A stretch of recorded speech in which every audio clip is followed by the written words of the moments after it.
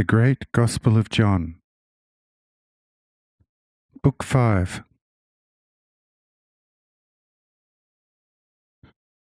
There is no copyright for this book.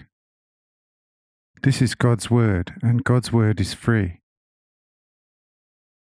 It may be copied freely on condition that the text will not be changed.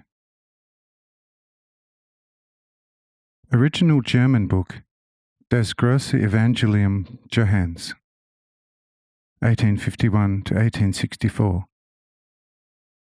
This Book 5 is translated from the German Book 2, chapters 159 to 244, to Book 3, chapter 1 to 14.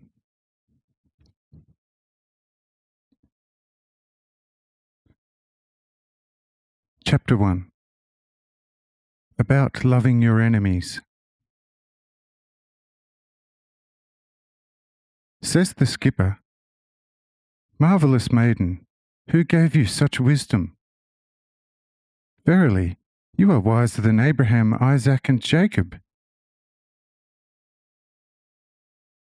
Says Jara, "Did I not just show you who is he that is now among us? Indisputably so. How can you still ask, from where such my wisdom, or who gave it to me? Here before us stand the great holy giver of all gifts. He alone is wise, and he alone completely good. Whoever loves him, and in his heart believes that he, out of himself, is the Lord Jehovah Zebaoth, from eternity, into the heart of such he shall place his uncreated eternal light, and the whole man shall be lit up. And such man shall then be filled with divine wisdom. If you have any understanding, then it must be plain to you as to where we all stand now." Says the skipper, "Sure, my most lovable angel, we understand it now, and it is going to be as you explained it to us. But those who last night asked us to take them to Zebulun and Chorazim will not accept this, and hence grasp it even less. We are very simple folk and hardly need a miracle to believe it, yet with them a miracle would yield even less fruit than none at all." Says Jara, "Wherefore he shall also become awe-inspiring to them, for the winds shall carry his word over all the earth. Let him beware who will then still reject it." Say I to the shipmates, "Now then, how do you like this, my daughter's mind?" Say the seamen, "Lord and Master, if you are he who you are, according to this most wise and dear angel of maiden, then it is no wonder that this little maiden is so wise, because he who in Belial's time could loosen the donkey's tongue, so the same was able to prophesy to Belial. To him it should be even easier to make the tongue of an eloquent 14-year-old maiden capable of prophesying. We all believe now that you are he who this little maiden described before our eyes and ears, and no further miracle is needed. But since you, O Lord, are he, then take note of our feebleness and transform it into proper strength, so that we can defend ourselves against the constant enemies of light and truth. For it is truly sad that we Jews must now seek light and truth among the heathens.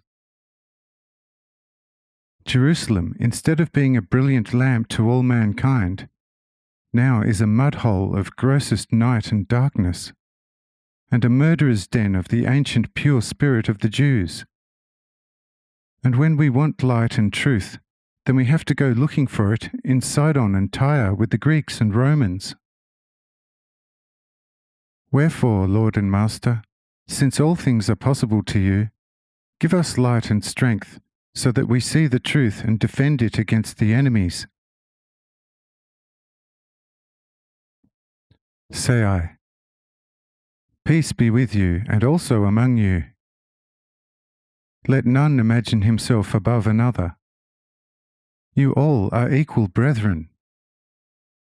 But he who regards himself least, wanting to be the servant of all, nevertheless is the greatest and highest. If, however, I desire you to be my servant, then you are in all truth also my power. And so every servant is his master's strength.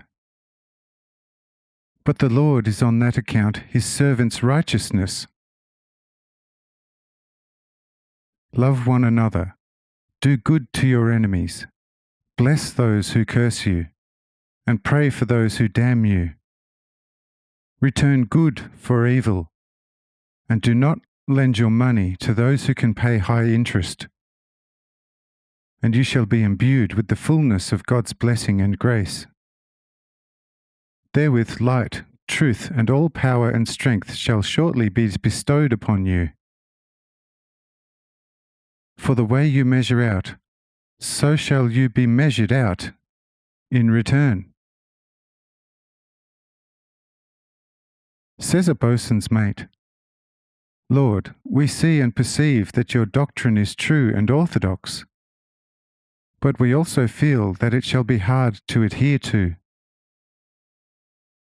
It certainly is praiseworthy and celestially beautiful to do good to those who are perpetually trying to do us harm. But who can accommodate the often too despicable human malice with steadfast patience? And it is questionable whether one does not thereby foster human wickedness, instead of punishing them for evil deeds. If one were to even reward murderer and thieves for their misdeeds, then soon there should be few people left treading the earth. Wherefore, one has to always show the enemy a tough hide, and surrounds one's house with a thorny bulwark to permanently remove the adversary's desire to do harm. This is certain to make an enemy friendlier than to even return a misdeed with a favour. Say I. For sure, this certainly is the human reasoning, but nevertheless lacks all trace of godliness. Through punishment you shall certainly frighten the person who harmed you, so that he may not lightly try to harm you again. Yet he shall not become your friend for it. If, however, at the right time, you do him a favour when he is in trouble, then he will feel convicted of the sin he committed against you, repenting it, and from that hour becoming your most ardent friend. And then the favour with which you returned his misdeed shall reform him for good. But punishment for it would transform him into your 60-fold enemy. If the first transgression against you consisted only in a kind of mischief or derision, then the second transgression shall be from anger and revenge. Hence I say unto you again, do as I said unto you earlier, and you shall be blessed with God's grace and benediction in all fullness. Since he who wants truly be blessed by me must indeed accept my word wherein dwells all mercy, all light, all truth, and all power. Otherwise it would be impossible to award him any mercy. But let you all take me as an example, for I am of a completely gentle and humble heart, and supremely patient with all. Does not the sun shine in equal measure upon the good and the bad, the righteous and unrighteous? And does not the fructifying rain fall upon the field of the sinner as the bust? Be ye therefore perfect, even as the Father in heaven is perfect. And you shall be overfilled with the grace and benediction from the heavens. Do you of a truth understand this? Say all. Yes, Lord, now we understand it indeed. It is all fully true and hence in perfect order, and we shall make the greatest effort to adhere to it. Notwithstanding all this, it shall initially take much effort. Say I, yes, my dear friends, in this day the kingdom of God requires force. They who will not take it by force shall not gain it. Every man, nonetheless, who takes up battle on account of God's kingdom is a wise and clever builder. A wise and clever builder, however, does not build his house upon loose sand, but upon solid rock. And when the winds and floods come, it falls not, for it stands upon a rock. So is the battle for the kingdom of God within man. He who once has gained it internally has brought it down to himself indestructibly for eternity. Then worldly storms of all kinds can come upon him, but they shall not prevail against him. But he who has not secured it with all his strength and boldness shall be torn down by world storms, and lose also that which he already had. This remember well, for days are coming when you shall have much need thereof. Say the mariners, we cannot but express sincere thanks to you for all this, O Lord, and we see it but too clearly that man cannot give God anything out of himself that he has not previously received first from him. But receive this our thanks nevertheless, as if worthy of your regard, and bid us what we can do out of honour and love for you. Say I have already told you, and nothing further is required. But now tell us what you have seen and heard this night everywhere, because mariners often see quite rare things. Be brief, however, and neither add nor leave out anything you know intentionally.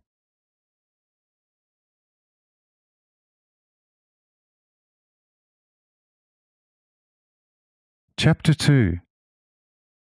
The shipmates recall their previous night's experiences. We all sit down around the boatmen upon the beautiful grass. Only Raphael remains standing up, and one boatswain says to him, "Sit down, young lad. The grass is public property, and no man has to pay for sitting on it." But the angel says, "Just start speaking, and I shall sit down when tired of standing up. Besides, it may happen that one or the other of you loses your balance, and I could be on hand faster to help you back on your legs."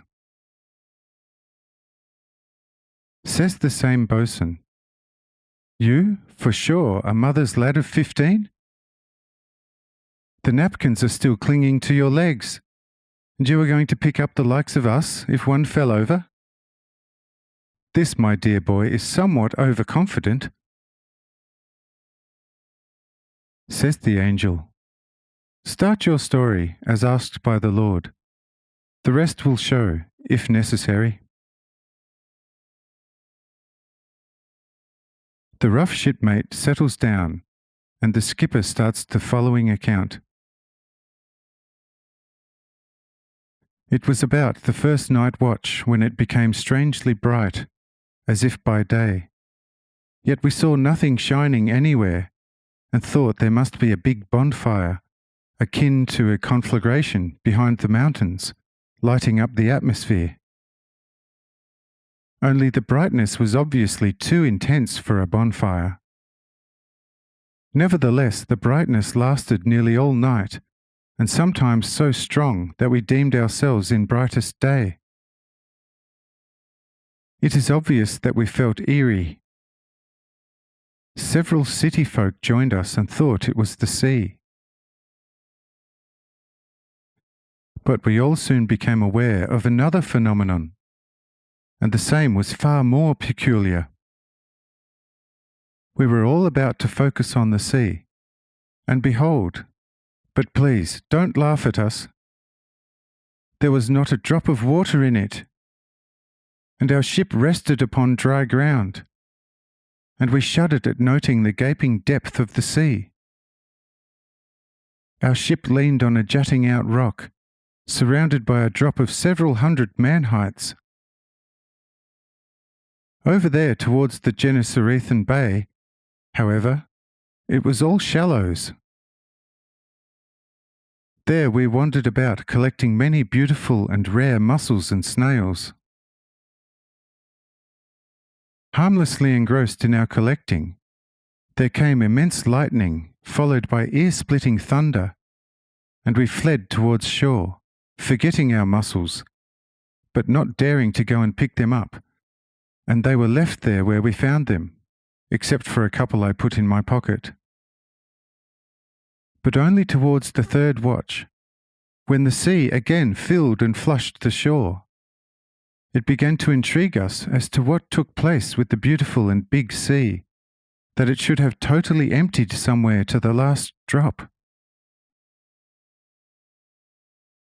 But an elderly local resident said to us that this was sometimes effected by the mountain and air spirits to punish those of the water. Although we laughed, any answer in need is better than none indeed.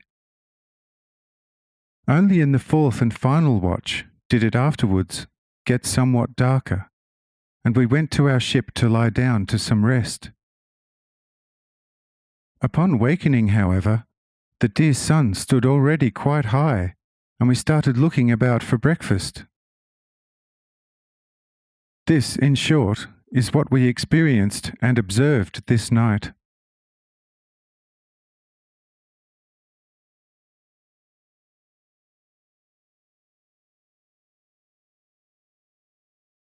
Chapter 3. The Shipmate and Raphael.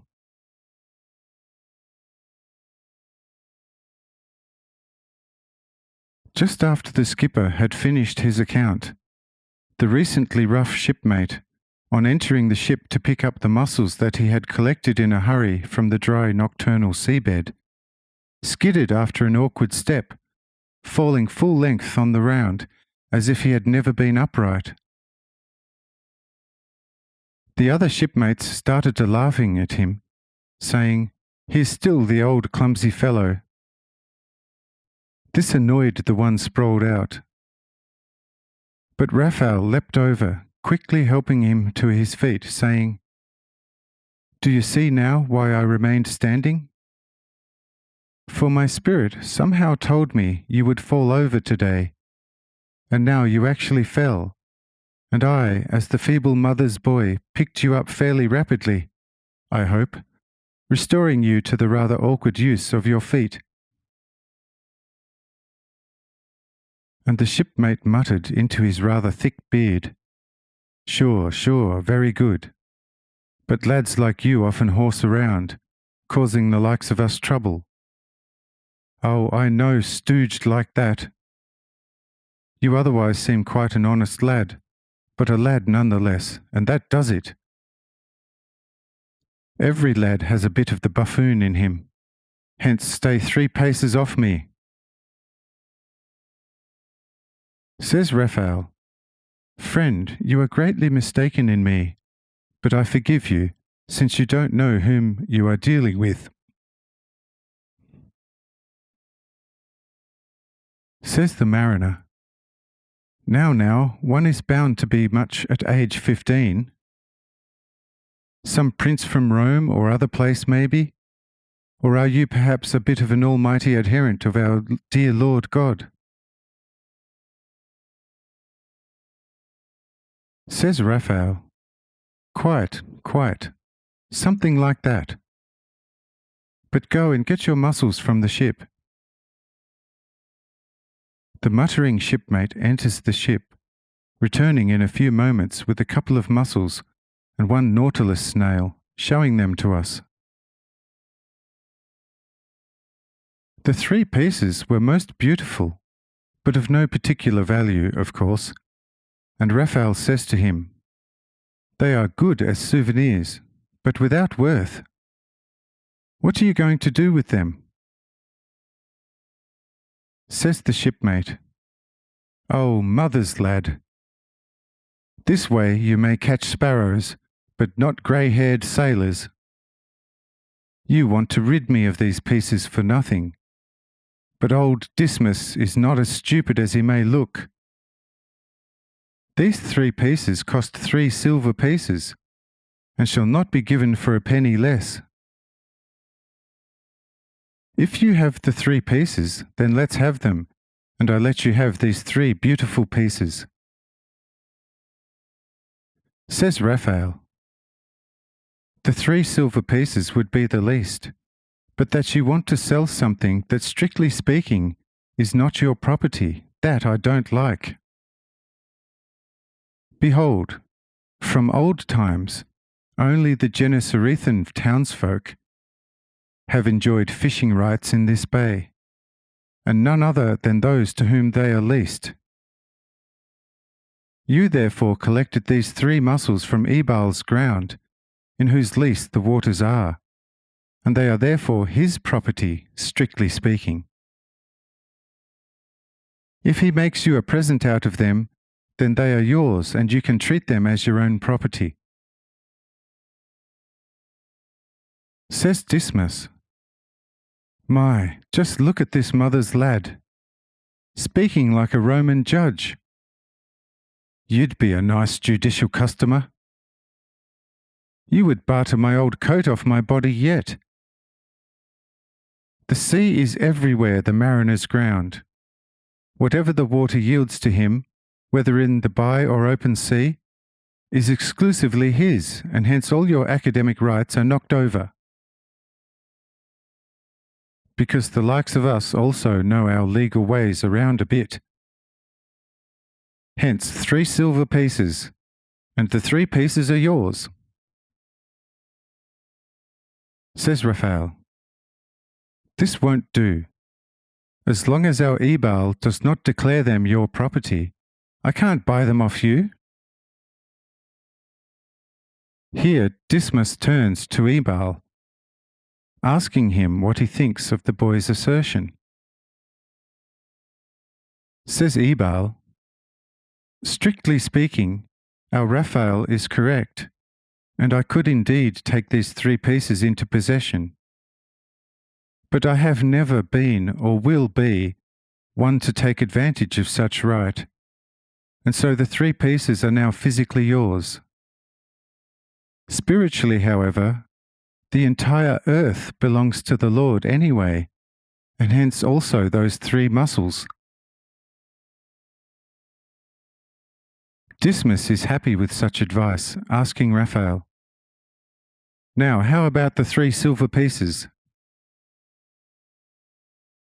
Says Raphael, "Here they are, but give the 3 pieces to Ebal, who shall take care of them as testimonials of this time."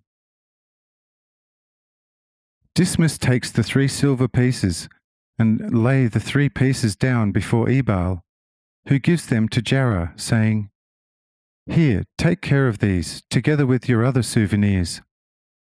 They shall be precious to us." Jara takes charge of the 3 pieces joyfully, saying, "Oh, these are exceptionally beautiful things. What kaleidoscope of colours! Verily, here one has to shout with Job. Oh, how glorious your works, O Lord! He who regards them shall not idly lust after them. Who taught the snail to build her beautiful house, without beams or bricks, more brilliant than Solomon in all his kingly glory?" After which she turns to Raphael, thanking him for this beautiful present, but asking him what had happened to the animals once occupying these beautiful houses. Says Raphael, "My dearest Jara, the animals had already died several thousand years ago, and hence also decayed long since. But the housings can endure several thousand years without losing much of their form or beauty. Their materials are purest limestone, and this does not decay in its free state, especially under water. This much you may know for the present, whilst anything above that you shall once learn fundamentally in the beyond. Here Jara showed astonishment at such immense age.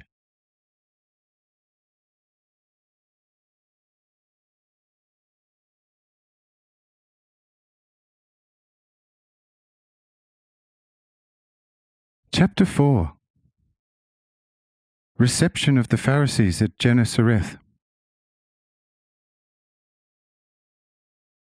And at that moment the news comes from the town that the several announced freshly baked Pharisees and scribes had arrived from Bethlehem, with a written and signed order from the temple to the citizens of Gennesareth to at once transport them to Nazareth and free of charge, or face dire consequences. Says Ebal, quite disarmed at such demands on the temple's part, "Lord, this goes on year in and year out. You have been here only 5 days, and have already witnessed the 4th draft of these loafers, who roam the land hither and thither, invading and knocking every place about, worse than swarms of locusts. If this happened maybe 10 times per year, I could still put up with it. But to tolerate such draft 2, 3 to 4 times a week, and on top of that to give them every possible priority, would make even an angel lose patience, and a pauper into the bargain. What am I to do now? Verily, I gladly do everything I can for all the poor every day. But these rogues and true bullies of poor mankind, I'd like to wish every death and devil." Say I, "Friend, let that be. You shall always get furthest with patience. Incidentally, leave that to our friend Julius. He is sure to move them on rapidly, after which they shall let such prerogatives sink in, and gradually travel to Gennesareth area far less frequently." Says the captain to his deputy, "Go quickly and take 20 men, and head for the city. Explain to the impudent knaves that this place is under extensive military occupation, and hence under blockade, and hence not accessible, unpunished to any person without specific permit, issued by a Roman commander.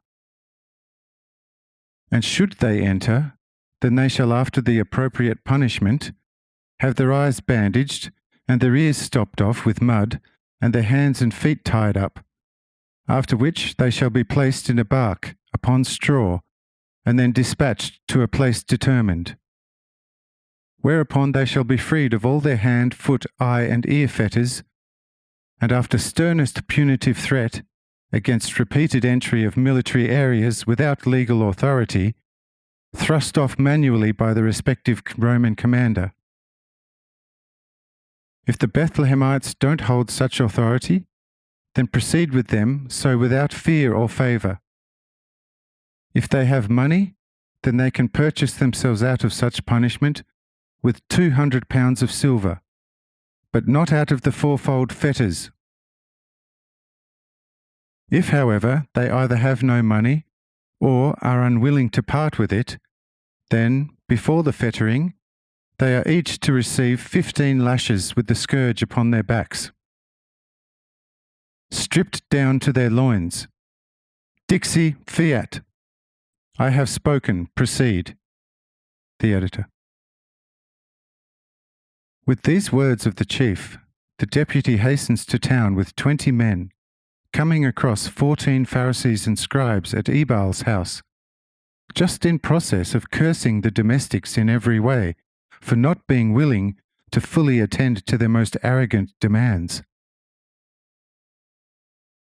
In response to the deputy's demand for the permit, the impudent ones said, "We are God's priests. Here is our temple insignia. And besides that, we need nothing in the whole wide world. Says the Vice Commander, this area is at present under permanent occupation. An imperial edict is in place prohibiting access to any stranger without exception, without the properly authorized permit. Ignorance of this statute absolves none. Since I see that you don't have such document, you are forthwith pay £200 of silver, or, if you prefer it, each is to receive 15 strokes of the whip upon stripped back. This will be followed by the official fourfold Roman fetters and transportation to the place of your choice. This is to immediately proceed without the slightest objection, for every hesitation or defiant argument shall double the severity.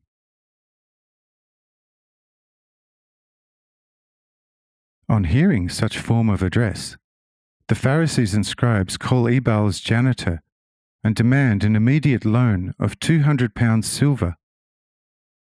But the latter says, "Since my Lord never called for you, why should he now pay for you? Lending you money is like throwing it into the sea. Haven't you got 14 loaded donkeys outside? Just lighten these animals' burden by £200, and you shall thereby save your backs from the sharp stripes of the whip. I'm not giving you a penny." On hearing such from Ebal's good and trusted janitor, they cut sour faces, betaking themselves outside in company of the dour escort of the deputy commander, to their beasts of burden, relieving same of £200 silver overload. On taking charge for the money, the vice-chief has them put in the stated fetters, and then placed in a roomy bark, whereupon they are laid upon straw like cattle, and then transported by water to their desired destination, under escort of the entire vigilant company. The youthful Pharisees and scribes lament aplenty, without avail, of course. After 1 hour, the vice-commander rejoins us, telling us how he carried out the captain's order to the letter. The captain compliments him, asking where he had put the money. And the deputy says, "Sir, for the time being I handed it to Ebal's janitor for safekeeping. But from there on you can deal with the £200 as it pleases you." Says the captain, "Quite in order, and these fellows shall have occasion to remember our Gennesareth. Will they be coming through here, or are they heading the direction of the upper small inlet? Or will they perhaps take the passage above, the small estuary, isolated from there only by a narrow outcrop, but sufficiently deep and wide to carry a bark of some 30 men, without foundering in the mud?" Says the deputy, "I directed them towards the passage, in order not to create a bother on today's Jewish Sabbath." Says the captain, "Well and wisely done, again! You shall be promoted soon. This the Captain Julius is telling you. These shall remember Gennesareth and not return too soon."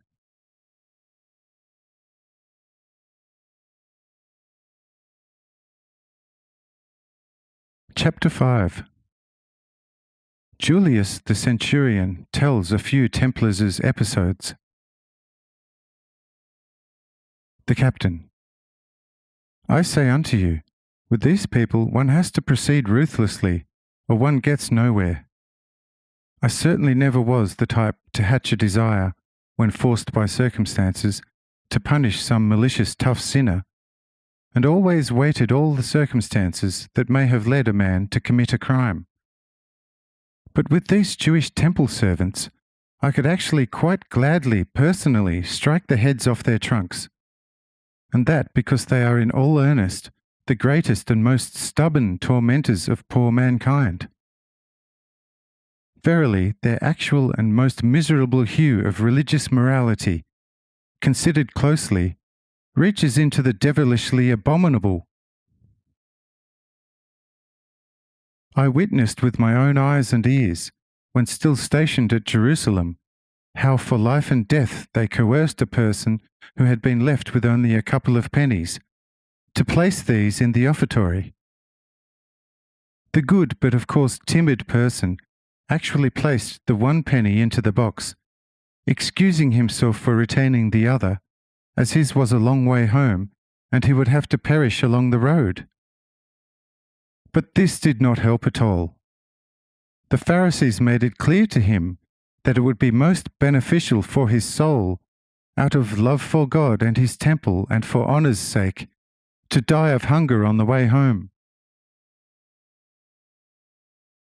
If, however, he kept the penny which God demanded of him through their mouth, then his soul would never come to see God, as promised as long since, and its fate would be to burn everlastingly in the flames of God's wrath. The man turned pale, starting to tremble, then reached for this last penny with shaking hand, to place it in the offertory. After which the fellows mumbled something like a prayer over the poor devil, before telling him to leave. I followed the poor person out, and when we were clear of the temple, I said to him in an amicable but earnest fashion, "Good friend, how can you be so feeble as to be talked out of your last substance by these robbers? What those in the temple said to you, they have never yet believed themselves. But they know that in their blindness, feeble mankind takes them for all-knowing half-gods, scaring all their substance out of them on that account, to then squander it on a life of luxury, whilst the poor dies along the road. Here are another 2 pennies, make your way home. But beware of coming back here, for this would-be house of God is a den of thieves and murderers, with which no true God would be pleased." The man gave a puzzled look for a while, taking the money out of my hand and finally saying, "Exalted Lord, you are bound to know more than I. You would have to be right, actually." Whereupon he left me for his native country. And 1,000 times have I watched and heard things like that in the temple. I was present when such cleric worked a woman whose mother was rich, but as a more sensible and enlightened woman, never had laid a penny into the temple's offertory yet. The cleric made it crystal clear to her that she would be lost forever if she did not make every effort to rob her mother of everything and place the money in the offertory. Fortunately, the daughter, like her mother, was of Samaritan character, and the hypocrite and deceiver did not succeed in leading the daughter astray, causing me to rejoice. At such opportunities, I more than once thought by myself, if I had been governor in Jerusalem, the temple would have been cleansed of all vermin long ago. However, as the obedient subordinate of a Roman governor, I can't do anything but to execute his orders. However, with Pontius Pilate, unfortunately, nothing can be done. He is a scientist, a bosom friend of the learned of Pompeii and Herculaneum, and gives little attention to government business. Leaves Herod and the clerics prevail as they like, as long as they pay their taxes to Rome correctly and on time. Fortunately, I do not stand here under the sceptre of Pontius Pilate, but under Cornelius, and he under the wise and extreme just old father Cyrenius, who, like me, is a sworn enemy of Jerusalem, and in such my completely independent position from Jerusalem, I can properly serve the Pharisees and God-deniers' scribes when falling in my hands. And you now, my true God and Master, will certainly not accuse me with a sin about this?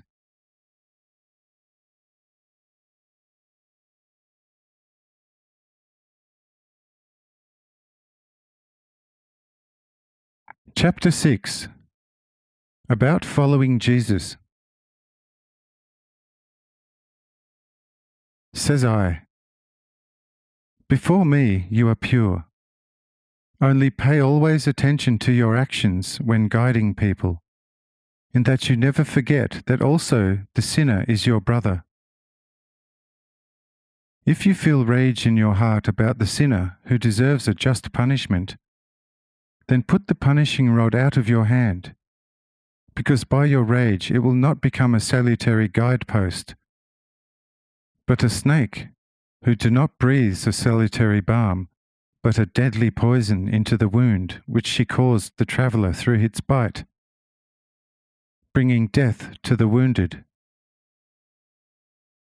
Also, do not think that you have rid yourself of an enemy by killing him, because if here on earth he was only a simple enemy to you, after death of his body, as a free spirit, he will become 100-fold enemy to you, and will torment you with hundreds of different evils for the rest of your life, and you will not find any means to free yourself from this invisible enemy.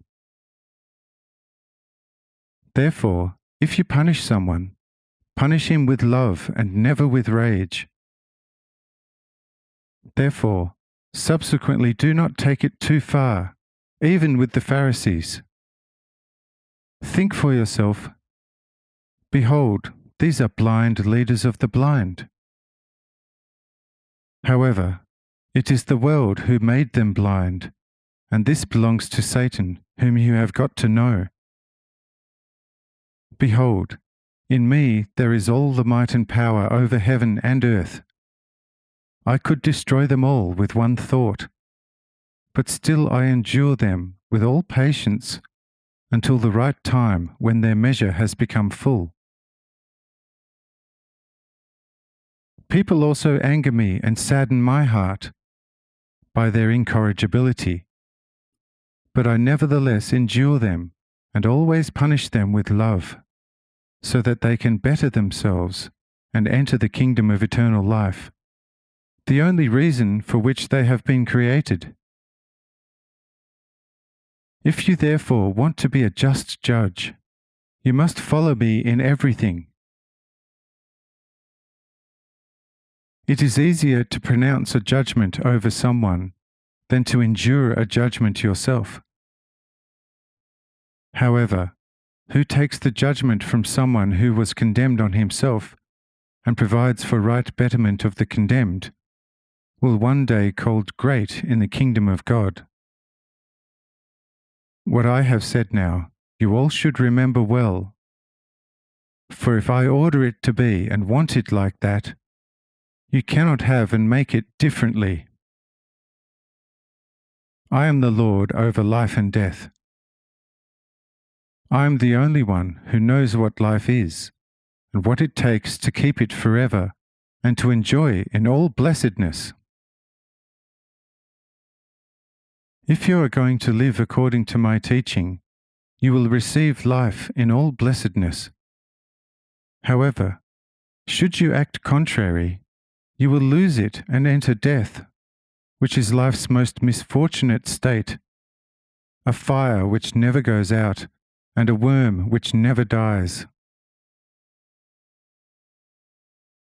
Says the centurion, Lord, I see the necessity of all this only too clearly, but also the immense difficulties of strictly living accordingly. To negotiate small hills is certainly no problem, but where entire mountains of problems and obstructions confront us, there it is sheer impossible to pursue a straight path. There, O Lord, you must help us. Say I, for this very reason indeed it is that I came into the world, to bring you all help where you could not eternally have found your way out by yourselves. Hence always trust and build upon my name, whereupon the seemingly impossible shall become possible to you. But now let us move back into the house, for the sun is close to setting. The skipper, however, asks by what time the ship should be readied for departure. Say I, you have to at all times be ready to depart, so that when the ship's master comes before time, he will not find you idle and inactive, docking your wages and terminating your employment. Nevertheless, to serve God is not difficult, but is so with man. Continues to ask the skipper, Lord, should those Pharisees who yesterday journeyed to Judea, probably as missionaries and proselytizers, to reconvert to the temple those Jews who had gone over to Hellenism, should these come here again and start disputing Psalm 47 with us, as they promised to do, what should we say to them? Say I, in that case, promise them 7 silver pieces, if they can explain the psalm to you satisfactorily. But if they explain it unsatisfactorily, then they are to get nothing.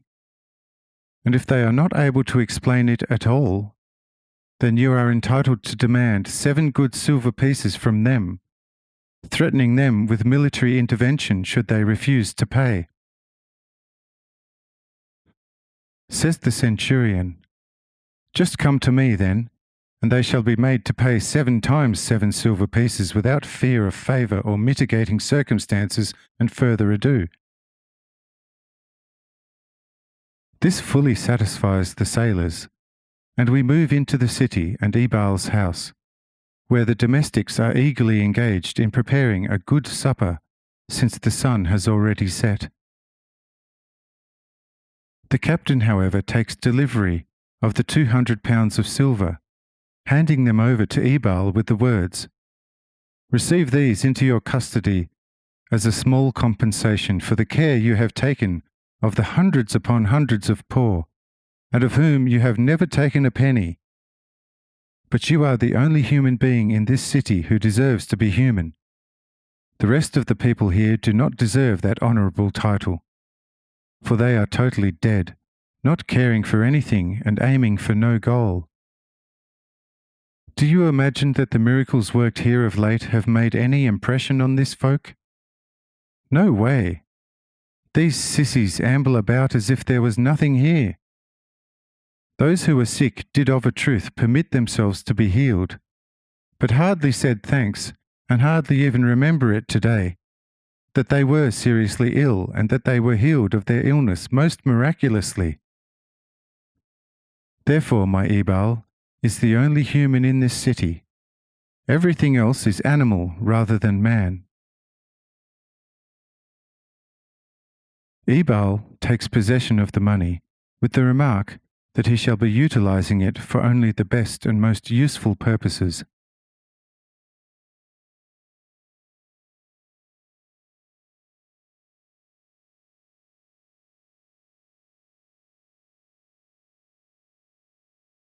Chapter 7. Raphael and Jarrah. Following this transaction, the servants were already bringing wine and bread and a large number of well-prepared fish, and all took their place at the brimming table. Jarrah pulls our Raphael over to the table, putting a large fish in front of him to eat.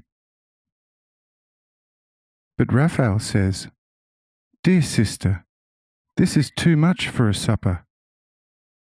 Therefore, serve me a smaller fish."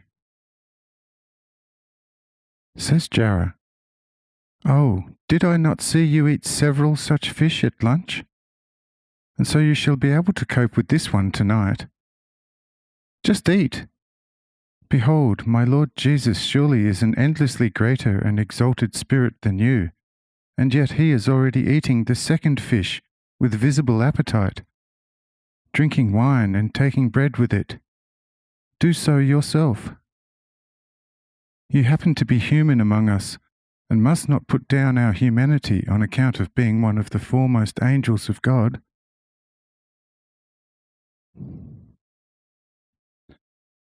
Says Raphael, Well, if you insist, then I shall have to accommodate your request. For are you not a most kind child, and one cannot refuse you anything for sheer love? After which, Raphael takes the 5-pound plus fish into his hands, moving it to his mouth and consuming it in a hardly believable short moment. On seeing such, Jara says, puzzled, "But for the Lord's sake, how did you dispose of this big fish so quickly? Friend, with such voracity you could easily swallow an entire sea monster. In the end, the big fish in the book of Jonah would be just fun, with one bite for your stomach?" Says Raphael, "And even thousands more such fish would be just fun for me to accommodate. Yet the one you handed me is enough. I really enjoyed it. I could have consumed it slowly like you, but would have made you think that I am a fully terrestrial man, and this would not be good for you, since you could fall in love with my persona, that is, my shape.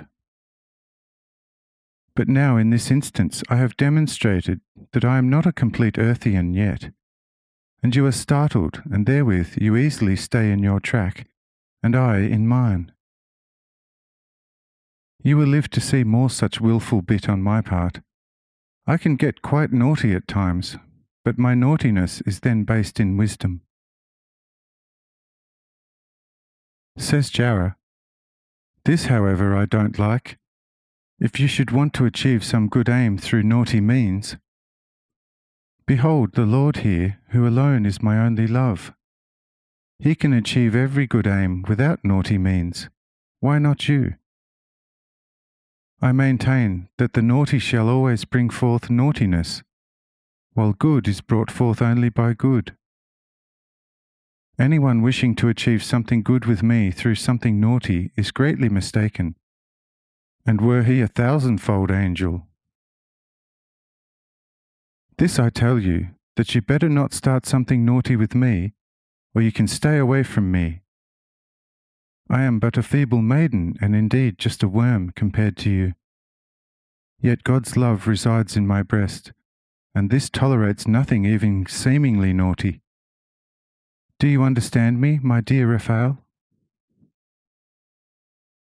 Says Raphael, "Indeed so, this can still be understood, therefore I well understand it.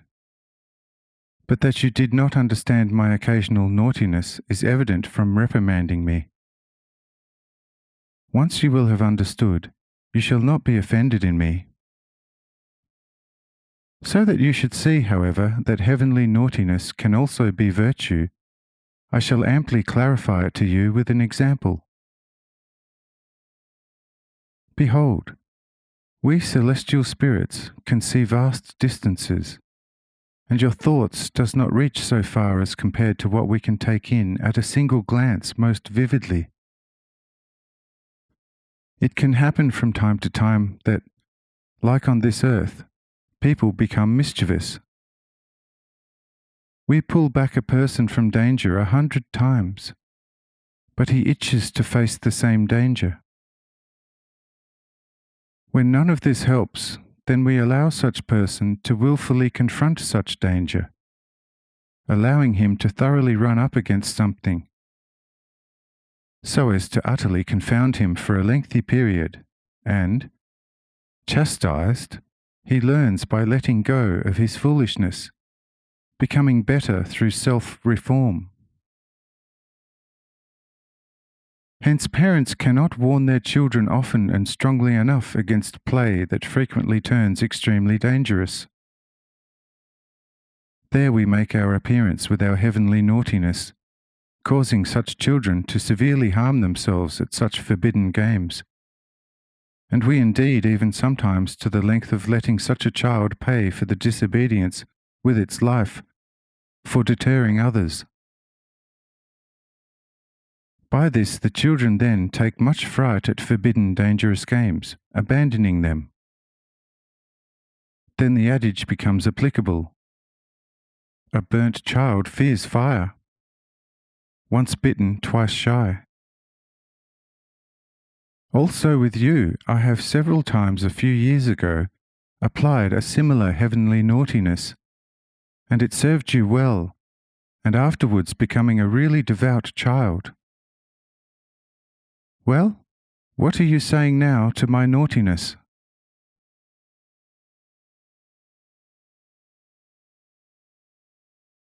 Chapter 8. About love, gentleness, and patience. Says Jara in a low voice, a little affected. Now then, if so, it must be right, of course. If you had told me earlier, I would not have argued with you. If with the well-known untouchability of the freedom of the human will, by all kinds of gentle means, nothing can be accomplished, then of course nothing else can be done than to apply a more drastic means. Now, in time we will understand each other, and you only don't have to become so rough. If speaking softly, I like you very much, but if you almost get overexcited and rough with your words, then it is not good to listen to even the purest truth out of your mouth. Thus I think that in future all the even so perfect spirits of heaven should endeavour to speak like the Lord and Creator of all spirits, suns, worlds, and people. The Lord's voice, even in very serious matters, sounds always so soft, like the wool of a lamb, and his words flow like milk and honey. Therefore, every teacher and leader should act like him, because in a gentle voice, according to my opinion, lies always the biggest power. Whoever shouts and speaks loudly often offends where he wanted to heal. Look at the always friendly face of the Lord towards friend and foe, and who can be surprised if the sick are getting well, if he only looks at them? Hence, my dearest Raphael, you also must be like that in speech and deed towards me, and towards everybody. Then every of your steps on this earth will drip from blessings.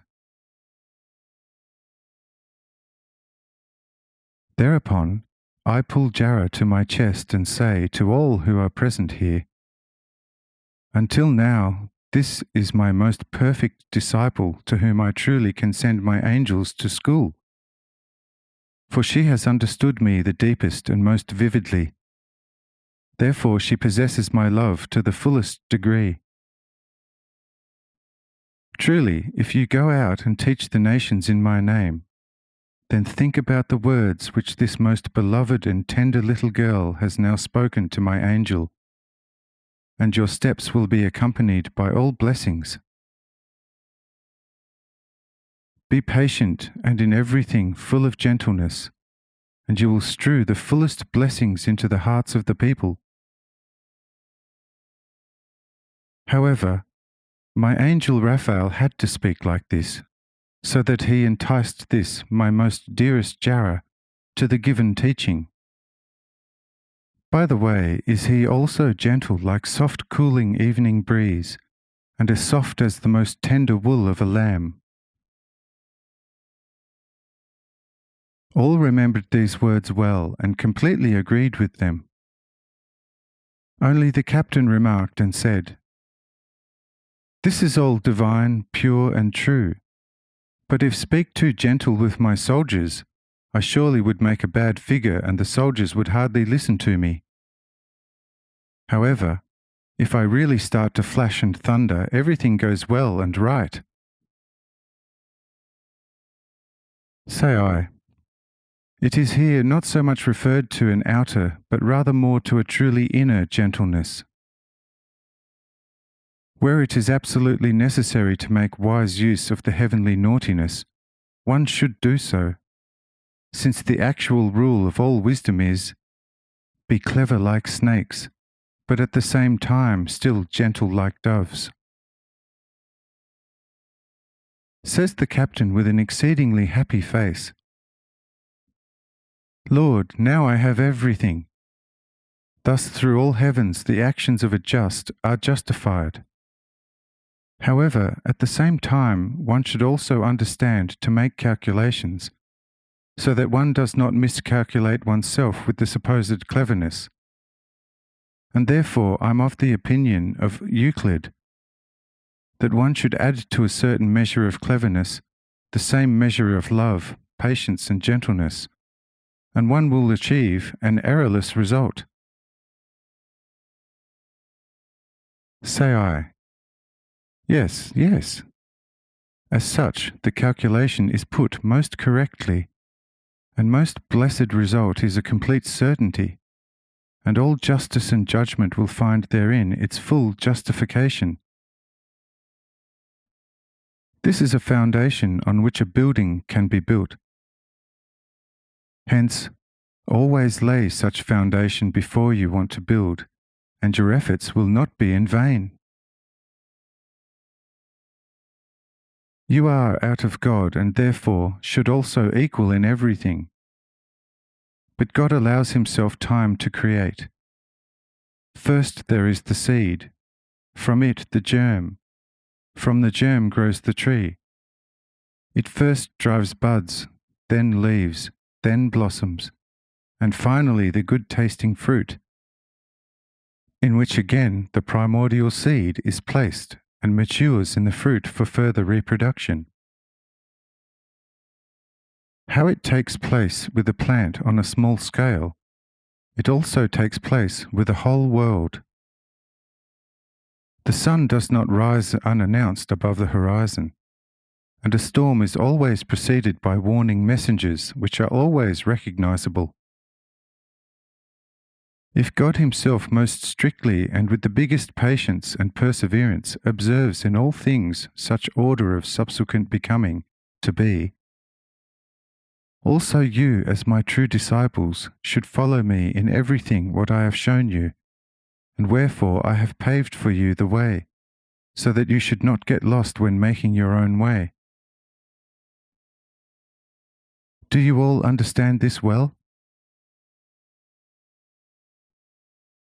Says the centurion, "Lord, I for my part have understood it all, and don't think there is anyone amongst us who did not understand these supralucent truths from the heavens. To you alone all thanks and honour." Say I, you are convinced that all those present have understood my words? They have indeed understood them, as well as that other one with his brain but not his heart. These words discomfited all those present, and the disciples asked who I had meant. But I said, "It's not yet time to proclaim such from the rooftops. But when such time comes, you shall well remember these my words.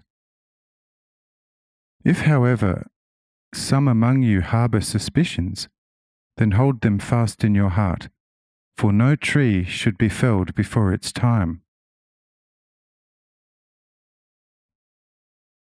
After these my words, the disciples discerned indeed that I had meant Judas Iscariot, but they kept silent and gave nothing away.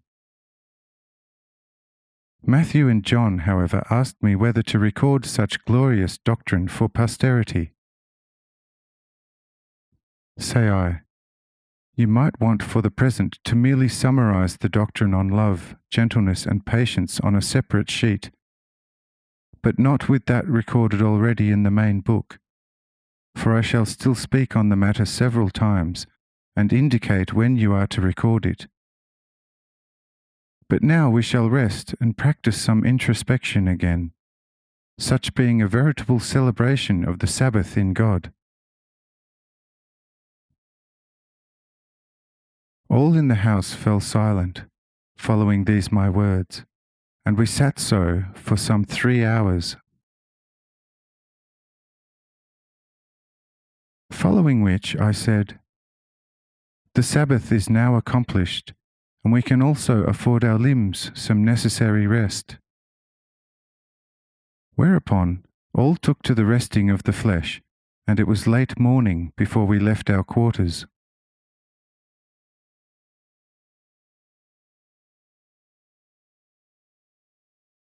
Chapter 9. The Lord's farewell and departure to Sidon and Tyre. Matthew chapter 15, verse 21.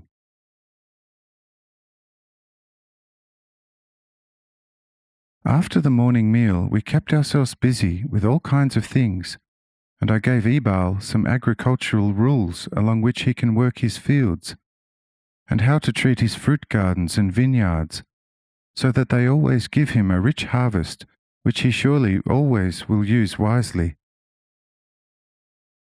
I showed Ebal how he could ennoble and increase the fruit, and taught him how to utilize several useful herbs, which have been used in the kitchen since then. I also showed him several root fruits, which he also could use as a good food, and also showed him the preparation of all this, the herbs as well as the roots. In short, during the subsequent 2 days which I still spent in Gennesareth, I taught Ebal still more things about agriculture, which previously no Jew ever knew about. I also taught him that he always could enjoy the meat of hares, rabbits, roe deers, and stags as a pure and good-tasting roast, if prepared in various ways, without becoming impure by it. But I also showed him when such animals should be caught and killed, and as such I still taught him quite a few things about which the honest Ebal was very pleased with. At the same time, I and my disciples built a small kitchen garden for Jarrah, planted in it all kinds of useful plants, herbs, and root plants, and instructed her to look well after this garden. She promised this to me under many tears of joy, and should I return soon, I shall see the garden in a blossoming state. And as such, everything in the house of Ebal was in the best order. And thus Sunday, Monday, and Tuesday passed with sundry useful ventures, and I made preparations for departure.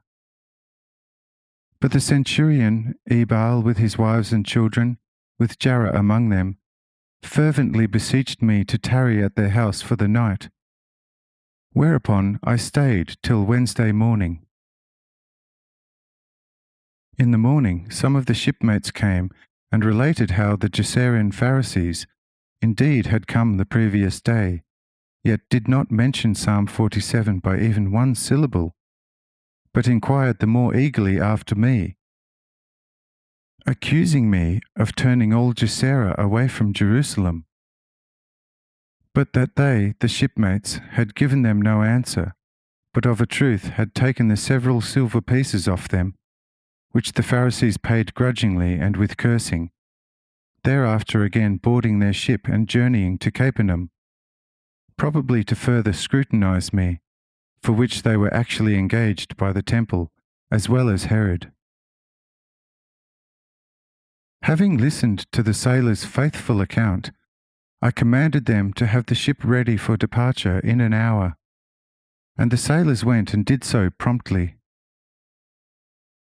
But when Jarrah, who had gone to her little garden in the morning, on entering the room heard of my imminent departure, she began to cry disconsolately, begging whether I would not stay another hour.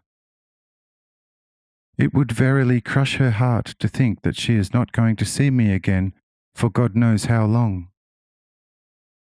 But I comforted her, assuring her that she shall soon see me again, even physically, but to spiritually speak to me at any time whatever, and I would speak a most complete and clear answer. Besides that, the angel Raphael would be left with her in my place, visibly, who would guide her along the right path. This consoled the crying one.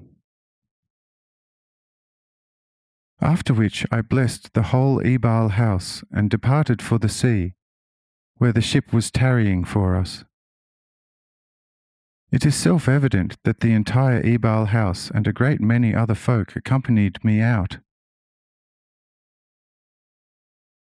The two Essenes and the several converted Pharisees and scribes, however, begged to be allowed to accompany me to my destination.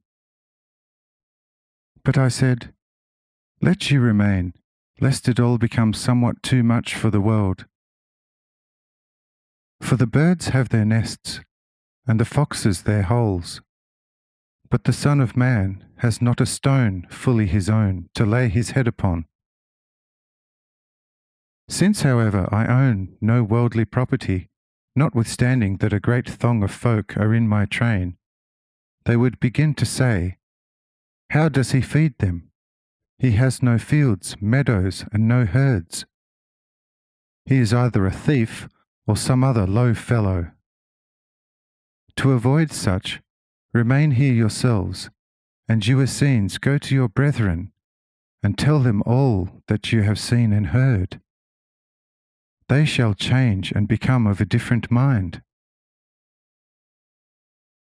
If summoned back to the temple nonetheless in order to inform on me to those striving after my life, then say nothing about all the works, but the more and openly about my doctrine. Fear not those who, in the most extreme case, can indeed kill your body, but can do no harm to the everlasting life of the soul. They shall nonetheless not attack you.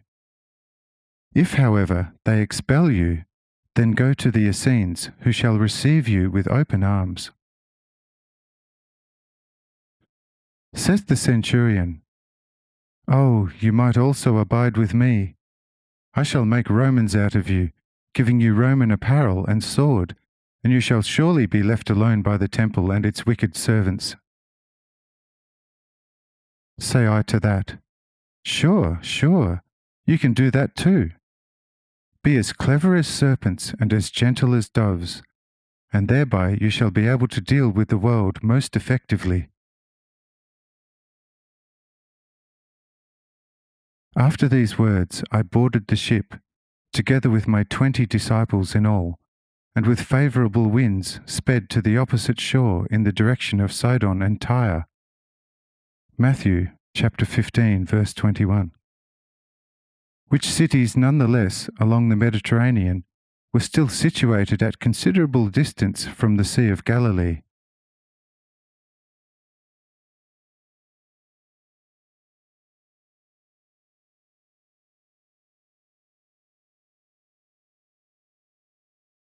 Chapter 10. Occasion with the Canaanite woman at Tyre. Matthew chapter 15, verse 22 to 29.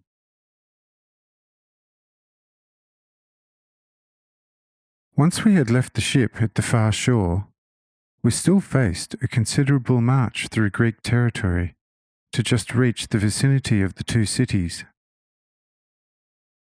Coming to the border of the Tyre area, passing same close on evening, a woman, native of Cana of Galilee, but who had married a Greek of this area 15 years earlier, on recognizing me along the way, came running after us, screaming, "Lord, you Son of David, have mercy on me. My daughter is being dreadfully tormented by devils." Matthew chapter 15, verse 22. But I let her scream, saying not a word to her and moving ahead. But since the woman was screaming mightily, becoming tiresome to the disciples, the latter stepped over to me, holding me up and saying, "Will you not dismiss her? For she has now been screaming into our ears close to half an hour." Matthew chapter 15, verse 23. If you are not willing or unable to help her, then make her leave us, or other people passing shall think we had done the woman something, and then hold you up with all sorts of questions. Say I to the disciples, "I am sent but to the lost sheep of the house of Israel." Matthew chapter 15, verse 24. The disciples cut puzzled faces to this my saying, not knowing what to make of it. And Judas Iscariot accused me of ultimate inconsistency, saying to Thomas, "Sometimes he can drive you to distraction with contradictions in his speaking and doings." With this woman seeking help of him, he has been sent only to the sheep of the house of Israel. Yet the Romans, who surely are still more heathen than this half-Greek and half-Jew woman, he favoured with all kinds of help, and did not remember having been sent only to the sheep of the house of Israel. Thomas says to him, "This time I cannot, of course, completely disagree with you, but I maintain that here he has a special reason for not wanting to help the woman at all." But whilst the disciples were disputing thus, the woman approaches me, falling on her knees before me and saying, "Lord, help me." Matthew chapter 15, verse 25. But I looked upon the woman, saying, "It is not good to take bread from the children and cast same before dogs." To this the woman says, "Yes, Lord, nevertheless the dogs still eat the crumbs fallen from their master's table." Matthew chapter 15, verse 27. This retort amazed the disciples, and Peter said secretly, "No, this is powerful stuff. With a Jewish woman I rarely found so much wisdom. And this woman is a native Greek, although here in Cana of Galilee. I know her and have sold her a few fish, but of course 15 or 16 years ago. But I looked upon the woman, saying, O woman, your faith is great. Let it be in accordance with your will." Whereupon the woman got up, thanking me and hastening over to her dwelling, finding her daughter whole. Matthew chapter 15, verse 25. The folk, however, who were at home with the maiden, told the returning one how the devil visibly 1 hour earlier had departed from her with much raging and cursing, by which the woman knew that it had been at the same time that I said to her at the border of the Tyre district, "O woman, great is thy faith, may it be in accordance with your will." But the evening had come, and the disciples asked me if I was going all the way to Tyre, or whether they should start looking for an inn at the border area, as the city of Tyre itself was still some 3 hours distant. But I said to the disciples, "Do you know what? Let us turn towards evening, the direction of Tyre, or midday morning, southeast. There we shall once again strike the Sea of Galilee. A beautiful mountain rises there straight from the shore, whose free peak we are able to reach from here in 2 hours. There we are going to spend the night." After these my words, we moved ahead, arriving in 1 hour at the Galilean Sea and the foot of the mountain, whose top we also quite easily reached in 1 hour. Arrived upon the height, we sat upon the soft alpine grass, resting but not quite falling asleep straight away. Matthew chapter 15, verse 29.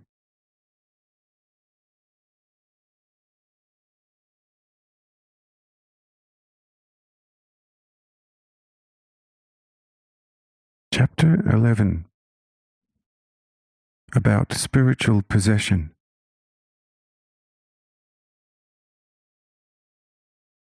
After a while of enjoying rest, Peter said, "Lord, I understand quite a lot already, but being possessed, especially innocent children, by the devil, and that they are tormented by such evil inhabitants of their bodies, often in the most dreadful manner, I do not understand. How can your wisdom and your order allow such mischief?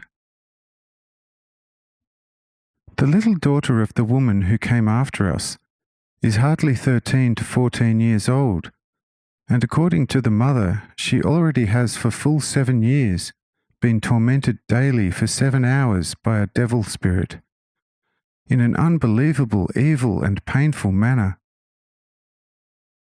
Why had something like this to be allowed? Say I. These are things which your mind is not yet able to grasp from the bottom.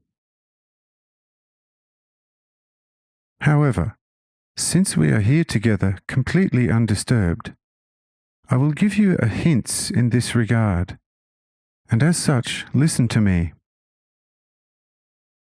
The earth is the carrier of two kinds of people.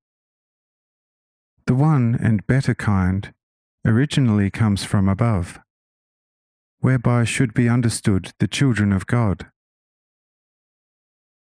However, the other and actually worse kind originates purely from this earth.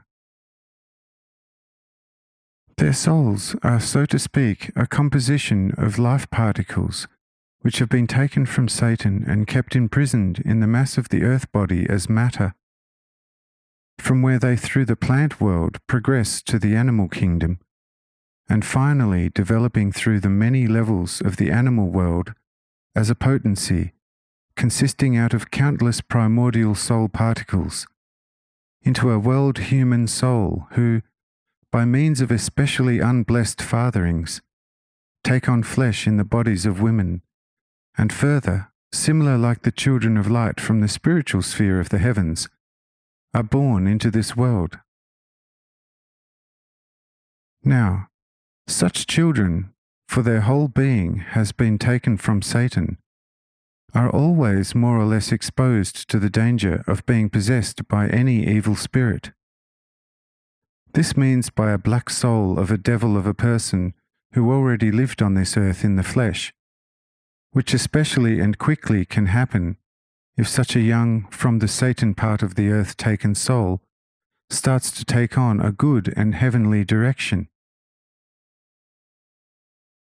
Because thereby a life portion shears loose from the sphere of hell, and such action causes the whole of hell an intolerable pain, why it then does everything to prevent such injury.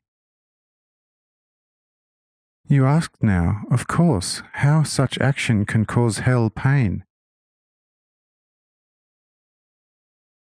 For such a soul, compared to hell, must be indescribably smaller and less insignificant than one little hair of a whole person.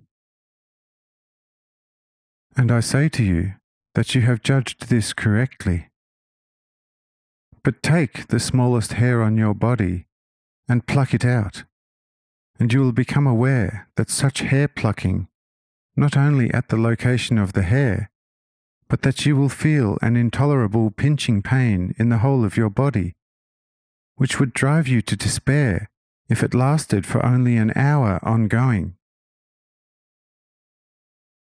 From this explanation given to you now, you will be able to see a little deeper why possession occurs on this earth and will occur until the end of this earth.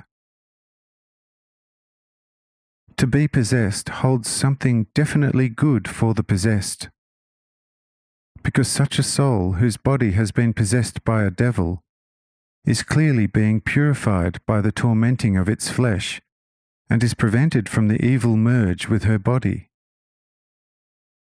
At the right time, however, help arrives from above, and a world soul is then completely won for heaven. Tell me if you have understood this to some extent.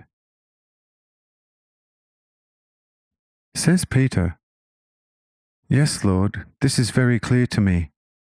However, then it is nearly better not to help even the worst possessed."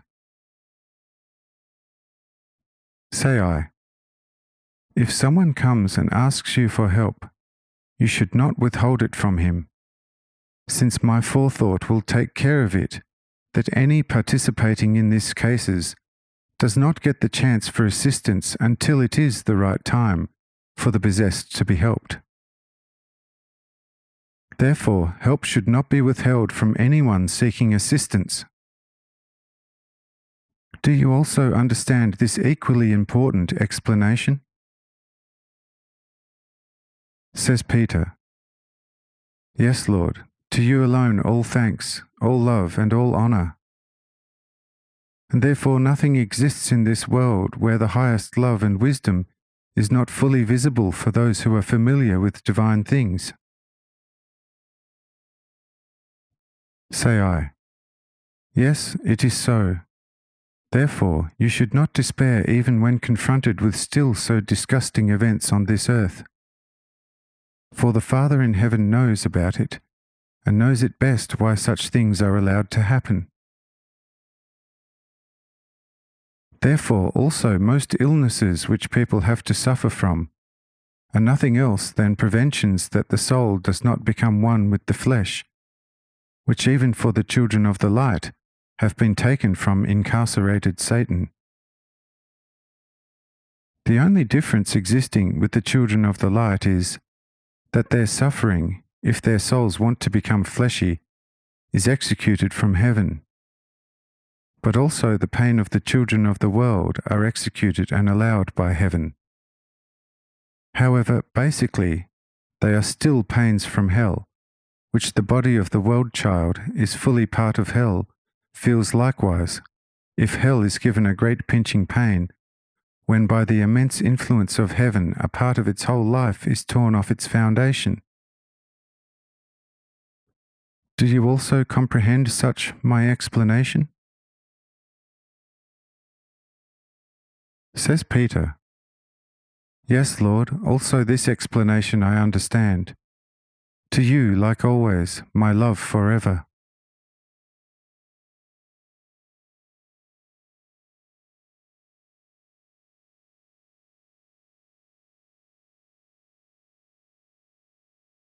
Chapter 12.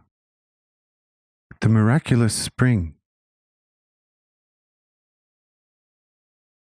Say I, Did you notice whether anyone was watching us climb this mountain and settled down here? Say the disciples, Lord, we saw nobody these full 2 hours along the way, but would not on that account want to assert that no one saw us.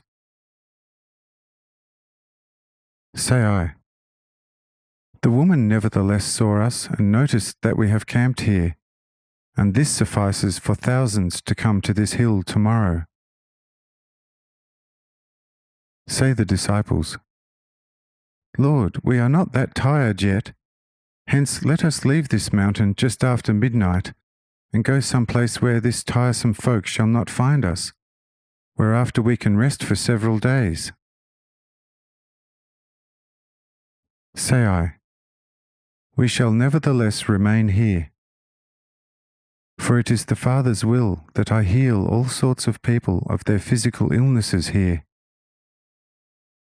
Wherefore I shall tarry 3 days upon this mountain.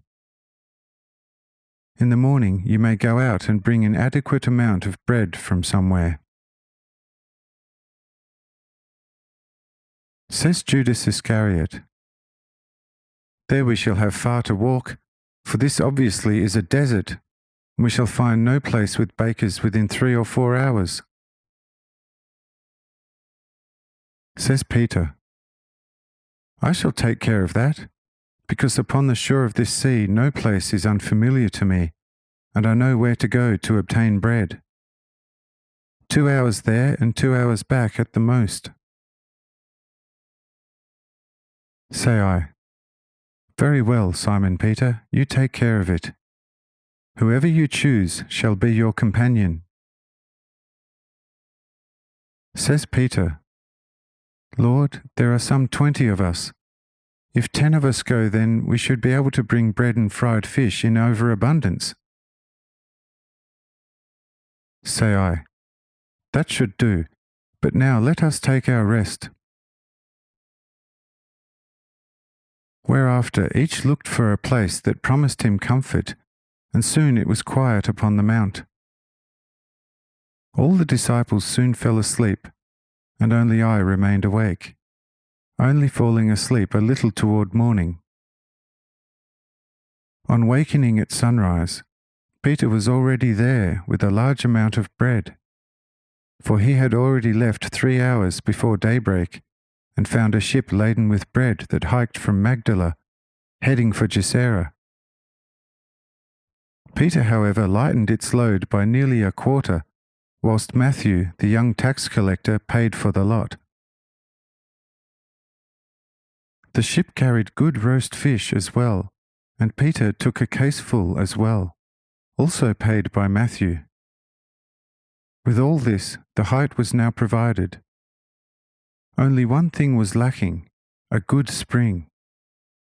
But on this extensive mountain, not even a drop of water was available, whilst the small reserve of wine lasted only for half a day. So Peter and John stepped over to me, saying, "Lord, you are more than Moses.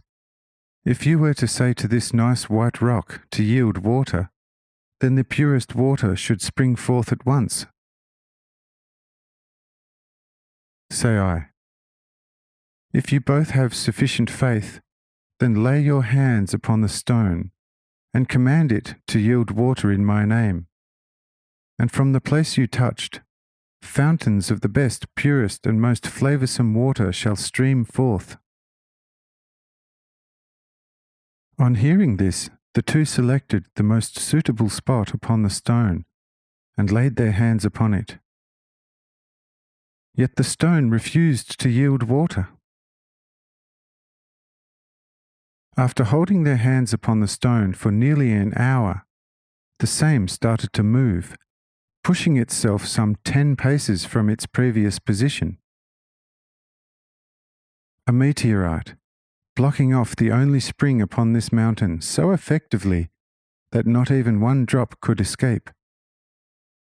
But through the shifting of the stone, the best and most abundant spring immediately saw the light of day, together with a 5 feet deep basin, dug out by the crash of the meteorite. And so this mountain was now lastingly provided with the best water, being so to this hour. But neither Peter nor John understood how the stone could come to free movement through laying on of hands. Whereafter, all the other disciples placed their hands upon the stone to see if it would move further. But these accomplished nothing with the stone. But when Peter and John laid their hands on the stone again, it immediately continued its movement. Whereupon the other disciples asked me, "Lord, why are we not able to accomplish this?" Say I, "Because your faith still is somewhat maggoty, lacking proper firmness. But I say unto you, if you were of sound faith, not doubting what you want to effect, then verily you could lay hands upon a mountain and command it. Then, like this heavy stone, it would leave its location and move to another. But for this your faith still is far too feeble. Verily, I tell you more. If you had a rock-like faith, then you could say to yonder mountain that we climbed at Gennesaret, 'Arise and cast thyself into the sea,' and the mountain would rise and fall into the sea according to your word and will. Nevertheless, that which you are not able to do now, you shall be able to do one day. But now let us enjoy our morning meal, for it shall not be long before we shall be all crushed by multitudes of people. But place the residue of bread and fish upon yonder stone which moved on your account." After which we partook of our morning meal, and after consuming it together with some fish, the disciples laid the residue upon the big white stone, and we took in the beautiful scenery spreading out widely in all directions before us. On a clear day, one was quite easily able from here to make out the coast of the great Mediterranean Sea, and the towers of Sidon and Tyre, and great many other places. In short, the view from this mountain was supremely charming, competing favourably with much higher mountains that often needed an entire day to climb. The altitude, according to today's measuring, was a trifle over 4,000 feet above sea level. The plateau was extensive, that one could have built a large city upon it. Only the access from all sides was very steep, and one had to spare quite some effort in some places to master it. In several places this mountain was not even accessible, but was quite easily so from the side we scaled it. And from this side, after about 1 hour of taking in the view, we heard a mass of human voices, and many cries of pain, both young and old, and male and female.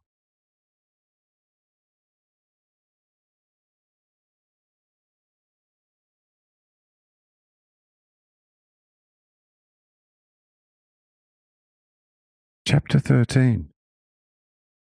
A great healing miracle on the mountain. Matthew chapter 15, verses 30 to 31.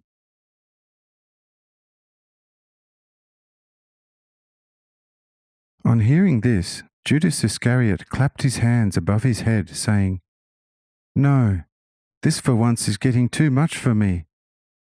Here yet again not hundreds but thousands of people are coming, and there are certainly more sick than well. Farewell, quiet peace upon this height.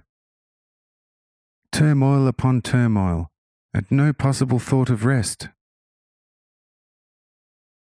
Say I, what concern of yours is this?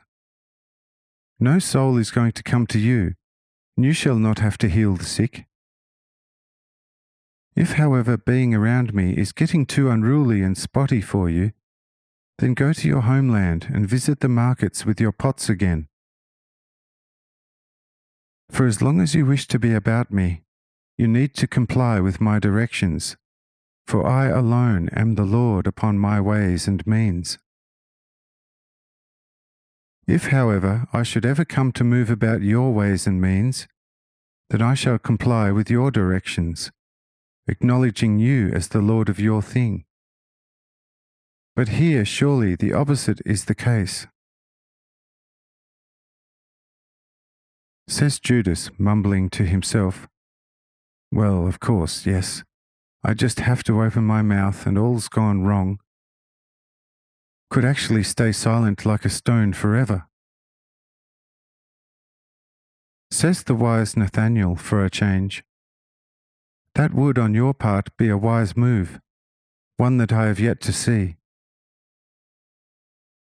Indeed, it is a lovely thing to speak at the right time, for someone who has something to say and the style. But for a fool to be quiet is much lovelier still."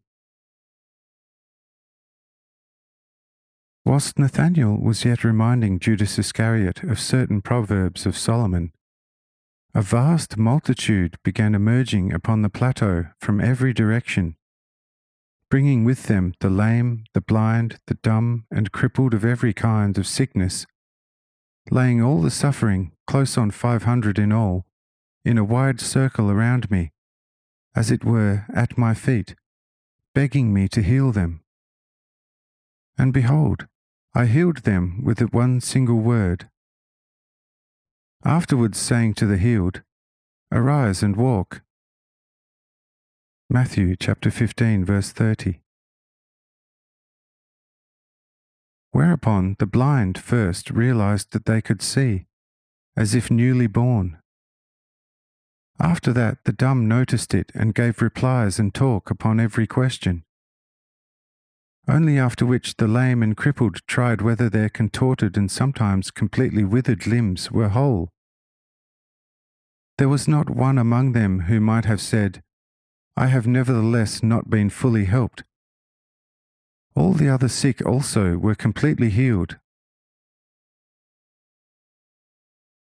When the people saw that the dumb spoke, the blind saw, the lame walked straight, and all sorts of cripples and other sick were completely well, they were astonished beyond all measure, starting to loudly praise the God of Israel. Matthew chapter 15, verse 31. And they stayed with me upon the mountain till the third day, although they had consumed all their rations to the last crumb already on the second day. It could well be asked how these masses of humans were spending the other 2 days. This could briefly be answered in that these several thousand people of both sexes, had themselves instructed in my doctrine by both myself and my disciples. What was remarkable was that out of these several thousand, there was not a single one siding with the Pharisees and scribes. Quite the contrary, they had some fairly praiseworthy anecdotes to tell about the Templars, among them the bitterest, causing them to regret ever having had anything to do with these blind zealots.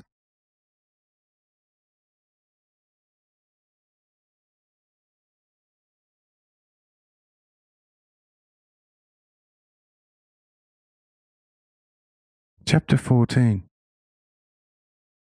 The Lord foretells the future of his doctrine.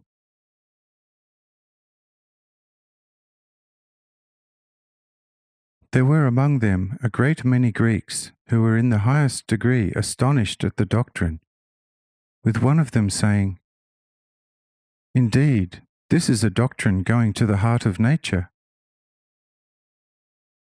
There is nothing more positive, more deliberate for a man to be able to have thought this out, so that he himself, as lawgiver to millions who have to obey, could benefit the most from it.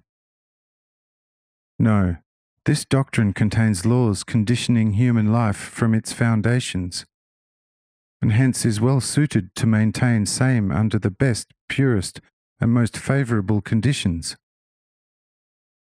It evinces no self-interest, and even less tyranny, but instead takes care of each individual as well as a limitless commonweal. Verily, under this doctrine, if acknowledged and officially adhered to, the earth itself would have to turn into a heaven. But, and that a big but, for this a new generation will be necessary.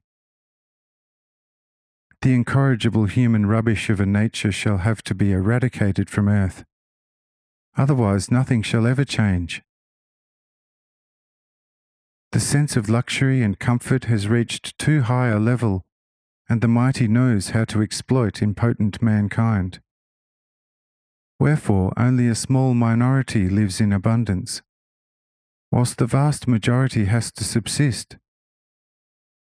And thus it comes that a poor devil doubts God's providence, whilst the rich and mighty forgets God for all his good fortune and well-being. And the result is that ultimately both are ending up in hell. Indeed, Lord and Master, your doctrine contains the purest divine truth, and I would venture to say, it is life itself. But unfortunately, it is not going to be received by the haughty, sceptical world, because same has risen to a height of heathenism where it can maintain itself well. Compared to a Caesar Augustus or Lucullus, even an Adam with his highly praised Eden would be a poor devil. Everything can be achieved through Zeus, Apollo, Mercury, etc., and one can therefore thrive endlessly well in company of these imaginary gods. Why therefore truth, love, gentleness, patience, and wisdom? In this way the earth's great and mighty will philosophize about your doctrine, and will persecute your truly holy and altruistic doctrine the way the hungry wolves persecutes a lamb. How is one who achieves his easy living through enslaving fellow man going to adjust to your altruistic doctrine?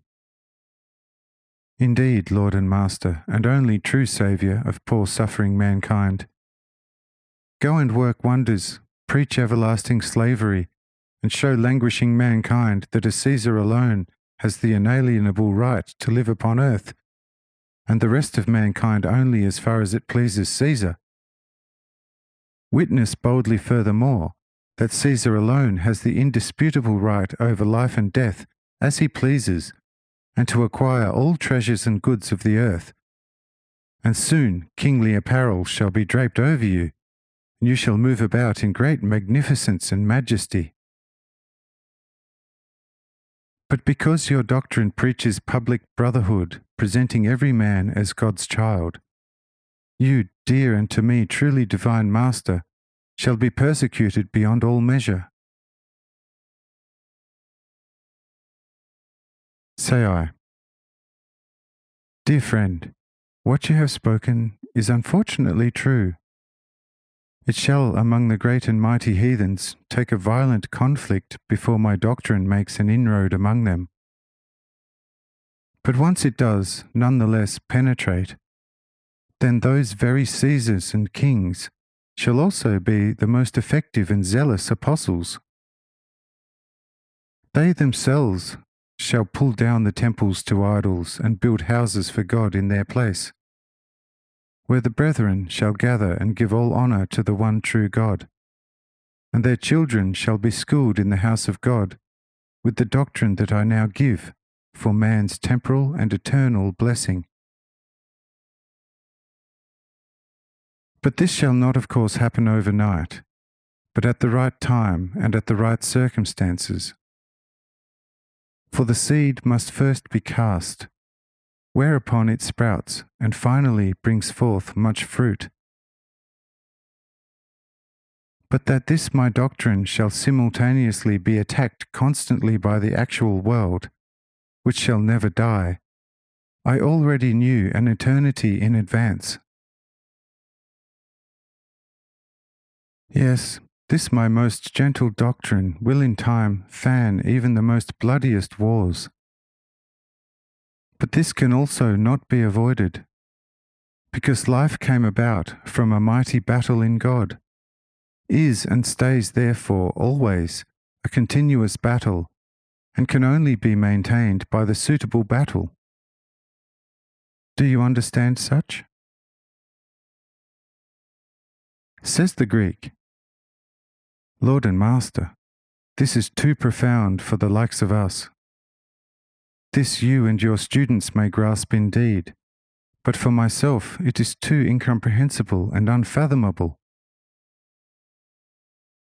Say I, indeed, I agree, yet it nevertheless shall remain eternally as I have now revealed it to you.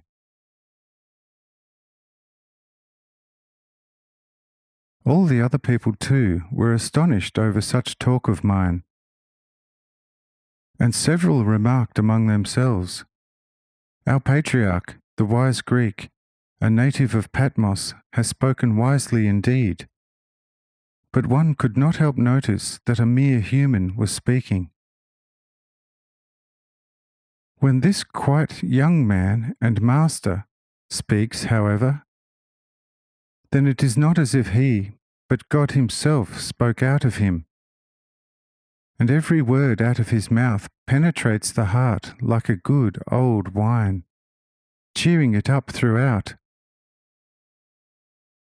Many similar comments like that were made, notably when these folk were already more initiated into my doctrine.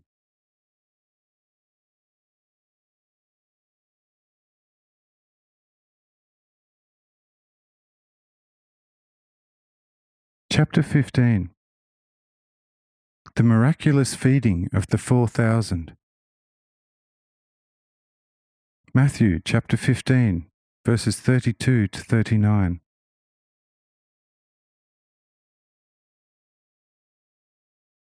It should be noted that these people, full of joy and wonder at my affability and doctrine, had forgotten that they had run out of food and drink. But towards evening, hunger began to assert itself, and they began asking about rations among themselves, vainly, as they had consumed everything to the last crumb the previous day. On realizing this only too well, I summoned the disciples, saying, "Hearken!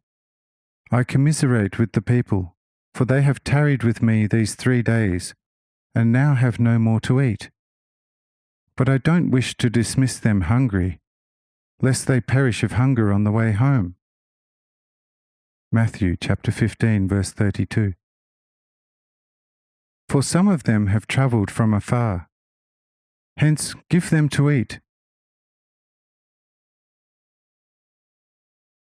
Say the disciples, "Lord, you are well aware of our dwindling rations. It is desert here. Whence should we take bread to feed this multitude?" Matthew chapter 15, verse 33. After which I asked the disciples how many loaves of bread were left. And the disciples replied, "There are yet 7 loaves and several fish that are still good." Matthew chapter 15, verse 34. Whereupon I said to the disciples, "Bring the loaves and the fishes." And the disciples went and brought the breads and the fishes. And I blessed both the breads and fishes. After which I commanded the people to sit upon the ground. Matthew chapter 15, verse 35. When the people had sat down, I took the bread and the fish, thanked the Father who dwelt in my heart in all fullness, for the blessing. After which I broke both into fragments and gave same to the disciples, who gave them to the people. Matthew chapter 15, verse 36. And behold, all ate to their hearts' content, and according to their stomachs' need, and were filled. Over and above this, however, they could not eat, and so many fragments were left over, that they were gathered into 7 big baskets. Matthew chapter 15, verse 37. But the number of those who were filled was 4,000 men, not counting twice that many women and children. Matthew chapter 15, verse 38. After the people were thus filled, I commanded them to return home. And the people rose, for the day was nearing sunset. All thanked me, great and small, young and old, and hit upon their return journey. When the people had dispersed after about a half hour, and none left upon the height, other than I and my disciples, then I too and my disciples headed down the mountain to the sea coast, where a ship was just docking to wait for a load, and we came in handy. On recognizing me, the mariners bowed down low, for they knew me from Cana of Galilee, whence they charged me no travel fee, but instead asked me to bless their new venture. And I said to the mariners, "If it is not out of your way, then steer the ship towards Magdala, where I have an engagement." And the shipmates loosened the ship from its posts, and a favourable wind came and quickly drove the ship to the border of the Magdala area. Matthew chapter 15, verse 39.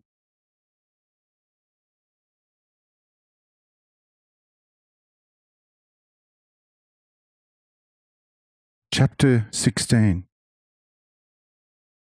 The Pharisees and Sadducees attempt to ensnare the Lord.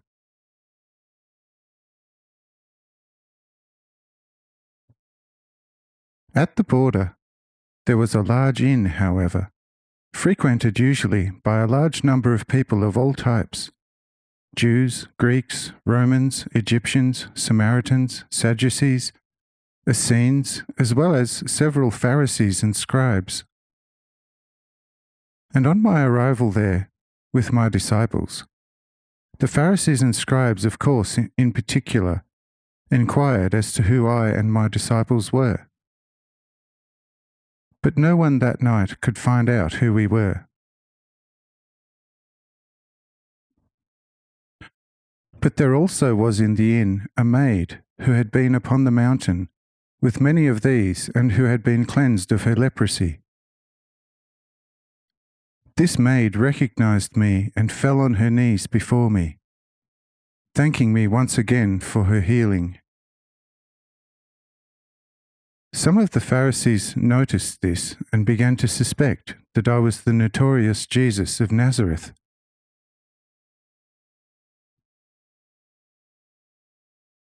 On the evening of my arrival, they indeed left me in peace, but schemed all night among themselves and the Sadducees on how they might the next day, which was post-sabbatical, trap me with word and deed. In the morning, after I and my disciples had eaten our morning meal in the open, and having said unto the latter that not much could be accomplished in this place, the Pharisees and Sadducees came out of the house, stepping over to me in a domineering and arrogant fashion, starting to ask with a mask of amicability, and even praising many of my reputable deeds to try making me talkative, wherein they were of course greatly mistaken.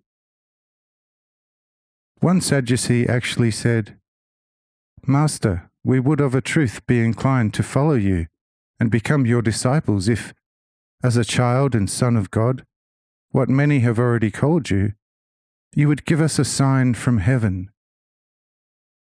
Matthew chapter 16, verse 1. Work a miracle before our eyes, and you can call us your own. On scanning their hearts, however, I found only dressed-up wickedness.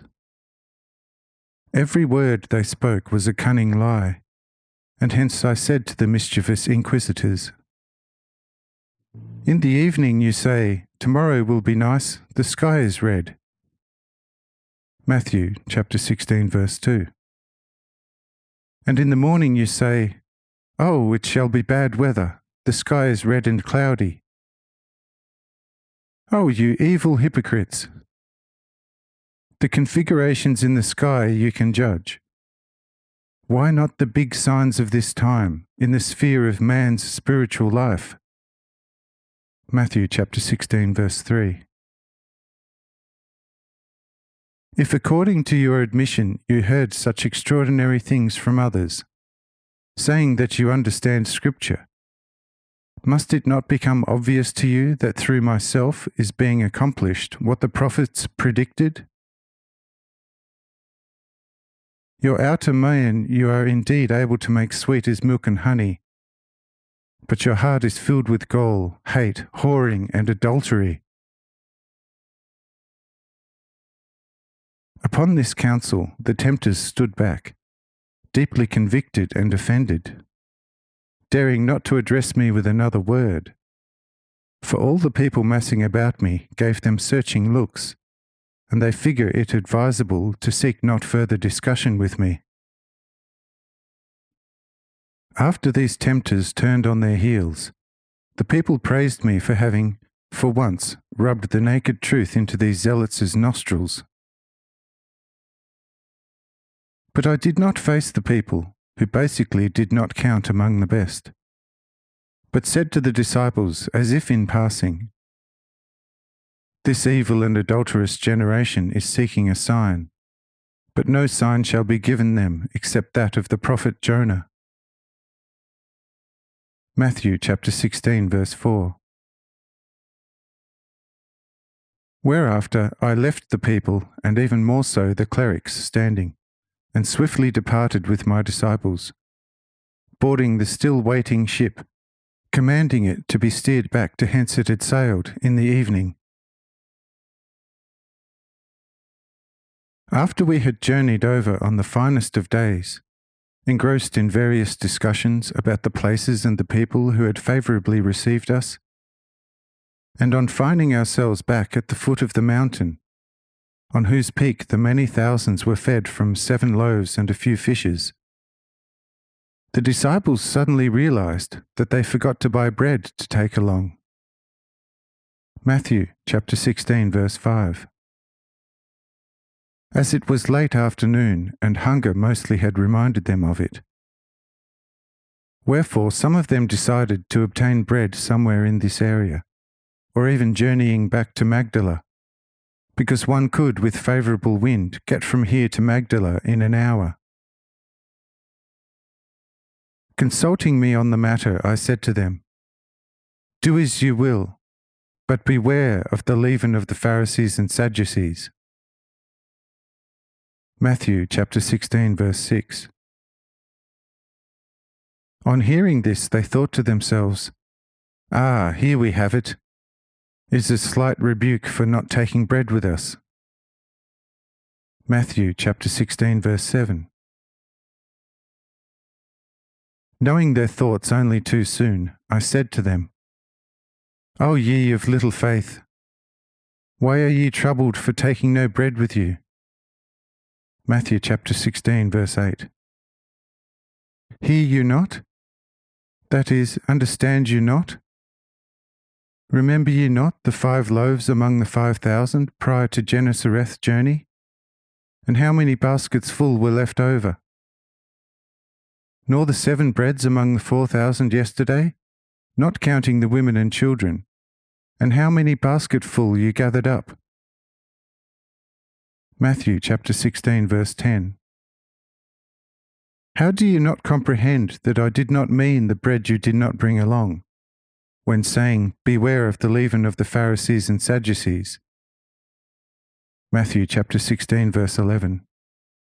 By which is to be understood the false doctrines which these people cast among the folks with all kinds of sweet, holistic facial affability, faithful assurances and promises, but secretly laughing their heads off about how they made a substantial catch of poor, foolish souls.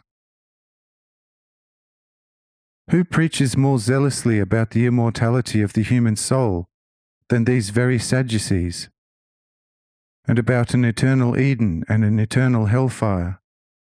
And yet they, on their part, believe not one iota, and are the greatest infidels into the bargain. Do you now understand what I meant by the leaven? Only then did the disciples comprehend that I did not mean the bread leaven, but the wicked doctrines of the Pharisees and Sadducees. Matthew chapter 16, verse 12. For this night, however, we stayed on the ship, who in our emergency provided us with bread and some fish. Matthew chapter 16, verse 12, 1 Corinthians 5, verse 6, and Galatians chapter 5, verse 9. The next day, however, I sent several disciples ahead to Caesarea Philippi, a small, somewhat armoured town in the Greek Galilean territory, located a short distance inland from the Galilean Sea. On my instructions, they should inquire in advance what the people of this area thought of me, and if they heard anything from me until now. And several disciples who were quite familiar with this area hurried after the morning meal to the indicated area and diligently inquired about what the people here thought of me, and if any, and how much. However, the disciples sent ahead were very surprised when learning that the whole area, which never was visited by me before, knew my name quite well, and every person knew a lot of things about me to talk about. For the disciples also pretended only hearing from me by hearsay, and thus the interviewed had more room to speak of all kinds of things. That among these were the most colossal exaggerations can easily be understood. Among those were one which the disciples strictly forbade the storyteller to repeat to others. This story consisted in nothing less than that I could expand myself to a gigantic size, and at the same time shrink again to a finger-sized dwarf. Also was I in the one moment very old and then very young again. As such, I also was seen as a perfect woman. Yes, some among them even knew more, for they had heard that I could change into the shape of any animal I chose.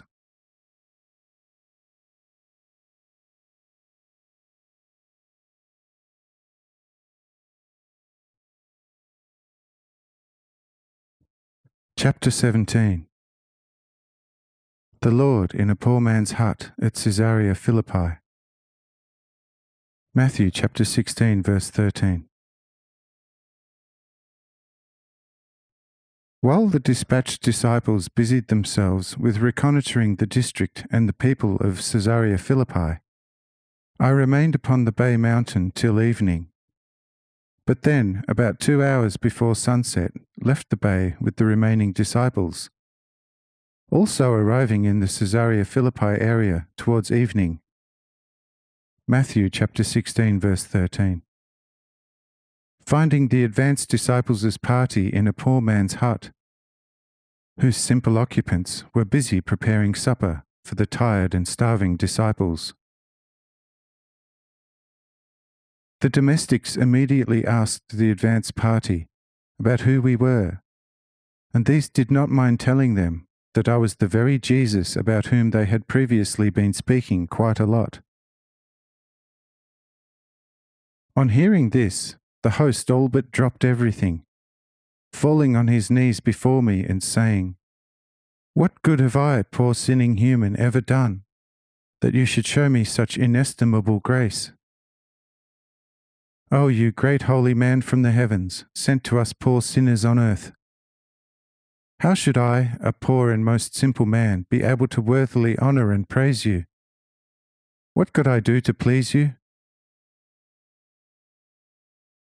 Said I, "Dear friend, arise, and see to it that we too receive a supper, consisting of bread, fish, and wine. Then provide resting place for limb, and you shall have done all I am asking." The host rises, saying with a sad voice, "Good master, whatever I have I shall provide, since such immense honour and grace has overtaken my hut. For I know that you are a son of David, and a great prophet besides. I still have stores of bread and fish for today and tomorrow, but it is a different story with the wine. Not only with myself, but the entire district, and a similar position in the not too distant city of Caesarea Philippi. I indeed possess some raspberry and blackberry juice, but it is a trifle old and hence sour. We drink it only with water and some honey for thirst. But I have a vessels of curdled goats' milk. If some of that would be agreeable to you, then I shall have some brought in, together with bread. It is really good food." Say I, "Very well then, bring us what you have. But I notice that you keep several wineskins in your house.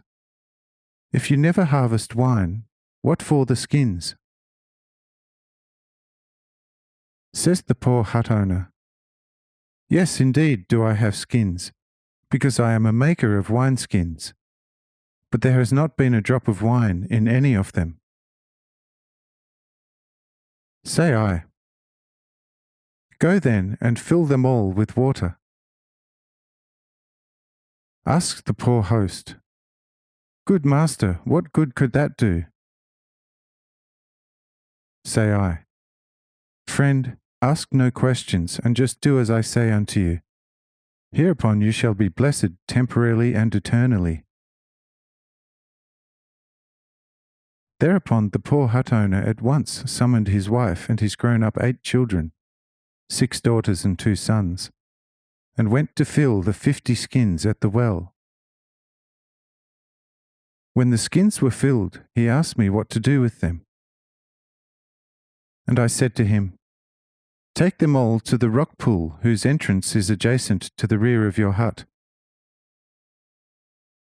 The poor host, who kept his straw in the grotto, spread same out on the bottom, then placing the filled skins upon it neatly in a row, and when finished came back and said, "Lord and Master, it is done as you commanded. Is there anything else to be done with it?" Say I, "It now is in the best of order. But take some of your better stone jars, and fill them from whichever of the 50 skins, also tasting of the filled jars, to see how you like it. Then bring them here, and tell us how the water thus treated tastes." The poor one goes at once, taking 12 jars, and lets them run full. A superb wine aroma hits his nostrils, and when he goes on to taste the contents, he is struck with amazement, saying to his children helpers, "Hearken, this no human intellect can grasp.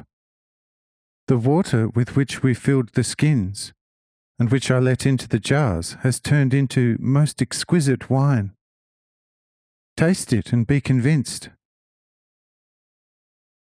The children tasted and could not be more astonished over such miracle. And the oldest son said, "Father, you know that I am well versed in Scripture. I know all the prophets and their works, but none of them affected one like this. This peculiar person obviously must be more than a prophet." Say the daughters as well, "Yes, Father, it seems so to us too. In the end, this could be Elijah, who is to return to earth, to prepare mankind for the coming of the mighty Messiah. Or this could in the end be the Messiah himself." Says the father, "It could be the one as well as the other. How suddenly and unexpectedly this has come."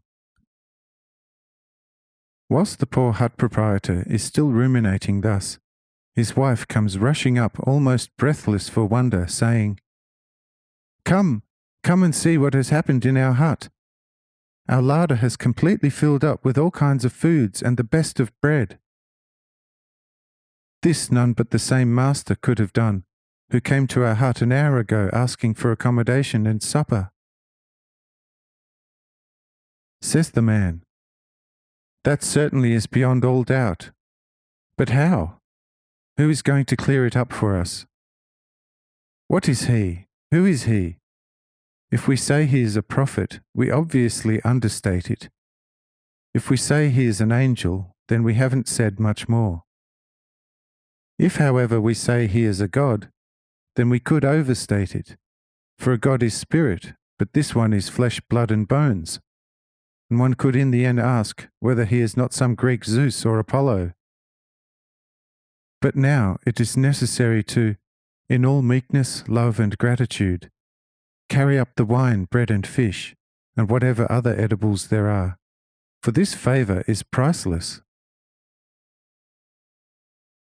Whereafter the man came with the filled jars, and his wife and children with bread, fish, and other edibles. And the man, bowing down low before me, said with a most timorous voice, "O Lord and Master, who would you be that you are able to do such merely through your will? I tremble in all reverence before you. You cannot be a man akin to the likes of us. But who and what therefore are you, that we may honour you fittingly?" Say I, "Behold, my friend, I want to tell you a thing, by which you will be able to judge for yourself. When early in the morning you notice that it is getting brighter in the east, with the sky gradually reddening, you say, 'The sun shall rise soon.' But it gets brighter in the east also when the moon is approaching. But no morning red follows the feeble light. And when the full moon finally comes up, weakly illuminating the earth with its half-light, no flower opens its tender chalice to such. in the cold, feeble, and an unenlivening beam. The strongly lit up messengers, lucent cloudlets heralding the sun's imminent rise, already are much brighter than the moon in its fullness. But if no sun were to follow these messengers, then things on the entire earth would be as in the frigid midnight polar region, where no sunbeam penetrates for 9 months, full moons. And so correspondingly, it is in the eternal world of the Spirit, through which alone this material one arose and is now sustained. All kinds of teachers and prophets arise, teaching mankind this and that. Now and then there is some truth to it, but next to a spark of truth there always amble along thousands of lies, making out to be truth themselves, next to the one spark of truth. And behold, all such teachers, prophets, and doctrines resemble the shine of the moon, which constantly changes its light, and quite often does not shine at all when needed most. Alongside the false teachers and prophets, however, there are genuine and true ones, from whose eyes, heart, and mouth God's light shines. These resemble the lucent cloudlets heralding the sun's imminent rise. If nonetheless things were left at that, even with ever so shining cloudlets, namely the genuine and true prophets, then with the hearts of men it would be in the end as at the actual midnight region of the earth, namely frigid, cold, and dead. But following the real lucent cloudlets preceding the sun is the sun itself, and with the first beams that it casts over the still grey mountains into the earth's valleys, everything turns wakeful, joyful, and full of life. The little birds sing psalms to the rising mother of light and warmth. The insects, flies, bugs lift off into the lucent air, humming enthusiastically to the mother of day.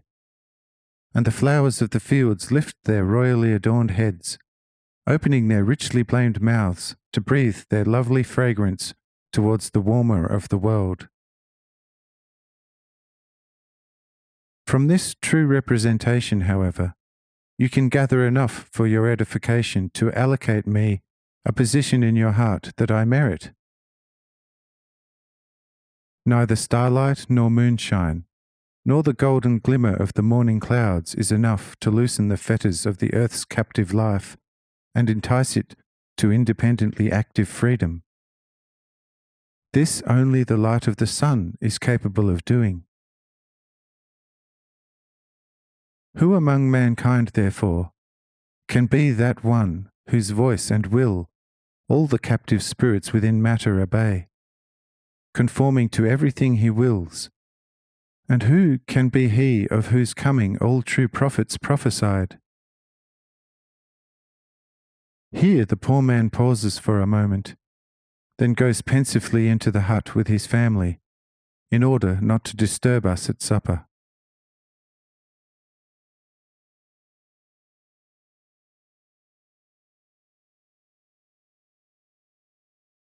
Chapter 18. The Disciples' Testimony to Christ. Matthew chapter 16, verses 13 to 20.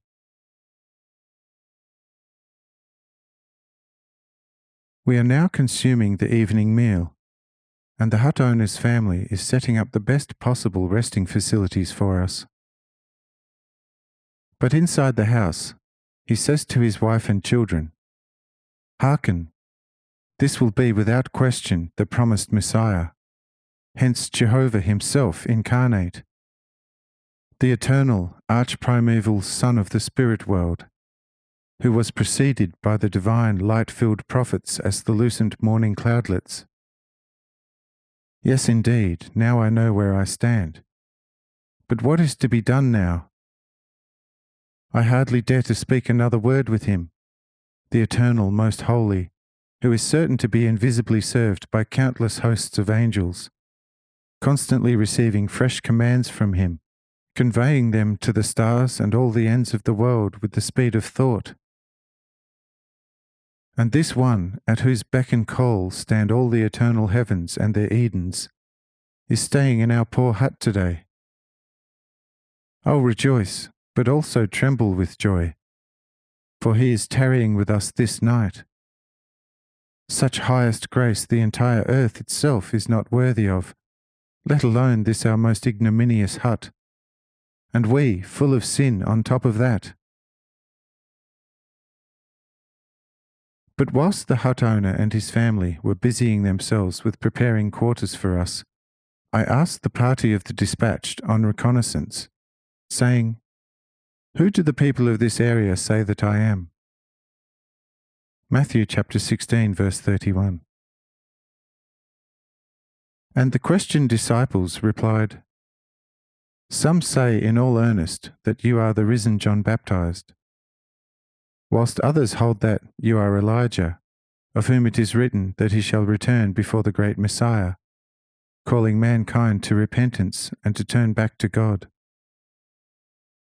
Still others say you are the prophet Jeremiah, also subject to a folk legend that he shall come down from heaven before the Messiah. Some of them are furthermore saying that you could be one or the other of the other prophets." Matthew chapter 16, verse 14. Because prior to the great Messiah's coming, all the prophets shall precede him. These are the more noteworthy sayings about you. But there are a great many other opinions about you, for which, however, after hearing such, we admonished the people and persuaded them of a better opinion of you. But many others think you are an incognito Greek Zeus. Say I, "Good then, you have now reported to me what you heard. But I now would like to hear from your mouth, for whom ye yourselves actually take me. This is not at all an idle question, but a quite serious one. Because I notice that on occasion, when our senses judge my doings as seemingly terrestrial, that you then at once judge me differently in your hearts from occasions when I work a great miraculous deed. Hence tell me openly for once as to who you take me to be, upon sober and mature reflection, fundamentally." Matthew chapter 16, verse 15. Here all the disciples except Simon Judah were taken aback, not knowing what answer to give me. Judas Iscariot said to Thomas, "Now do the talking. Are you not always so clever and wise?" This would be sheer fun to give our master a fitting answer to such peculiar question. Says Thomas, "Speak up yourself if you are so clever. I take him for what he himself has long presented himself. He never calls himself other than Son of Man, and God is my Father as well as of you all. If he gives such testimony of himself, what other witness can we out of ourselves bear him of an actual truth? He of course accomplishes deeds which no man has worked since Moses and the other prophets.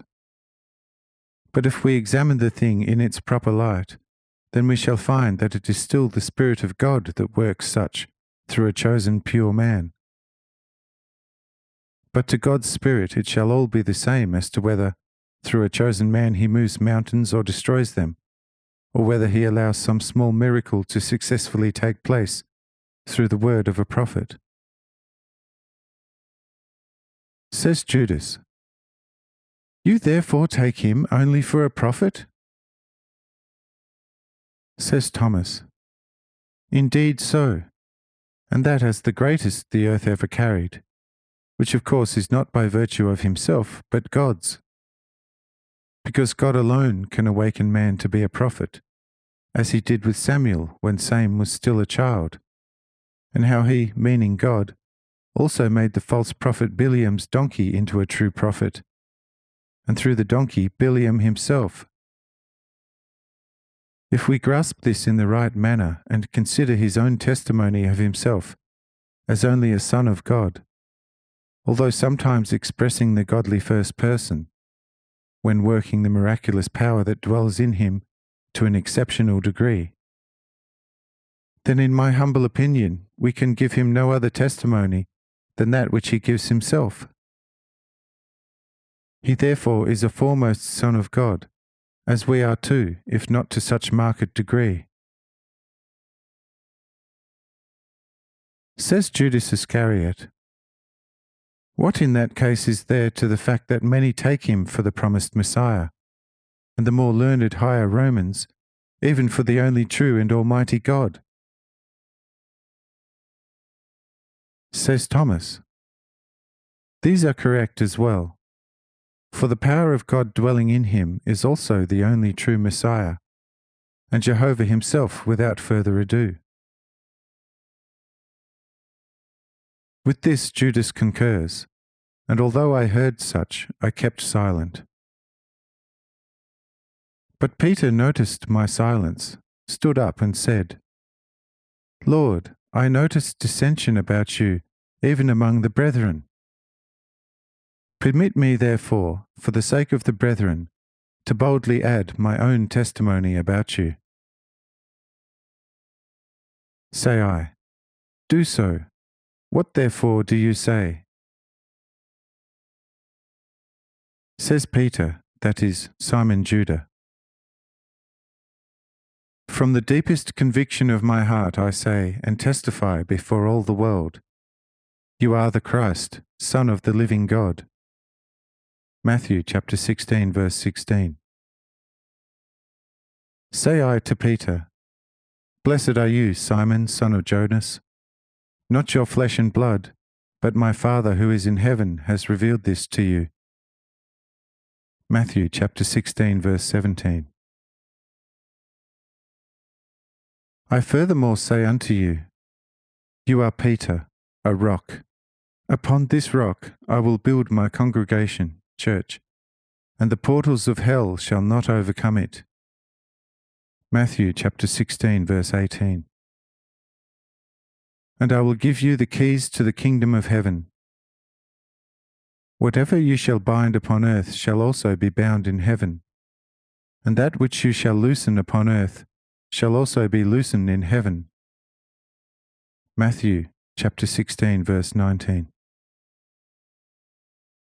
Said Peter, "Lord, I thank you for such immense grace, for I feel the least worthy, for having been always and still am a gross sinner. But regarding the binding and loosening, I must admit openly that I can't understand it and don't know what to make of it. May it please you to make the thing more plain for me?" Say I, "This shall with time become completely clear to you. But I strictly forbid you all, for the time being, to tell any man, before time, that I am Jesus, the true Christ." Matthew chapter 16, verse 20. Following these important discussions, Matthew the scribe asks whether to record all this.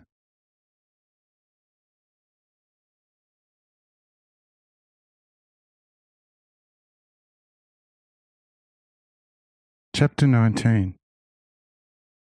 The hut owner Mark tells temple abominations.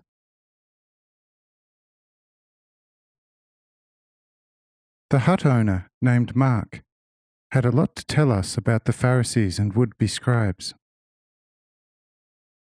Among other things, he told much about the temple clerics' secret cruelties and how they become irreconcilable, mortal enemies of anyone they suspect of any trace of a spiritual and hence prophetic vein. Many of such spiritual persons are supposed to be bumped off. They are supposed to have most amiable invitations extended to them, doing them much honouring, smothering them with friendship. But once within the temple's after chambers, occupied by the chief Pharisees, They are finished with this world, as none sees daylight again.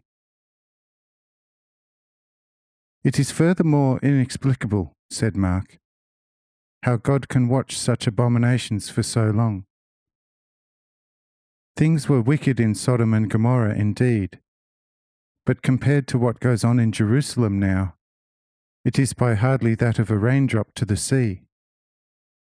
And yet, in spite of Abraham's repeated intercessory prayers, God caused these and their satellite cities to perish with fire from heaven.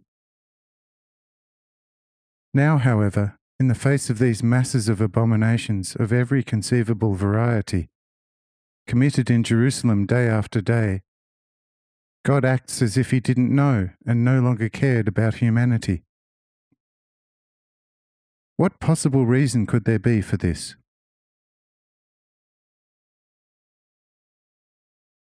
To this fairly astute comment, I said, "Friend, God is aware of everything occurring. He knows all the Pharisees and scribes' numberless and nameless abominations. For this indeed I came into the world, that this brood of serpents and vipers would act out their full measure upon myself. And when this is accomplished, then let that evil brood beware." Says Mark, "Indeed, Lord, Master, and friendliest benefactor of mankind, if you at the same time do not possess the power to blow with one breath thousands of people into the beyond, then you are to be pitied should you ever intend to show up in Jerusalem working wonders. I am surely a most plain person, yet understand things that no Pharisee has yet dreamt of. But I am at the same time smart enough with the Pharisees, whom I encounter often, to play such stupid moron that I leave them no trace for suspecting me of any arcane knowledge. Since they have now known me for quite some time as an exceptional fool, and assume that I know not the difference between a face and a rear, they often let me look into their blackest secrets. And there I have hit upon things which I must admit, on several occasions made me question God's very existence. For I mused, if there is an almighty, supremely wise, righteous and benevolent God, and he cares for mankind the way Scripture teaches, then it must be impossible to watch such abominations. There is no God. Man is physically descended from the ape, according to Plato, and his soul a descendant of the rapacious beast. Therefore, there has to be at the head of a strong community a strong and wise Samson, who shall have the double animal of the compounded animal called man, taming him into at least a half-man over the fears. With such and often worse thoughts my mind had grappled whenever coming across the hideous secret doings of this brood of serpents, as aptly named by you. Wherefore, as said, if you want to be bumped off this world in a most hideous and painful manner, then by all means to Jerusalem. You shall find that I told you the fullest truth, without necessarily being a prophet. To show you such a small arcanum, which however exceeds that of the holy temple dung tale 1,000-fold, I will briefly tell you what I experienced only recently. Whoever gave this black brood such supra-satanic idea I don't know. It wouldn't have been Satan for sure, as his malice would not suffice.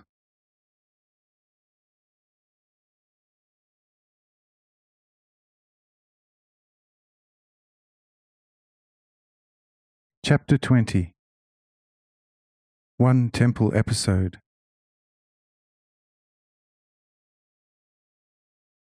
Mark. There is a populated region behind so-called Asia Minor, where the women are mostly barren. I don't know the cause, but it is a known fact that if those women sleep with either Jews or Samaritans, then they become as fertile as ours.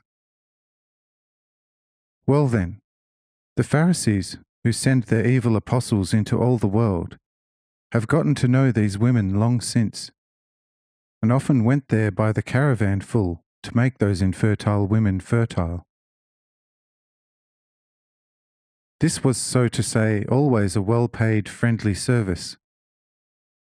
But this service was not kept up, as the men of the said Asia Minor region gradually realized themselves the deceived, because their wives did not get quite so pregnant in the fertility clinics, which the Jerusalemites missionaries had erected at the border of those municipalities many years earlier. But instead, the missionaries locally and also in Judea brought up newly born infants, had them brought to the said clinics, where the otherwise very beautiful and sumptuous but barren woman has to stay 10 months. After the 10 months, during which time such woman was nearly slept to death by these apostles of the temple, such purchased child was presented to the said woman, and that in such cunning way that even the woman thought the child to be hers. But as said, the husbands of such beautiful and sumptuous women with time found out about the deception, and that through an upright Samaritan, who showed the Asia Minorites how the would-be pious Jerusalemites apostles from the city of God played it up. Whereupon the community's deceived husbands came to the apostles in the fertility clinic, accusing them with what they had heard of a Sisherite resident, even whilst the fertilized woman had themselves confessed it to them. But the apostles, anointed with every deception ointment, soon found a healthy alibi, portraying the Samaritans to the accusers in a way that left in no doubt that it was the Samaritans that were the cause of the women's infertility. Therewith, however, the good Samaritans swore double vengeance, firstly for the Pharisees' stigmatizing of them, and secondly because the after Asia Minorite owners of the women began to suspect all Samaritans to be wicked magicians, who had done this to them for the one Samaritan who had been killed many years ago for sleeping with one of their women. But they, the Pharisees namely, knew of an antidote which they could prescribe and even obtain for the husbands of the barren women for a fee. There, dear good master, the supra-satanic comes to the fore. Say I, continue to speak, for even if not really for myself, it is that much more necessary for my disciples to find out. Continues Mark, saying, And wherein does the Jerusalemites' apostles' expensive prescription to make the after Asia Minor women fertile consist? In nothing but the commendable apostles' advice as follows.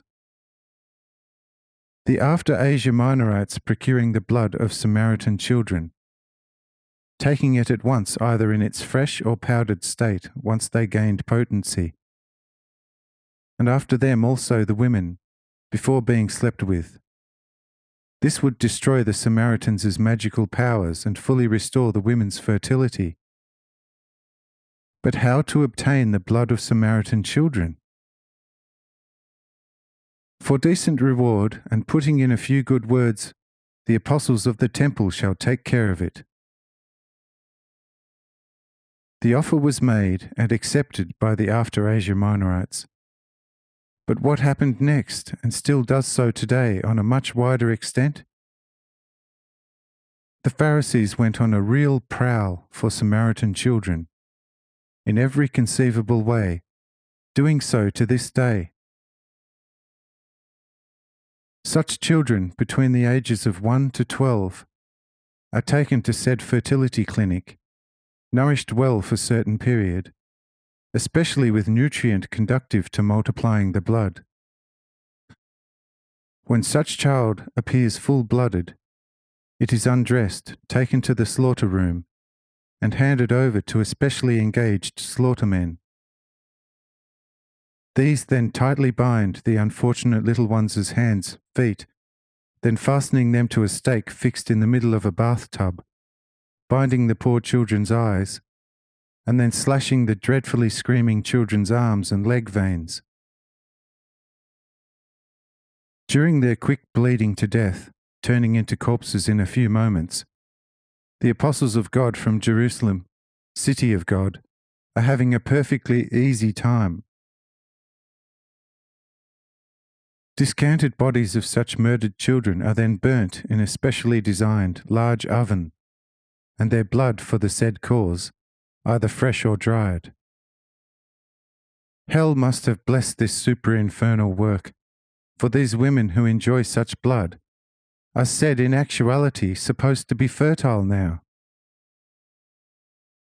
Surely the good God, if he is not a mere old Jewish legend, ought to find a remedy. But there has been no sign from above to this hour. God is still capable of patiently and unhurriedly watching such nameless abominations, as he did also in Bethlehem some 30 years ago, when by most tyrannical edict, up to 5,000 male children between the ages of 1 to 12 were put to death in one day, and this in the most cruel fashion in the world. God is supremely good, wise, and full of mercy, as I have learnt it from the Scriptures. However, if I, as privy to all horrors, view this state of affairs in the right bright light, I hardly cannot ward off the idea that there is no God at all, or if there is one, he long ago stopped caring for the people of this earth. Can anybody blame me for this? Surely no realistic and people's friendly person like me, also not even God. For in my breast still pulses a heart which cares for poor humanity with all love.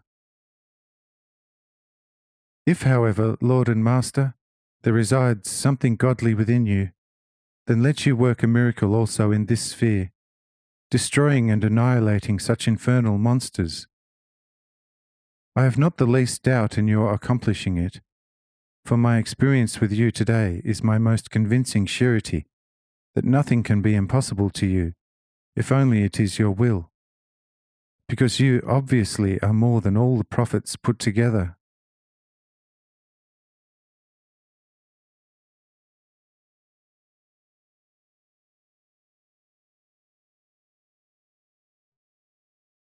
Chapter 21.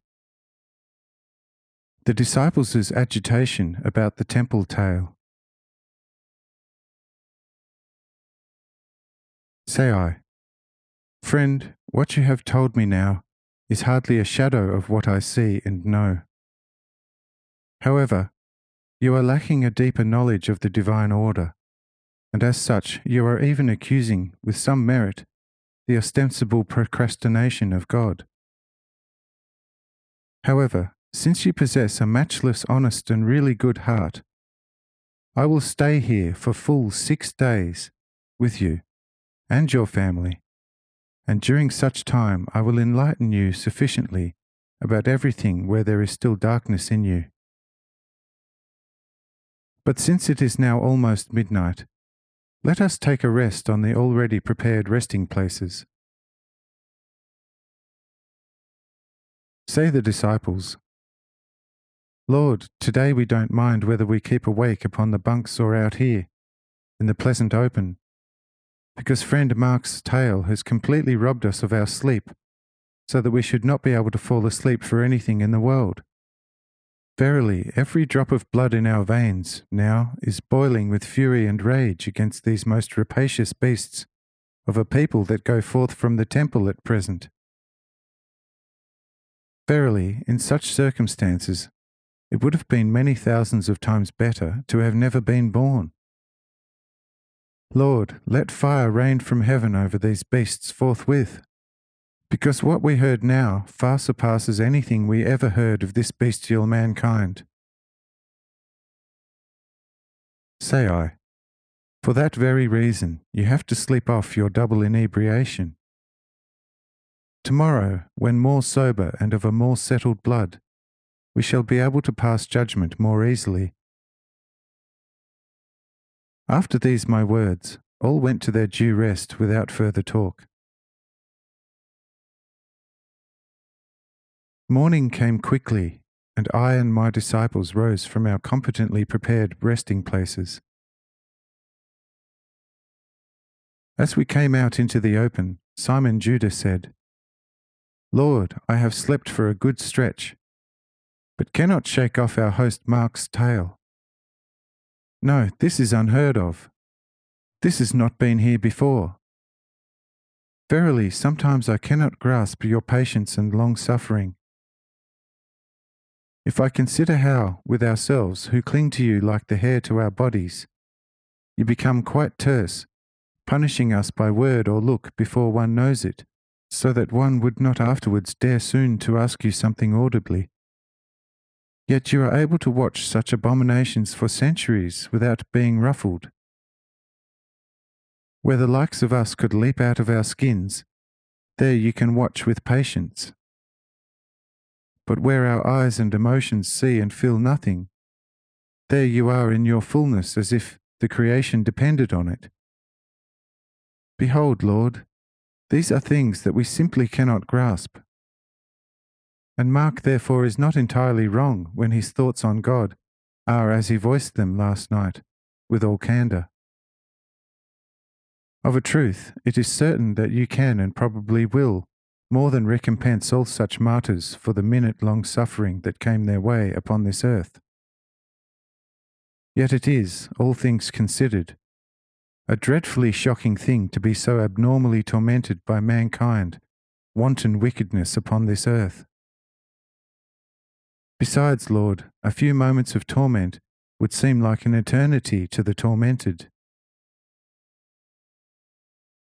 Say I have already yesterday said unto you, as well as Mark, that I shall elaborate on this further during the course of my stay here. Wait, therefore, until it is time, and it shall become sufficiently transparent to you. But go now, rather, and help Mark to haul in his catch to shore, for he went to work early today, and I blessed it. Hence go and help him to move the many fish to land and into the fish tanks.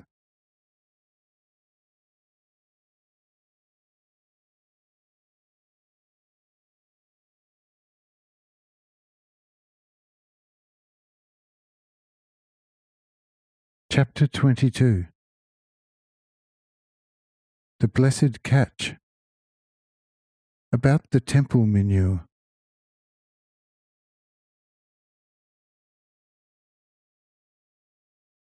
Responding to these words, all the disciples rushed over and helped Mark and his children.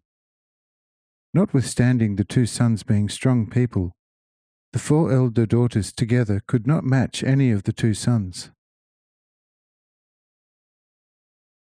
After all the fish were stored, with the disciples as powerful assistants, Mark, wet with perspiration, came to me on my quite decorative lawn bench, saying, "Lord and Master, you could say what you want, but since you are bound to be the cause of my unprecedented, glorious and abundant catch today, much in the way you filled the 50 wineskins yesterday, I rushed over to give you my innermost thanks.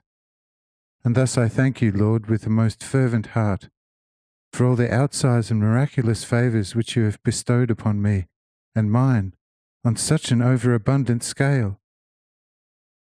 Today I had cast the big net, with a length of 150 cubits and depths of 7 cubits, and behold, it was filled to capacity with the most glorious and select fish. And now my 10 fairly large tanks are bristling with the fish we hauled in with the first and only big draught of the day. If it pleases you, then I shall have a few pieces prepared for breakfast.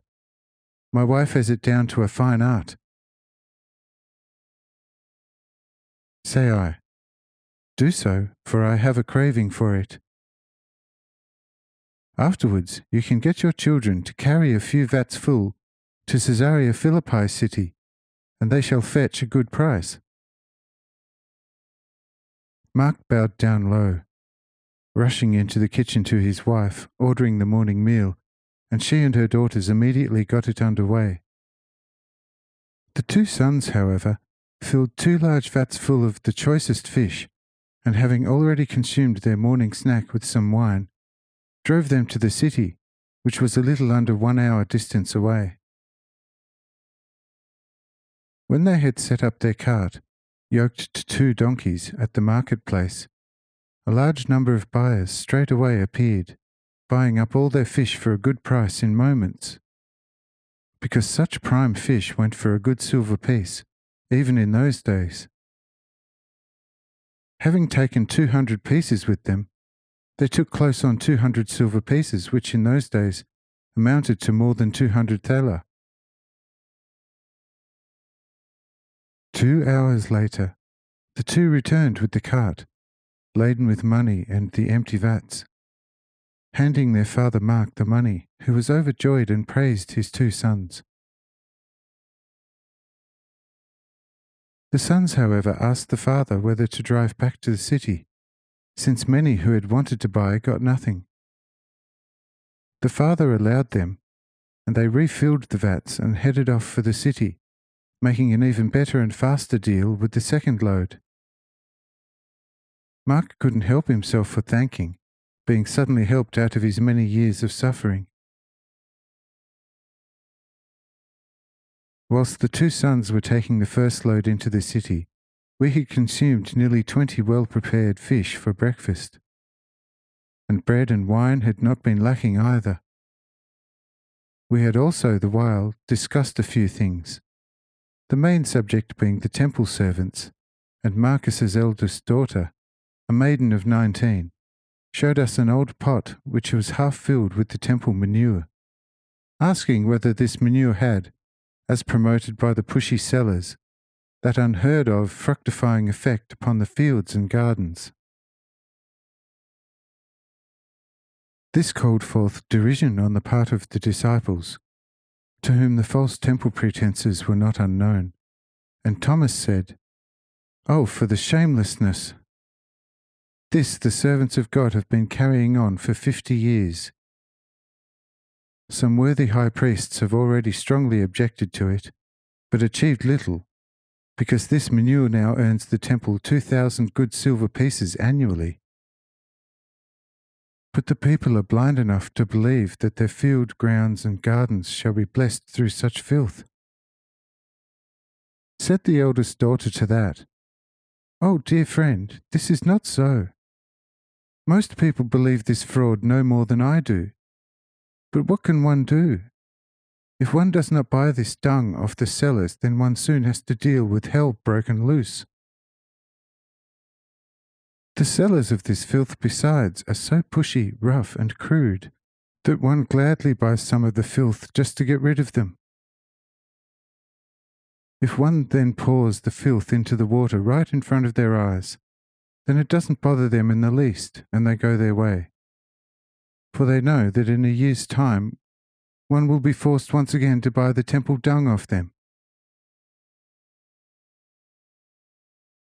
Says Peter, "Indeed, deception and lies of every kind are the virtues of the temple servants, who call themselves servants of God. They put on human faces for sure, but their inwards are infernal. Why, O Lord, you allow and tolerate such? You alone and none besides in the world will know. But I say to them all, let's leave that, for it's nearly midday. The day is fine and not too hot. We shall look around whether there isn't a place from where we gain a good view of the distance. Such place we shall then prepare for ourselves, so we can have all sorts of discussions there during our stay here." Says Marcus, "Just 200 paces beyond my hut, and actually the grotto, rock pool, against which my hut rests, there attaches to my meagre property such a place as you were looking for. The crest of the hill is graced with a shady old chestnut tree, around which I have built a roomy bench, from which one enjoys prime views over this extensive area. One can see all of Caesarea Philippi across the sea as far as the eye can see. On clear days, one can easily see as far as Gennesareth and beyond to Kis, and some claim to have seen Sabara, although my eyes are too weak to make out that place. But I can quite easily see as far as Gadarena and plenty of other places. Say I. Very well. Let us choose that spot and spend our time there advisedly. Take us up. Marcus the hut-dweller guided us up by a narrow but not too cumbersome path, and unto the spot which earnestly left little to be desired. One could see Caesarea Philippi as well as overlook the entire Sea of Galilee and a great number of places.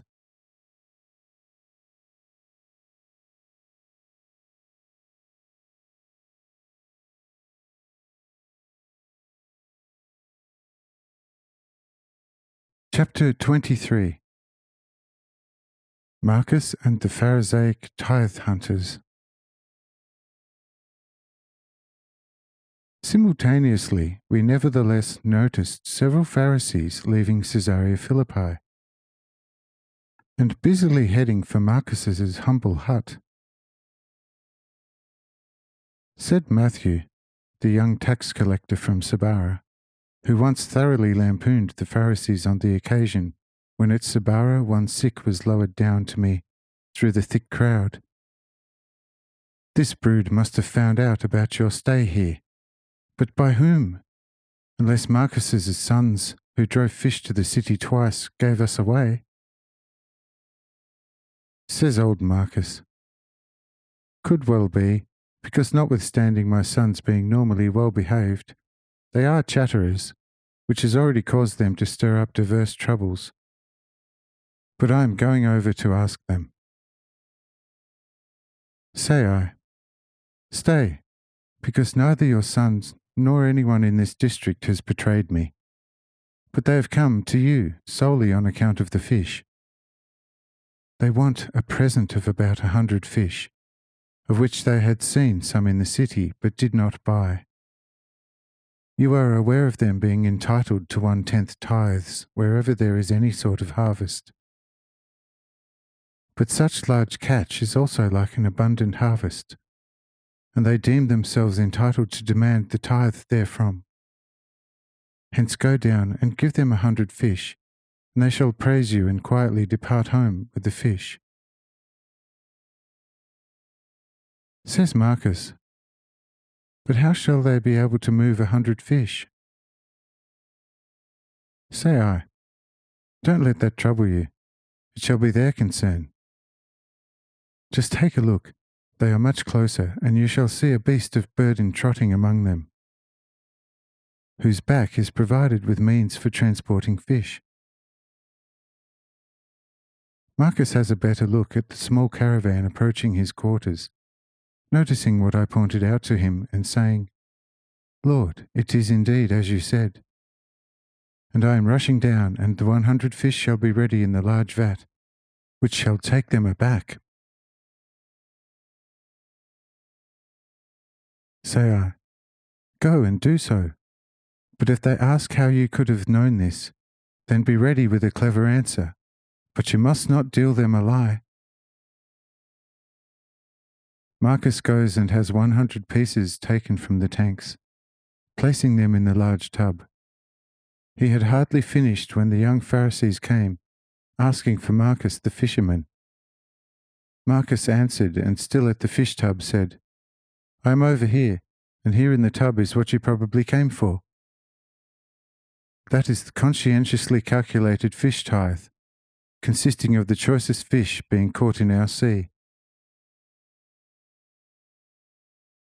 The Pharisees are none pleased at such talk, with one of them saying, Old man, are you a prophet, that you should know in advance why we came here from the city?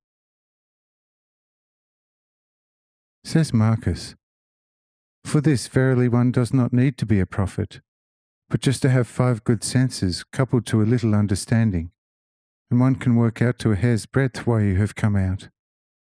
Here, take the fish and continue on your way in peace. I have yet much to do today, and midday is almost upon us. We have worked much today and must go and prepare a lunch for ourselves.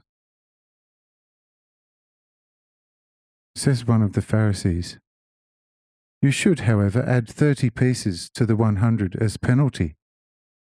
For it was not very decent of you not to send it to the city through your children, to us servants of God who constantly pray to God for your salvation, the firstlings of your catch. Says Marcus, Here, not 30, but 40 pieces added. And now ask for your contentment, and that you would leave me. Say the Pharisees, We are empowered by God to come and go as we please.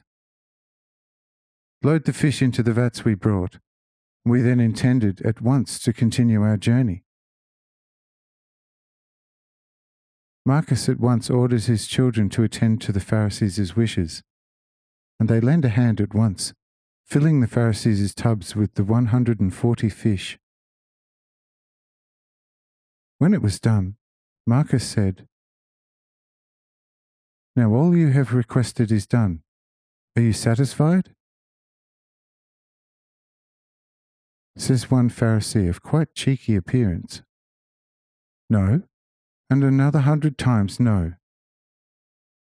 Because you talk to us as to for you tiresome worldlings, forgetting that we are servants of the Almighty God, who can ruin you with one breath.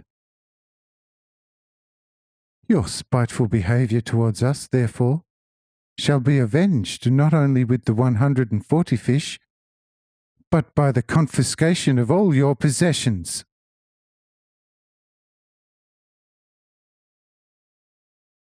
This rattles Marcus. He runs inside his hut, coming back to the Pharisees with a roll of parchment, on which is written in large letters that he is a Roman, and that he can make use of all his rights as a free citizen of Rome, at will. Asks the cheeky Pharisee, somewhat taken aback. Now then, how long has one been a heathen already?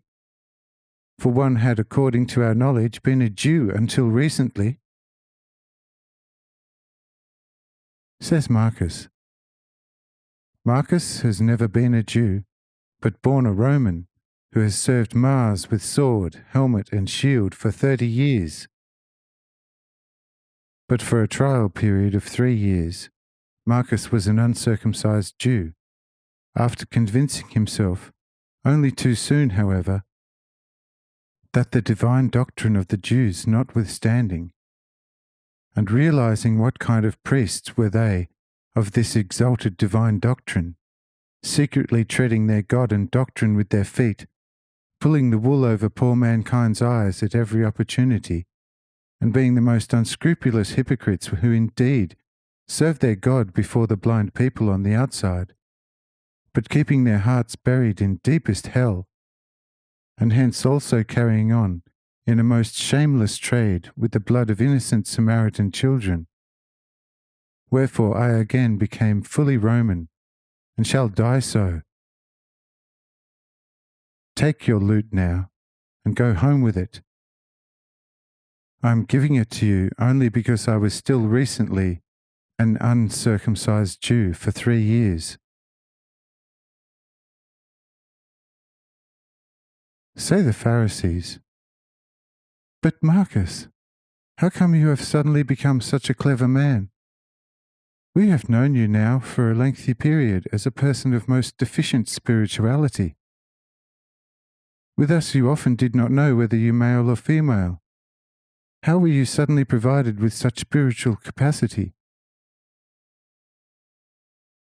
Says Marcus, This was a most Roman ruse, in order to more easily, as a most stupid fellow, get behind all your evil ploys and infamies. But I nevertheless maintain that I understand Moses and all the prophets better than you do, although in fact a Roman, yet an Orthodox Jew in my heart a long time since. Says the Pharisees, without circumcision no one can be a Jew and draw near unto God.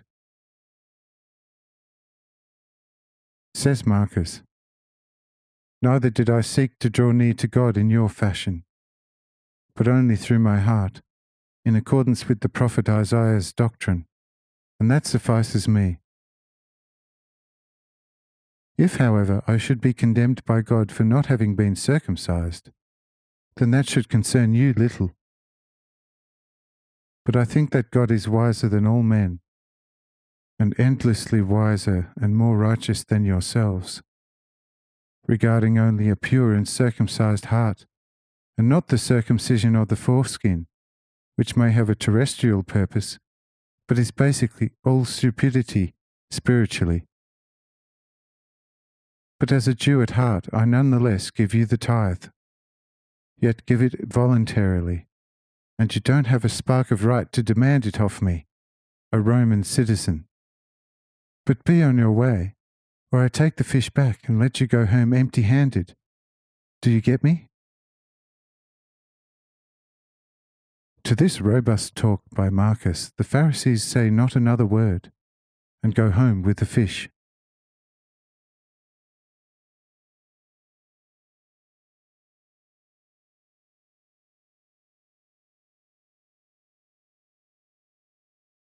Chapter 24.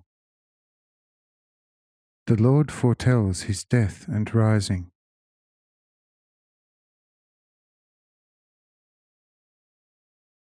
Marcus, however, quickly organizes a lunch, then comes up to us at the appointed spot, telling us in details how he dealt with the Pharisees.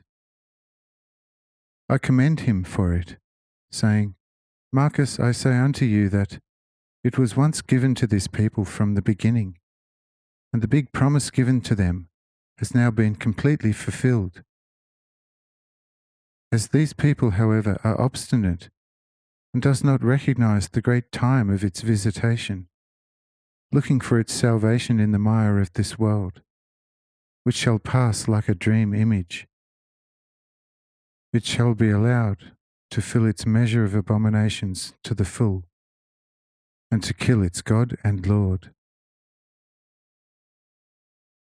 Whereupon all grace and light and rights shall be taken from it, and given to you Gentiles, because your will is good, and you have, as the blind ones, recognized that which the seeing Jews have rejected.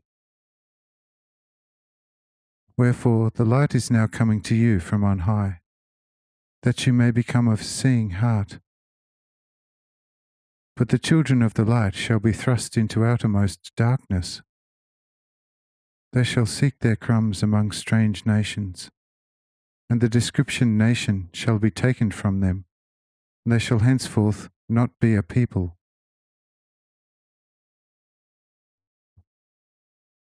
Says Marcus, it could therefore still happen that in their rage they seize you and kill you physically, the way they have done it with nearly all their prophets? Say I, yes, indeed, this they shall do, but that shall be the closing of their account. Say Marcus, yes, indeed, as I said last night, this brood is capable of any imaginable transgression. Wherefore beware of the so-called city of God for as long as possible. This one shall kill you, unless you apply all caution and divine omnipotence. For the servants of the temple I know outwardly and inwardly. Whoever dares to touch their doctrine, which for a long time has been of the evil spirit, same shall have a struggle with hell in aggregate. Their friendship is the curse, and their curse death.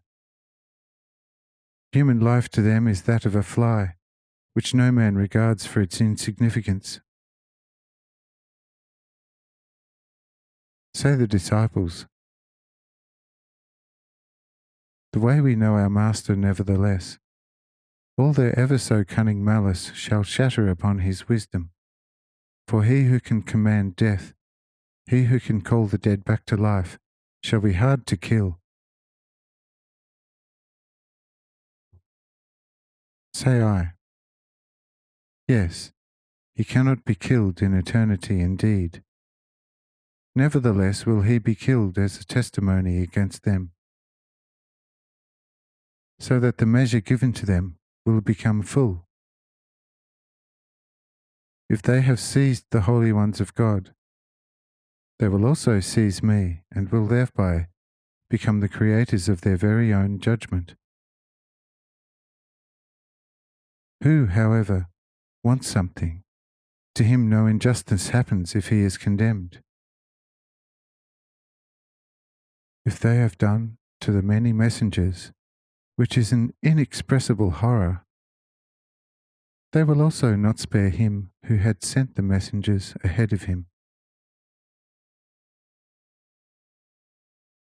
But their quandary shall be that the slain one shall, after hardly 3 days, as a mighty overcomer of death, and all his enemies, and for the everlasting comfort of his friends and brethren, unscathed and in fullness of power, and transglowing with life, go forth from the grave. Then, full of fear and desperation, they shall hold counsel on how to slay again the one risen from death.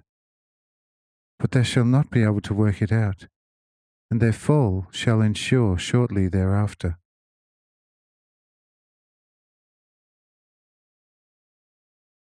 Thus shall it come, and my prophecy thereby find total fulfillment. You shall none the less be sorrowful and most fearful on my account.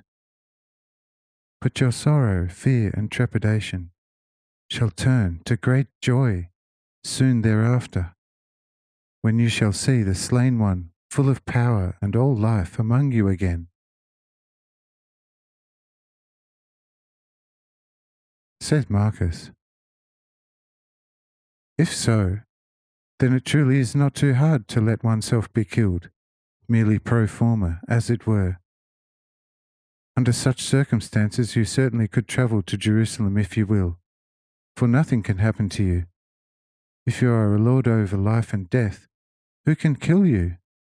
And if he kills you, or is deluded about having done so, and you then go into battle with the foe more robustly than before the killing, then I would not like to be the insides the enemy's hides.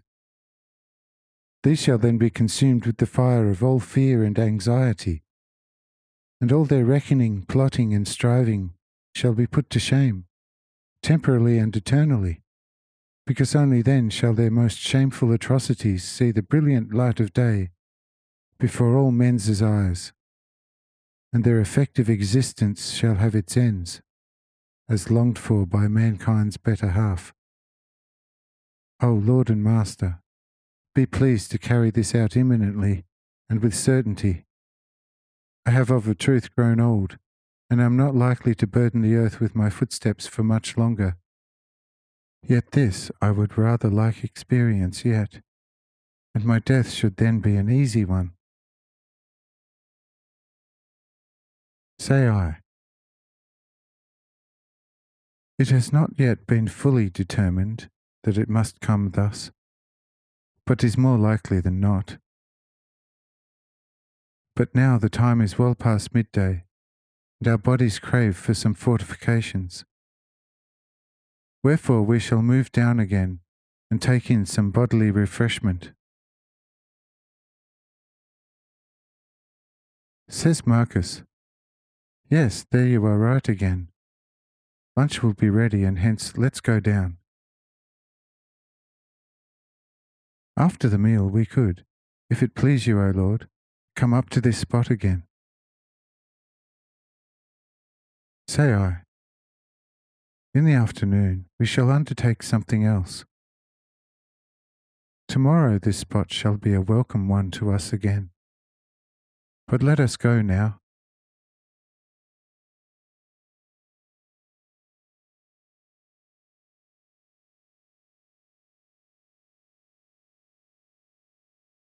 Chapter 25. Cyrenius's visit announced.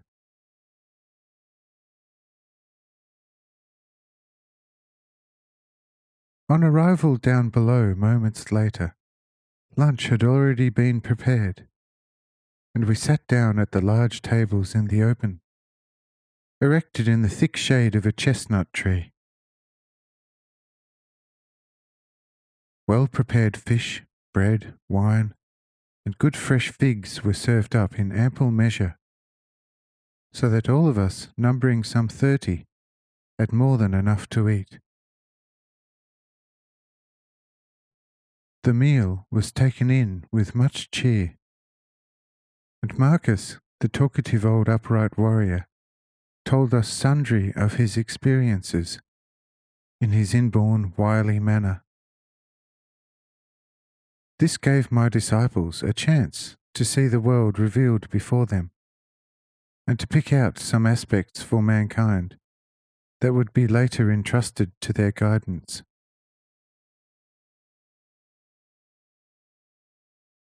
Following this table session, lasting over 2 hours, a messenger came to Marcus with the news that the old chief governor Cyrenius had arrived in Caesarea Philippi around midday. Would he therefore, as a renowned warrior, come over and acquaint him with his circumstances, whereupon the chief governor would do whatever he could for him? Says Marcus to the messenger, "Would you say unto my old companion in arms, I lie down at his feet, with many thanks for his gracious remembrance of my poor state, but that this time I am unable to avail myself of his graciousness.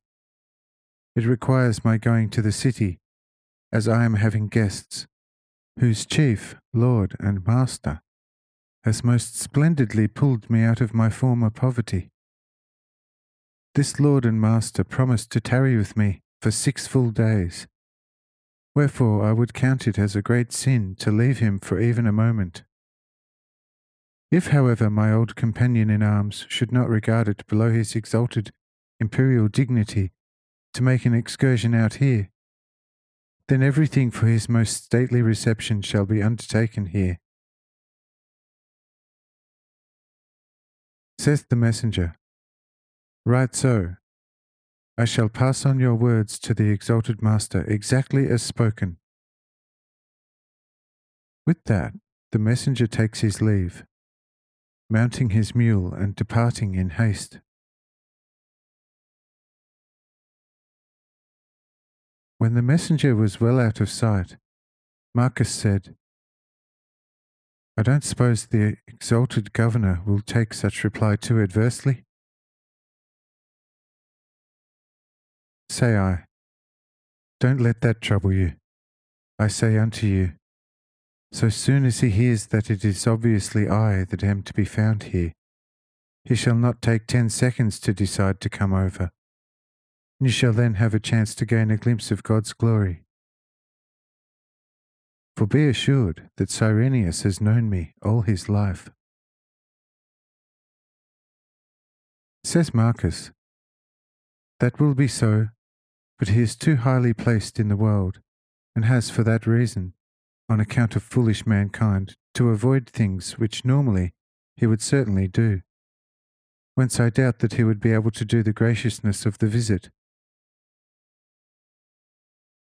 Say I, "Before you can get up to the familiar spot and back 3 times, he shall be here. The messenger shall have hardly delivered your response when Cyrenius, who has not taken his meal yet, shall unhesitatingly leave everything standing, and hasten here with his entire entourage to see and speak to me. Tell your wife and children nonetheless to prepare another meal for him and his people, as he and his people shall not have a meal in the city, and they shall find such highly desired and welcome." Marcus summons his wife and 6 children from the hut, and directs to at once to prepare a meal for the arriving chief governor Cyrenius, and for about 30 persons in all. The wife gives him a puzzled look, thinking he could be joking, but Marcus nevertheless motions her into the kitchen, and the wife gets down to work. Simultaneously, Marcus tells his sons to watch over the hill, and to let him know at once if seeing an illustrious company leaving the city. The two sons hurried over the bend to the spot from where one could easily see Caesarea Philippi, and noted the illustrious company already at the end of the wide road, stepping onto the narrow footpath along which one could reach our Marcus's dwelling in a short quarter hour. On seeing this, the two sons rushed back almost out of breath, telling what they saw. Marcus asks me, saying, "Lord and Master, here we shall have to go and meet them in the true Roman subservience." Say I, "Not at all. He whom his salvation urges on to me, such will come even if we don't go to meet him. Cyrenius, however, is one strong in spirit, and does not need to be met. Only where one, weak of soul and body, has hit upon the road to us, do we need to go and meet him, so that he would not tire halfway along, remaining lying down, and be finished."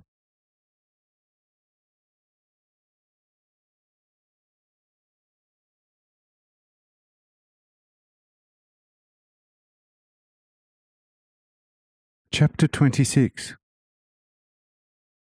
Marcus welcomes and greets Cyrenius.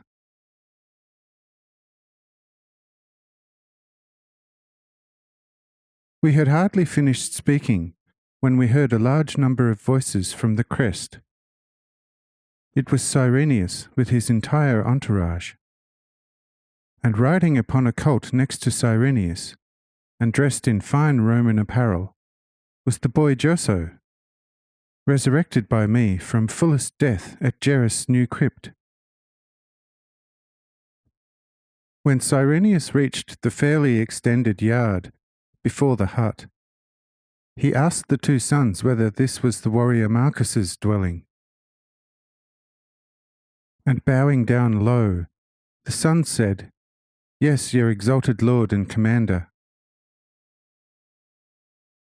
Marcus simultaneously steps up to Cyrenius deferentially in Roman style and says, "Exalted lord and commander, nothing in the world could have held me back from spontaneous response to your most gracious summons. But I am putting up a guest and several of his disciples and companions, who must undoubtedly be a god, because he effects things through his mere will that no mortal has yet effected upon this earth. And behold, this guest from the heavens I could not possibly leave, not to mention his overwhelming me with favours to the point where my hut is not a poor, but a very rich one. For I now own nearly 50 skins of the best wine, and my 5 biggest fish tanks are full of the most precious and best fish. Likewise, my larder is crammed with all kinds of the best foods, whilst salt and wood I have in oversupply for life. What more should I, old man, want to seek and ask for? But not only I, but my 8 children are superbly provided for. For today I have already taken in over 100 silver pieces, what in my case means having a lot of money, and I shall be taking in several hundred more pieces from the same source from which I acquired the 400, genuinely and honestly today." Says Cyrenius, "That is all fine indeed, and I am certain to be even happier than yourself to see you, one of my oldest companions in arms, in such fortunate circumstances. But now take me over to your wondrous guest. On his account, primarily, I have come from the city, because in accord with the messenger's testimony, I surmise that he is the godly Jesus of Nazareth, whom I shall not be able eternally to thank for the endlessly immense favours which he has bestowed upon me, spiritually and physically. Hence, take me over to him straight away." Cyrenius had not recognized me forthwith, because I was still seated at the table with the disciples, in the thick shade of the chestnut tree, whose leafy branches in some places hung right down to earth. Marcus led Cyrenius straight over to me, together with the boy Joso. On catching sight of me, tears of joy at once came to Cyrenius's eyes, and he said, "Yes, it is you, just as I thought. Oh, how endlessly fortunate and happy am I again, that the indescribable grace of the heavens, you who are my everything, came my way after many days. Once again to see, to speak, and through the breath of your mouth, to be newly blessed and eternally enlivened. O Lord, my supremely faithful and truly beloved Jesus, you eternal Lord of the entire earth and all the heavens. What immense debtor I am to you, and that firstly for every life minute, and secondly for the outsize favour which came my way through your unfathomable wisdom at Kiss, putting me back in possession of the robbed taxation moneys. O Lord, how often every single day I think about the predicament from which your wisdom saved me at Kiss. And then always tears of thanks come to my eyes, and I have to worship you weeping. Say I, "Friend and brother, come and sit at my right, and let your company sit over there under the fig tree. Lunch shall be served shortly, which I had ordered for you and your entourage in advance, for I know that you had as yet very little to fortify yourselves today. However, how is my Joso doing, and how does he get along with the angel visiting him from time to time?"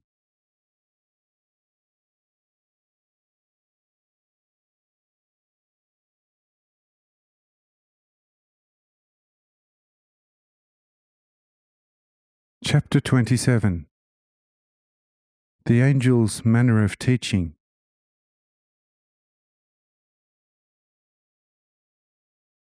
Here the boy Joso, now much more robust of appearance, steps over to me and says, "Lord and life of all life, I am fully well and still continue to enjoy eating and drinking.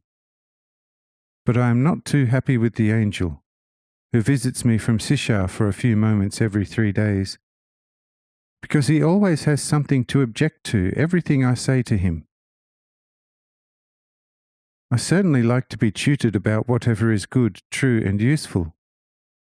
But if today someone says to me that 1 pair and 1 pair is 2 pairs, but then will not admit to it the next time I'm holding him to his own words, I then tries to saddle me up with 1 pair, and another pair being 3, 4, 5, or even an unlimited number of pairs. And that 1 and 1 is not only 2, but can be any imaginable number, then I always get somewhat annoyed, falling out with my spiritual teacher and mentor nearly every time. Because on his next visit, nothing ever counts which only the previous time he presented to me as the most solid truth. In short, he sometimes comes up with things against which every hair on my head bristles.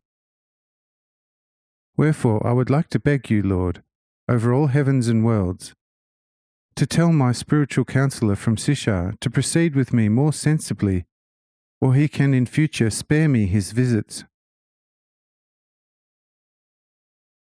Say I, "Ah, my dear Joso, just put up with him. He is initiating you into the proper wisdom of the heavens. For the spirits' calculations are quite different from those of this world. If I were to speak to you in the manner of the heavens, then you would understand nothing. But as a man of flesh and blood now myself, I speak with people about spiritual things merely in the fashion of this earth. And behold, people are offended in me because they don't understand me, and many don't intend to. Your occasional spiritual teacher is instructing you correctly, but you shall begin to grasp his doctrine more vividly only in your senior years, and fully in the beyond, where no carnal dulling of your pure soul shall occur. Have you understood me?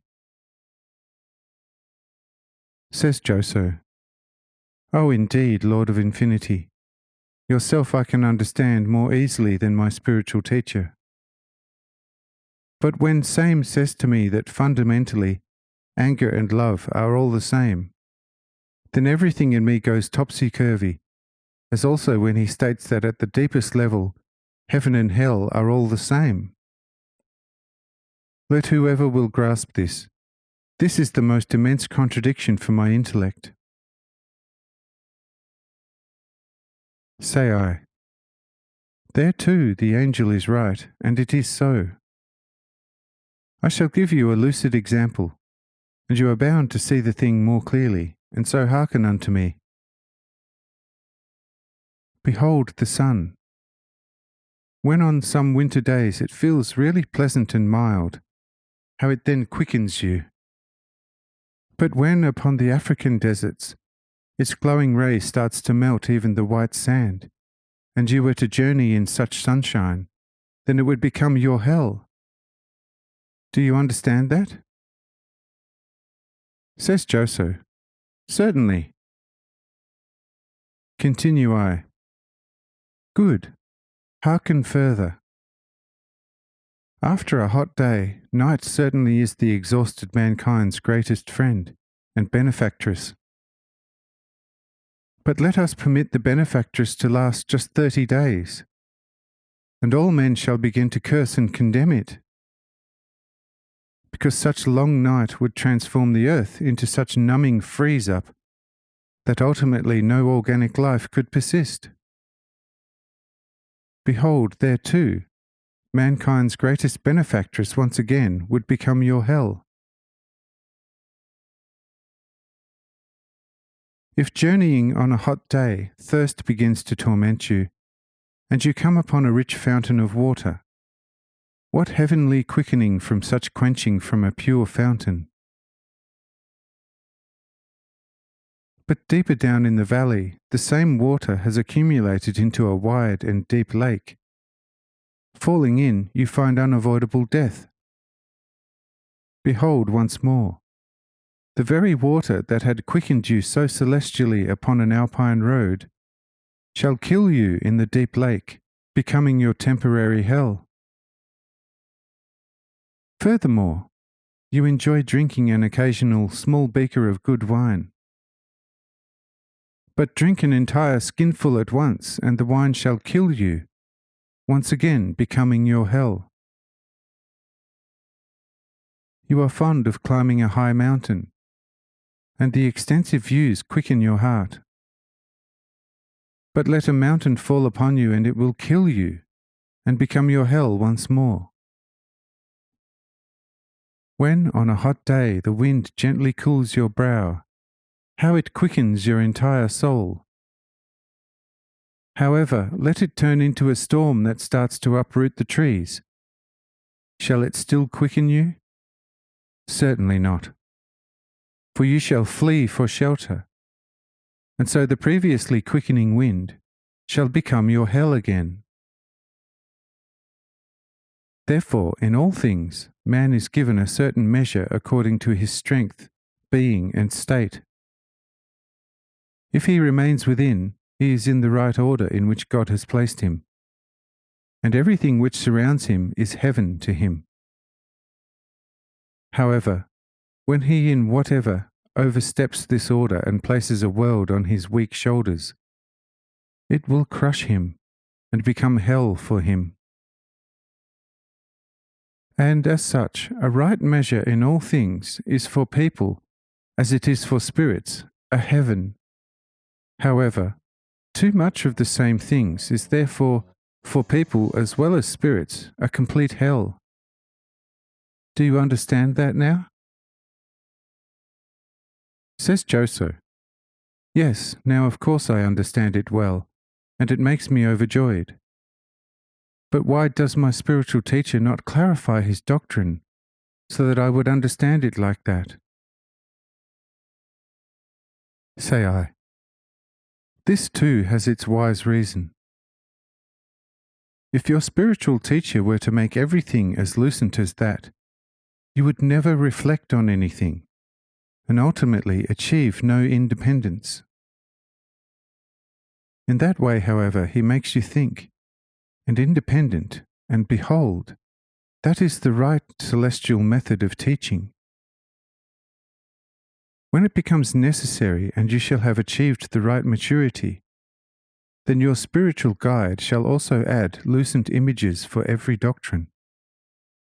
But you have to beforehand become spiritually active, or you could not possibly ever grasp the deeper truths of celestial wisdom. Are you now completely in the clear?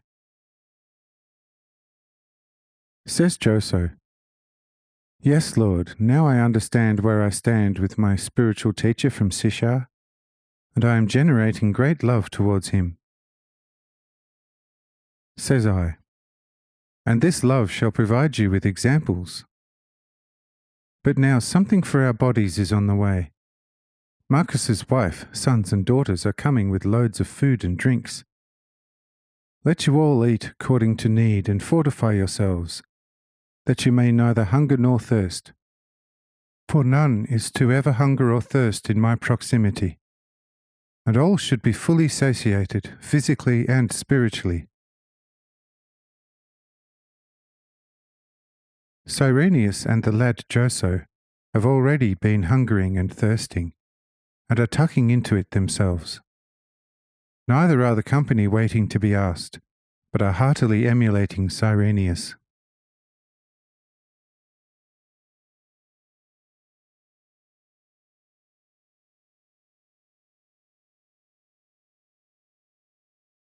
Chapter 28.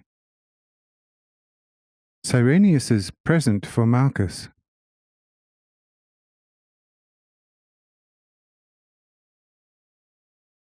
The meal having been nearly consumed, Cyrenius calls over Marcus and his wife, thanking the former for the good meal and his continuing hospitality, praising the woman for her culinary skills, for he had never eaten such superbly prepared dishes, especially the fish, which were the most palatable of all.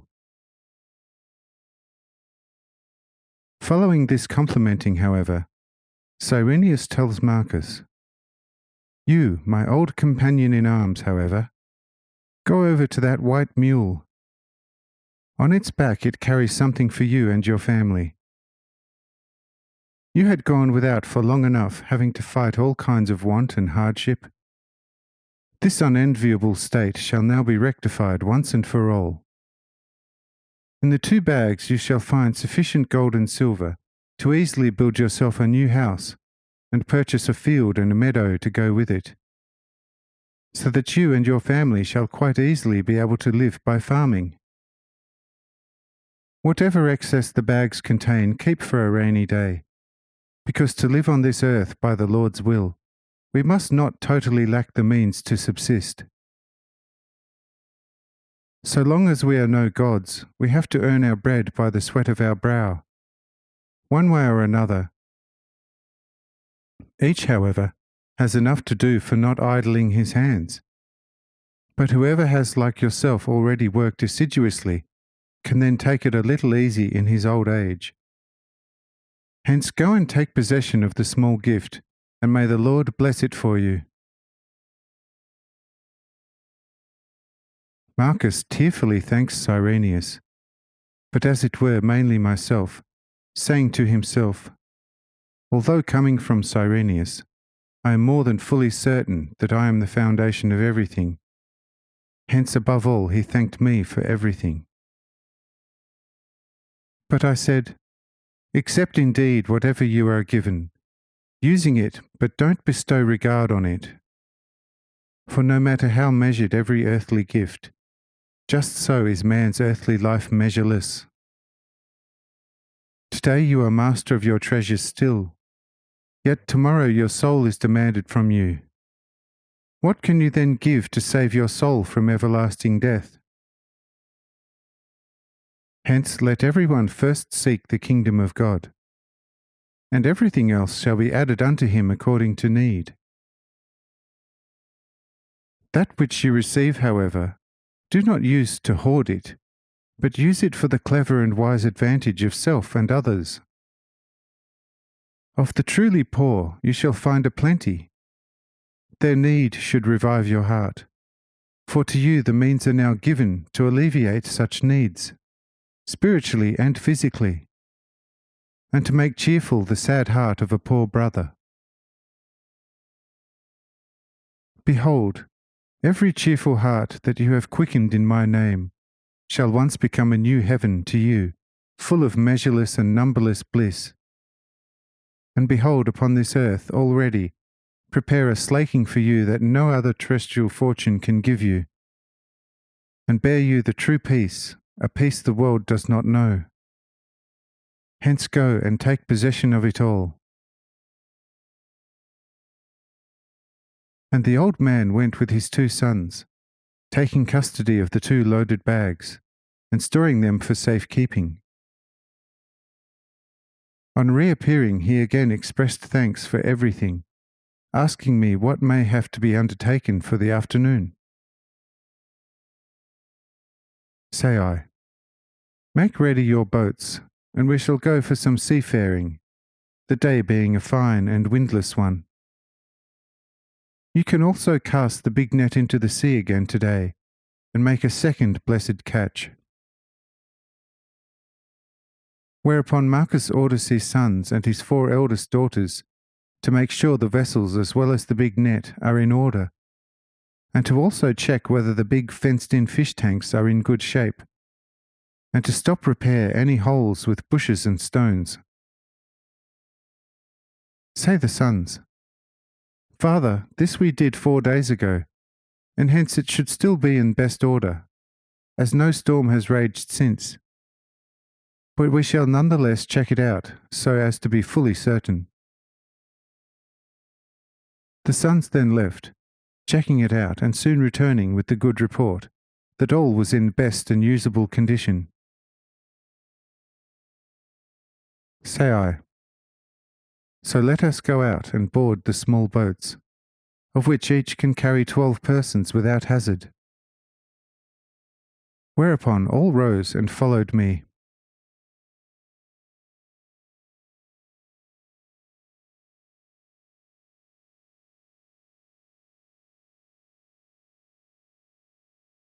Chapter 29. The Sea-Bound Company.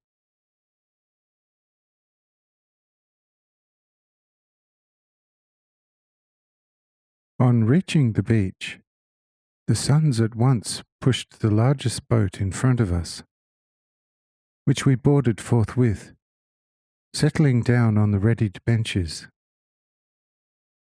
The 2 sons took to the oars, and our vessel left shore with dispatch. Besides myself in my ship, there were Cyrenius, the youth Joso, the old Marcus and Peter, John and Jacob, James. All the other disciples, together with Cyrenius's entire retinue, followed us in the other boats. The big net, folded appropriately, was also in our boat.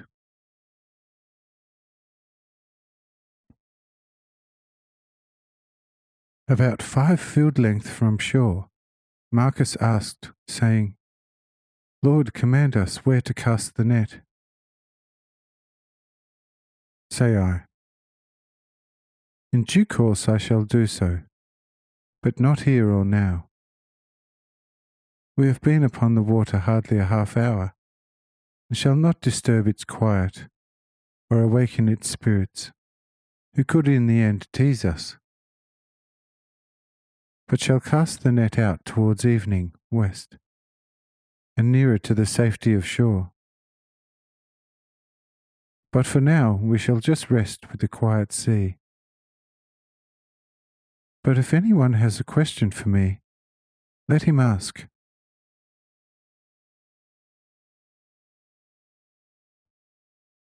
Says Cyrenius, "What is conspicuous about Marcus's household is that, although his two sons are, one could say, gigantic of strength, his four eldest daughters appear to be just as strong at the oars. You, Marcus, were once quite an athlete, but your sons have excelled you by far." Says Marcus, "Indeed, but their strength seems extraordinary even to me today, because their oars play so mightily and busily that the boat glides over the sea surface as if driven by a storm.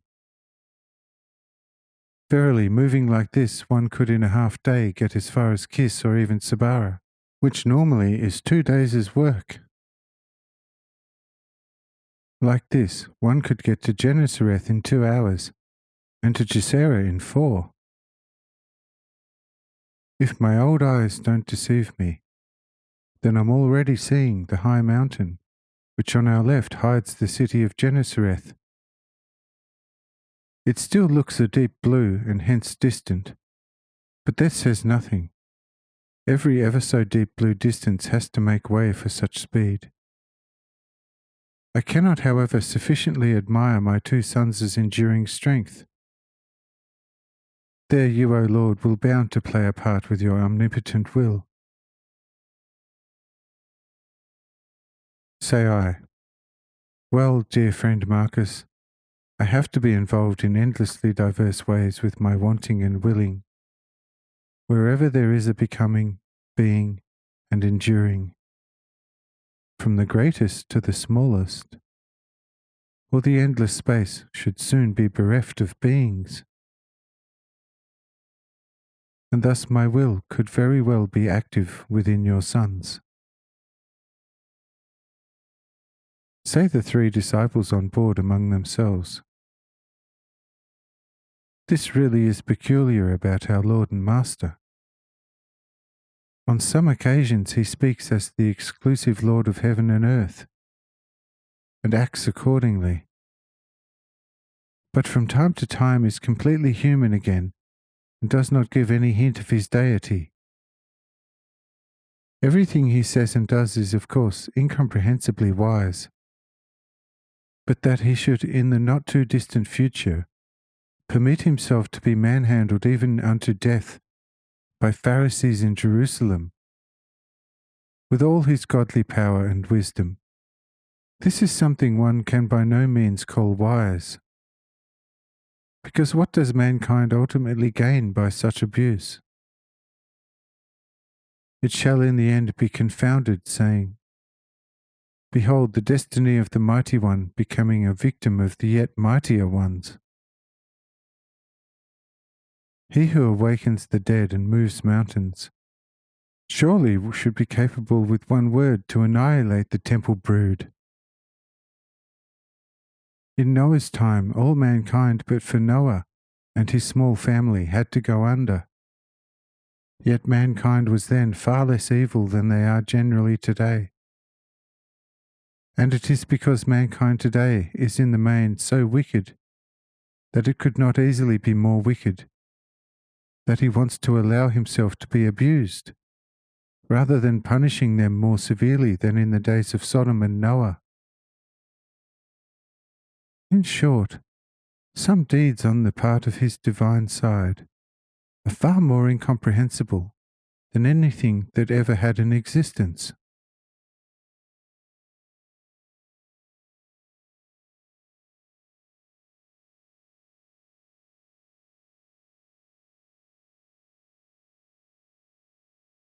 Chapter 30.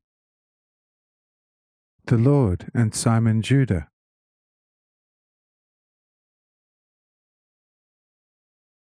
Says John, who just listened attentively to Simon Judah, by looking at this matter with purely worldly senses, I cannot contradict you. However, for the sight of the heart, everything has a completely different face. Since divine wisdom will, of course, never ever comply with even the most wise person. Do you know why on this earth there exist so countless many plants and flora which are not carrying any fruit?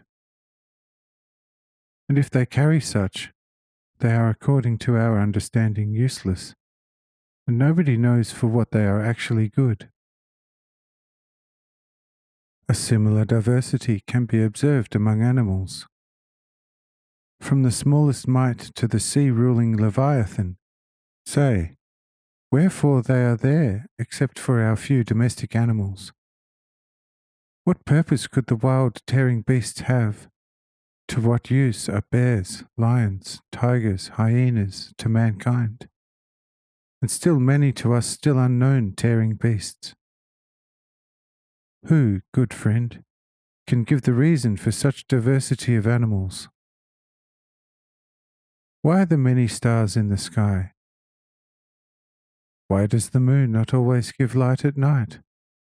Why its changing light? Why is the moon there in the first place? Behold, all this and still thousands of other things we do not understand. And it appears to our mind as foolish if we really critically think about it. However, with God, for all this there is certainly a very wise reason. And therefore, since we are given the extraordinary opportunity to personally see the Lord in action before us, we should not be surprised if we cannot understand everything He does, and still will do in future. Because for everything He apparently will have in and for Himself the most wise reason. Are you not in agreement with me? Says Simon Judah, yes, of course, you are completely right. One cannot argue against it. But it still is a little true that for the thinking person some of the arrangements of God appear as if in all seriousness someone wants to state that 2 fish and again 2 fish are together 7 fish. Say I. Yes, yes, Simon, thus it appears. But what for the human mind appears as impossible can be still possible with God. Take the small net at your feet and throw it out into the sea. Simon does this. Now pull it back and say how many fish are therein. Says Simon, Lord, precisely 4 pieces. Say I, behold and count them, since there are 7. Simon looks and counts, and finds precisely 7 fish in the net. About this he is highly surprised and says, Yes, yes, with God all things are possible. And I say to him, Therefore in future do not twaddle pointless things. It is better to keep quiet than to twaddle pointlessly. Do you understand such? Otherwise you are nothing better than a blind Pharisee. Says Simon Judah, Lord, you know it how much I love you, and still you reprimand me in quite a hurtful manner about something I said out of myself, so that I now hardly have the courage any more to ever ask you about anything again. I accept everything from you with the greatest love and patience. However, I cannot ward off an inner little secret grief, since precisely I have become the target of your sharpness. Hereupon he turns towards the sea and stares at it with a somewhat wistful look. But John goes over to him and says, Behold, brother, you feel somewhat heavy now because of the gentle rebuke from the Lord. However, see, The Lord's love and wisdom knows it best why such has been done to you. And if you look very deeply into your own heart, you would find the reason for it quite easily yourself soon. Says Simon, "Now, what will it be? Just tell me." Says Johans, "Behold, brother, with regard to recognition and the living, most steadfast faith, you are obviously the strongest among us, and according to the testimony of the Lord, truly a rock. However, at the same time, there are still hours when a kind of arrogance comes over you, and behold, such arrogance is quite closely related to what one calls haughtiness. And it is this what the Lord wants to free you from, by some humiliations coming your way. I have noticed this already at various occasions before, and would have told you long ago out of true brotherly love. However, there never was the right opportunity for it. Since now such opportunity has come up, I thought about it and told you about it. How I felt it for quite some time most vividly in me. You surely will accept it in the good loving sense in which I have told you about this, and will not be cross with me. Says Simon Judah, "Yes, yes, also in this you will be completely right.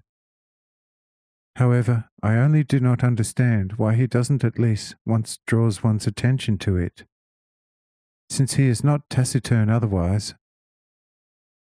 One would then much easier direct oneself to what is perfectly right, according to his pure divine sense."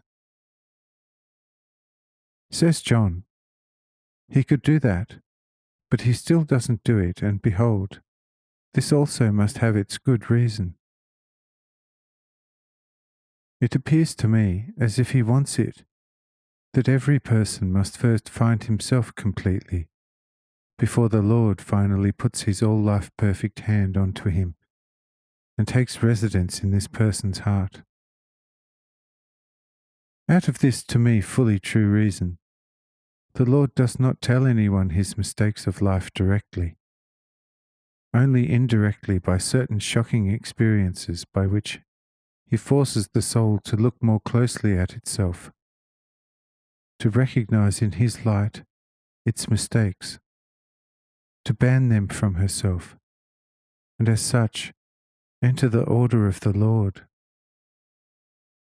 This, brother, is my humble opinion, and I am all for it that this is the case. What do you think about it?" Says Simon, somewhat in thought, "Yes, you also will be completely right in this, because among us all you truly recognize the Lord's sense in the deepest and sharpest manner. Your word should subsequently become very authoritative for me."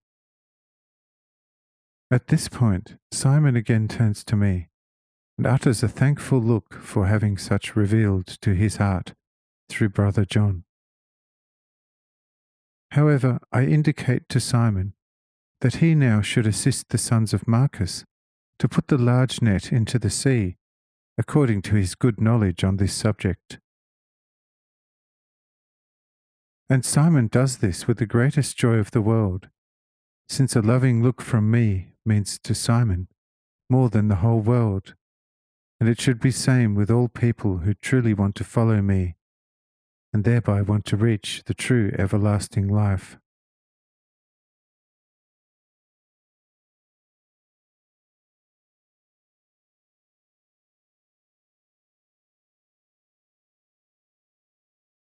Chapter 31. A military vessel approaches. The big catch.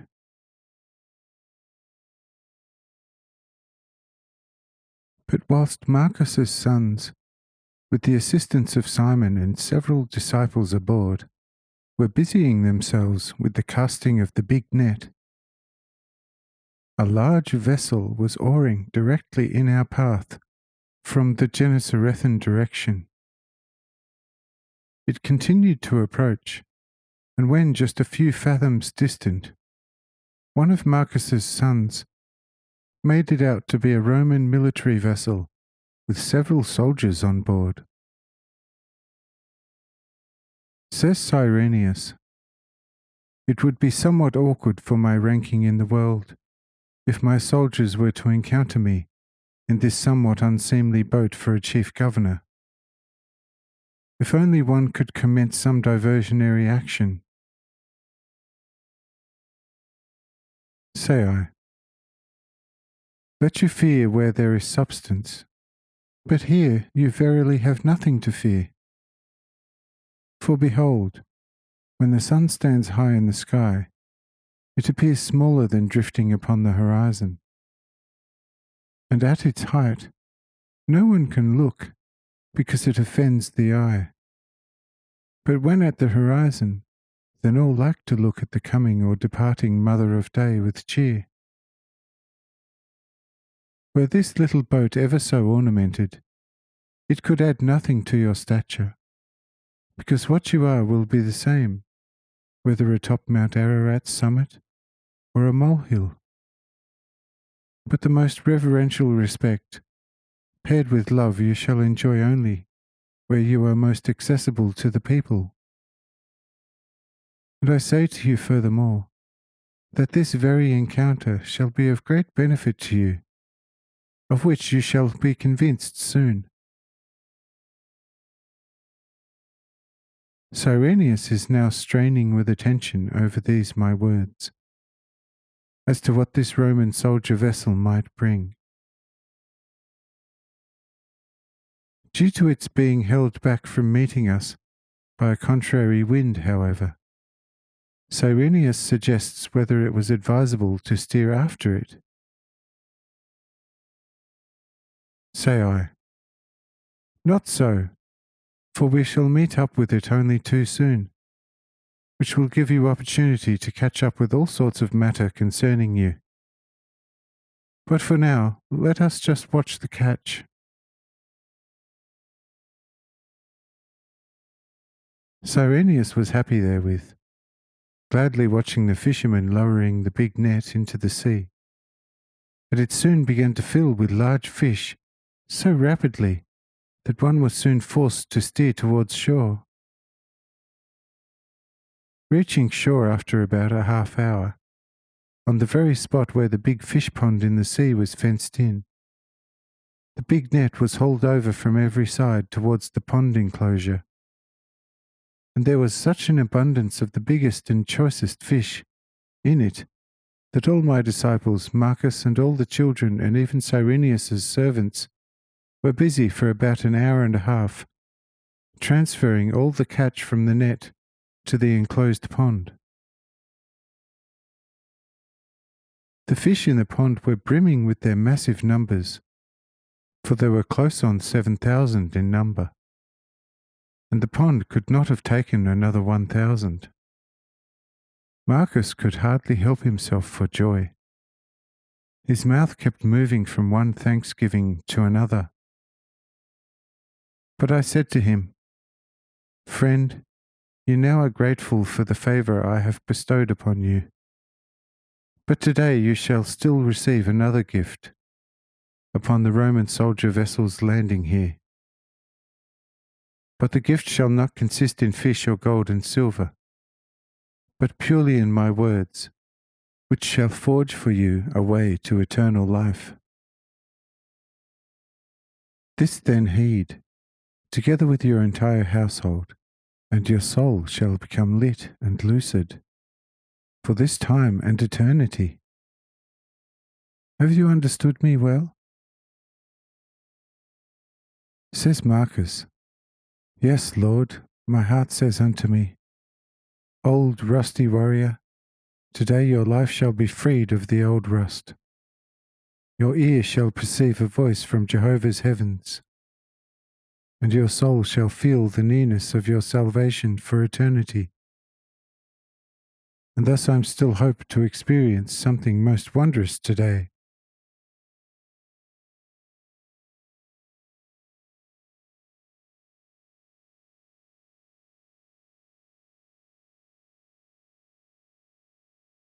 Chapter 32. The New Guests.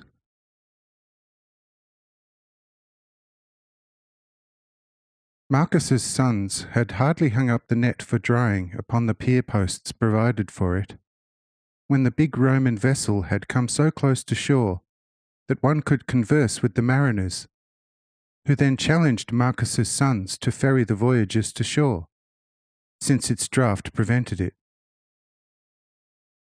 The sons did so, and my disciples were not a little surprised to notice among the Roman soldiers and other civil persons also the captain Julius, and finally even Ebal together with Jarrah. The ship, however, also carried 5 captured, violent street robbers, who carried out their atrocities on the passes between Judah and Samaria, and committed several murders. They were clothed as rabbis, and looked quite superficially amicable, but in each one's heart there resided an entire legion of the most wicked devils, who were forcing these 5 robbers to rob travellers in the most brutal fashion, ruthlessly murdering them afterwards to avoid detection. But these robberies were secretly condoned by the Pharisees, because they made meetings between the apostate Samaritans and the Jews in many parts all but impossible. The Romans, however, also were aware of it, making them especially adversarial towards them. And such criminals then always fared shockingly, because these received the most painful death sentences. Next to the 5 main robbers, there were several political prisoners going forth from the temple for clandestine propaganda against the Romans everywhere. The transport aggregate was heading for Sidon. I screened myself somewhat to prevent Ebal, Julius, and Jarrah from immediately noticing me, commanding also the domestics and Cyrenius not to give me away straight away, because there were also several Pharisees upon the vessel who had secretly been sent after me from Jerusalem, although verbally stating other official grounds. Cyrenius welcomed Julius most amicably, which surprised the captain rather joyfully. For firstly, he had not expected to find the highest Asian head of state here, and secondly, because Cyrenius's way towards his subordinates was usually very reserved, although meticulously just. Cyrenius at once conferred with Julius about the criminals, and whether Julius had passed any sentence on them already. Because with the Romans, a sentence once handed down fared inexorably. Only the emperor could revoke same. But Julius had not passed any sentence, and had intended to let the chief governor himself do so at Sidon. He therefore asked Cyrenius to do so with the 5 robber murderers and the several political prisoners, in accord with the criminals' own evidence. Says Cyrenius to Julius, "You have dealt well and wisely for not having sentenced these wicked ones. But I shall not forthwith sentence them either, because a still greater and mightier is found in our proximity. We shall let this one judge in this matter. Hence let the criminals be well guarded until this mightiest and wisest one comes." Says Julius, "Exalted commander over Asia, does perhaps the emperor find himself on Asian soil?" Says Cyrenius, "No, dearest Julius, but one who truly has dominion over all nations of the world, and hence also over the crowned son of Augustus, my brother. Zeus himself with all his godly might has come to us mortals from heaven. His words are works, and his will accomplished deed. Cyrenius, however, spoke thus in the Roman tongue to Julius in order not to give me away, and because he was not aware of Julius already knowing me. Wherefore Julius said, "Most exalted commander, we now live in a time of wonder upon wonder, and the gods must be greatly pleased with us mortals. Because a few days ago I too had the most exceptional privilege in the world to be acquainted with a man who lacked nothing of Zeus except perhaps a few thousand lightning in his hand. A year would be much too short to tell you what this most obvious Zeus has worked at my Genesareth command, and that at the upright innkeeper Ebal's place." Cyrenius's eyes widened at that, and he felt embarrassed about what he should now say to Julius or ask him. For he realized immediately that the story concerned me, but he did not want to shake Julius's faith. The same, however, was the case with Julius, for the thought so as soon as Cyrenius was describing the almighty Zeus. Neither of them regarded the other as a converted Roman, and so it was the two stringed each other along until I, later on, myself came forward, thus putting an end to their mutual doubts, which I had nonetheless deferred for an hour.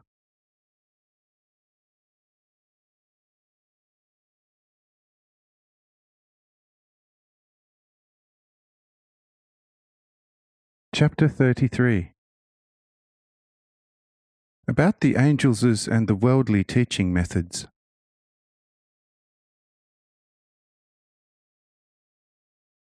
Ebal and Jarrah supported Julius's testimony and said they were making their journey to Sidon precisely on account of this rare miracle man, in order to possibly still encounter him one more time, as the daughter's longing for him was too intense. Cyrenius made out to be much surprised at how the hardly 13 or 14 seasons old maiden could be so much in love, particularly since he, Cyrenius, was aware of a most endearing and beautiful youth constantly escorting her. It therefore was even more astonishing that the beautifully tender little maiden could, at the side of the exceptionally beautiful youth, fall so mortally in love with an already old-looking man, such as the human Zeus is said to be. Whoever has come to know Jarrah these previous events at Genesareth knows that she won't easily back down from a dispute, and so she also said to Cyrenius, "Esteemed Lord and Governor, how can you now, in front of us, betray and count among the dead gods of Rome, for political expediency, him whose godly light and grace is streaming forth manifold from all your parts?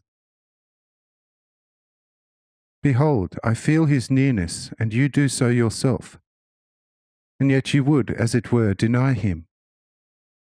Behold, this is not very commendable of you, nor is it very commendable of Julius that he should, as it were, betray in a certain way the most holy and righteous to you, O esteemed Lord. It is furthermore not at all praiseworthy of you to accuse me of a kind of coarse enamouring, for I love him only, as all men should, as my Creator, as my God and Lord, and worship him in my heart as purely as can be for a mortal maiden.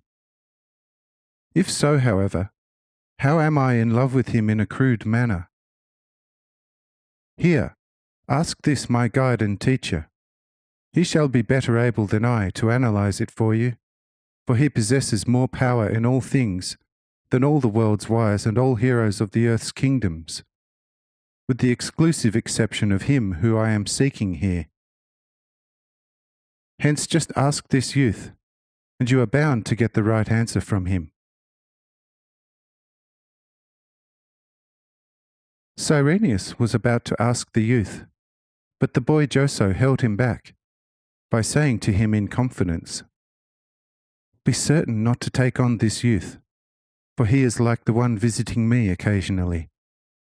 For this type of being tolerate nothing unclean, and hence no unseemly questions. For their life and being is nothing other than God's flame light. Says Cyrenius to Ebal, "Is not this your daughter, and a Jew? Hence it is astonishing to see so much of the deepest wisdom resides in her.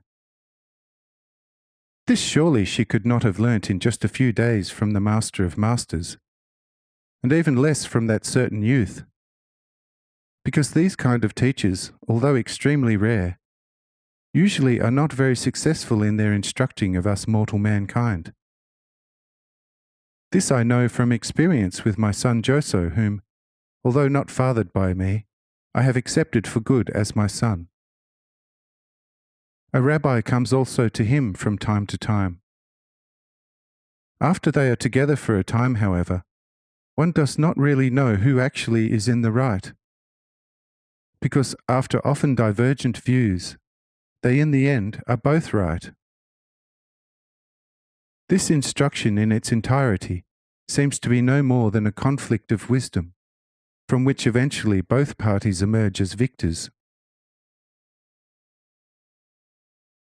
My Joso frequently is so heated up against his mystic master that he wants him removed, but the master does not allow himself to be led astray by it, asserting his often crassest nonsense, and only lets some light come through towards the end. And so I assume that the handsome rabbi does similarly with your daughter." Says Ebal, "Yes, indeed, exalted commander. It is completely so. I, on my part, can never quite work out who is ultimately correct. The thing seems to remain undecided in the main. There is never any talk of some positive teaching. The young spirit appears to simply try to confound his students' concepts, and the latter then has to straighten them out of himself as best he can. There can be no talk of any assistance, and as such there are always undecided matters in the end. If the student wants to fully demolish the rabbi's corrections, then he has to encounter the mentor with absolutely foolproof negations to prevent the rabbi from moving left or right. This is then proof that the student is in the right, but without the foolproof rejoinders, the student is always in the wrong, even if setting up the most justified assertions. Oh, my Jara has had her rabbi in a real noose, and he himself would not know how to get out of it, had not the maiden gotten him loose, which he conceded. Verily, the celestial method of teaching often is most peculiar.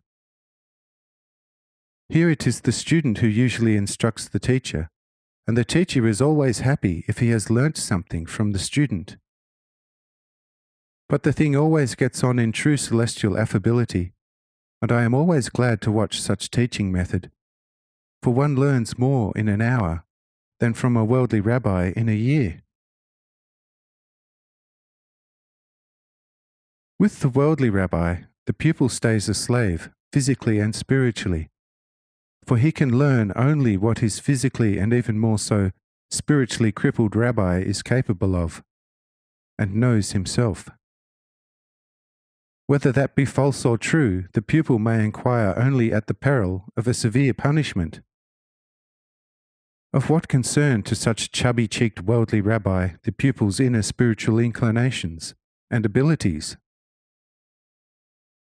There the thing is, eat birdie or die. In short, today's teaching method resembles a helmet that fits all heads, or a bed in which all men can rest with comfort. The giant Goliath certainly would look surprised if offered a cradle to rest in.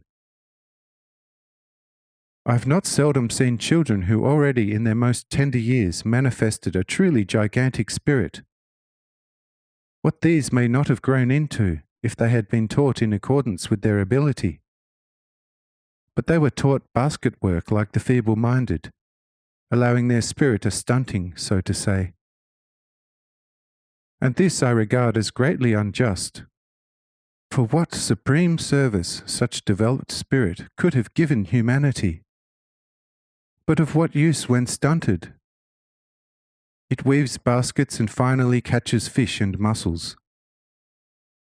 But here I see the immense difference between the vain and mostly foolish worldly rabbis, and on the other hand the now most wonderfully current celestial rabbi.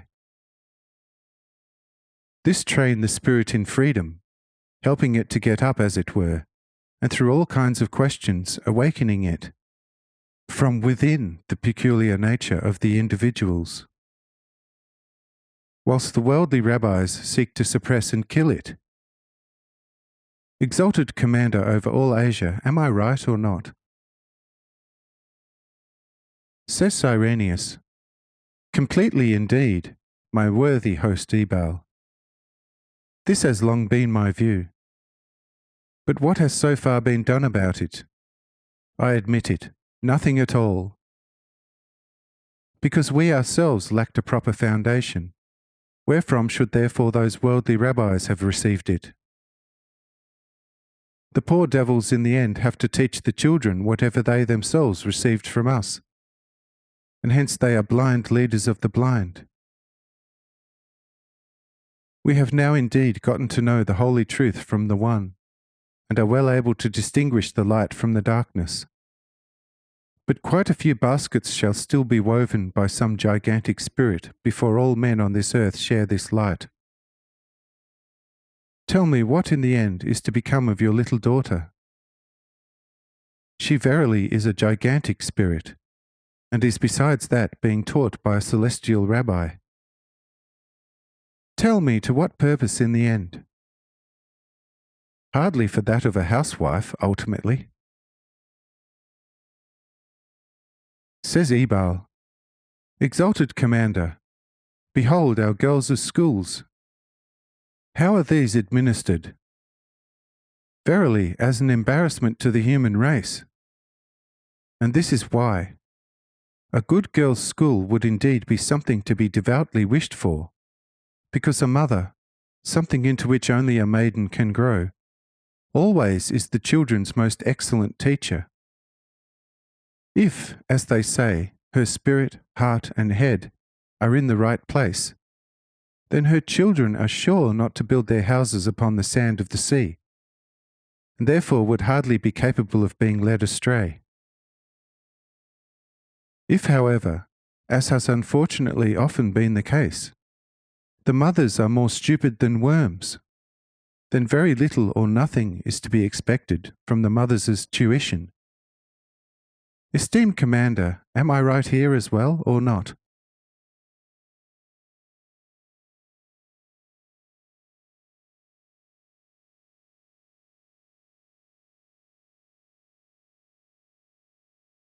Chapter 34.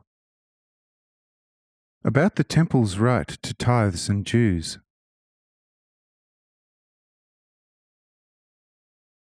Says Cyrenius, here too you are completely right, and I am happy to detect a wise and honourable babe in you, and shall have to elevate you to some public office with considerable authority. Says Ebal, this will be difficult, as I am still a Jew who is strictly precluded from accepting any office or title from Rome.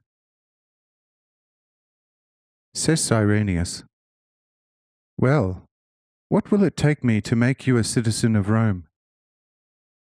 And once you are so, you are able to accept every imaginable official dignity, and we shall know how to thoroughly punish the temple if it objects. If you are therefore willing, I shall make you a citizen of Rome. Says Ebal, Exalted Commander, verily not for the high esteem of a Roman citizen, but purely on account of the freedom bestowed upon every upright citizen of Rome, do I accept your offer. In heart I shall certainly remain an Orthodox Jew eternally, for one cannot escape the living conviction that the true Judaism really once came to mankind from the heavens, and that true salvation is to be sought and found therein. But externally I shall be as one born of a genuine Roman woman in the heart of Rome. Says Cyrenius, Good, you shall at once, from my own hands written on parchment, receive a permanently legitimate pass, imbued with all rights of a citizen of Rome. On producing such letter to the Templars, they are certain to leave you in complete peace. You shall then be able to do more for mankind than it could be the case heretofore. I want it, and so be it. Therewith Cyrenius gave his secret scribe a sign, and the latter immediately brought the pass. Cyrenius signed it and handed it to Ebal. Ebal, deeply touched by the chief governor's goodness, thanks Cyrenius from the bottom of his heart, terminating his eulogy with, Verily, such honour I had not expected in the vicinity of Caesarea city. This letter shall on my part be verily used for mankind's greatest advantage, and that much more because the pass empowers me to make any upright Jew a citizen of Rome, who himself then in turn enjoys all the rights and privileges of a Roman citizen. Verily, our area shall soon count many Roman citizens, and the departure of Pharisees shall soon increase as the grass in spring. Oh, how splendid this shall be! Says Marcus, standing next to him, Brother, you are indeed right to be very happy about it, because it is a great thing to be a citizen of Rome. I have been so from birth, but I nevertheless have to pay the temple clerics a certain annual tribute.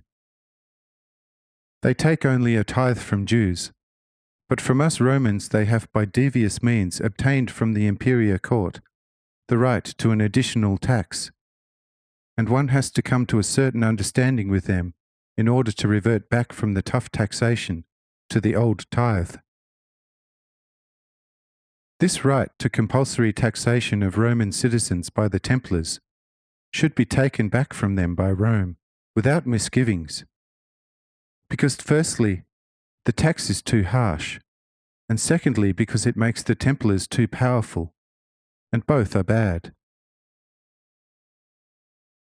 Among the current transport of felons to Sidon again are found several agitators who are certain to be in the temple's pay for their work.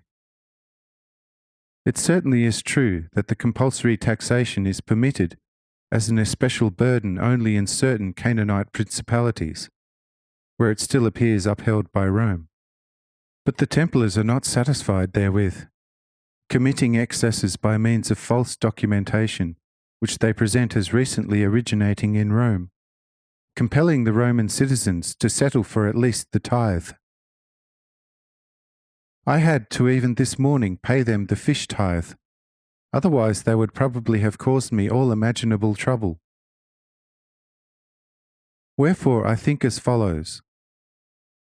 One should as soon as possible take away every Roman concession from the temple, or Rome shall shortly be in danger of upheaval upon upheaval in Asia, and Rome shall before the passage of 40 summers have the unpleasant honour of having to reconquer Canaan and the rest of Asia a second time, from Alpha to Omega.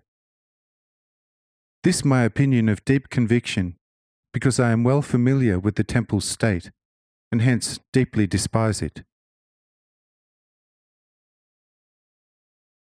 Says Cyrenius, Even for this misshapen axe, a handle shall be found. But when the Templars dare to start collecting taxes to extract their tithe from it, then we shall know how to dispatch a well-fed thunderstorm towards the temple.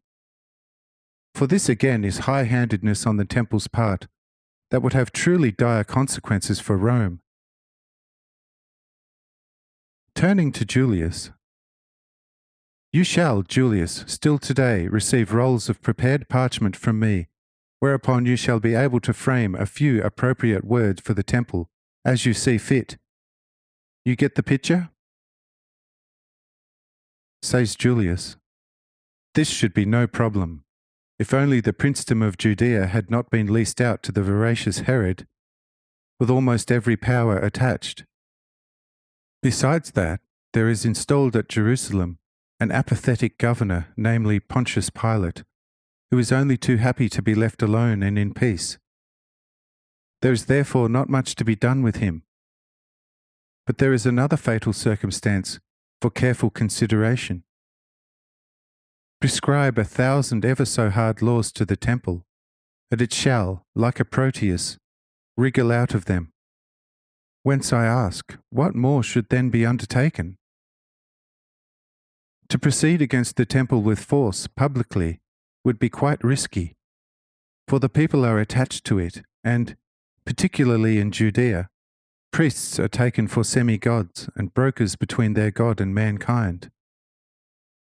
If therefore one brought to bear evident force upon the temple, one would have the fiercest rebellion upon one's neck in all of Judea. Wherefore much caution is called before undertaking something with the temple in all earnest. Here in Galilee, and namely Gennesareth, which finds itself in a state of perpetual emergency, and where people are of a more enlightened nature, one can take to the field against the black ones quite effectively. But in Judea not at all. Wherefore this means taking counsel before anything against the temple is undertaken. The temple has been able to, in all sorts of devious ways, to obtain all kinds of privileges from Rome, which we are bound to honour for as long as we have the fortune and honour to be Romans. Under these conditions the Charta Albus, white documents, shall be of little or no avail to me. I am, however, myself sufficiently Charta Alba in my area. I can, by the way, always find a use for some anyway. For Gennesareth and its extensive surroundings I have in any case already driven the tribute and tithe extorting out of the Templars to where they are certain to let go of their veracity, and if I am correctly informed, then our upright chief Cornelius in Capernaum has long since done the same at Capernaum. And thus Galilee is, except for a few Herodian extortions, fairly free of the temple grinds. But this shall not be achievable in mighty Judea for a long time yet. This is my opinion. But you, esteemed governor, are at liberty to command whatever you will, and I shall at all times remain your most ready servant.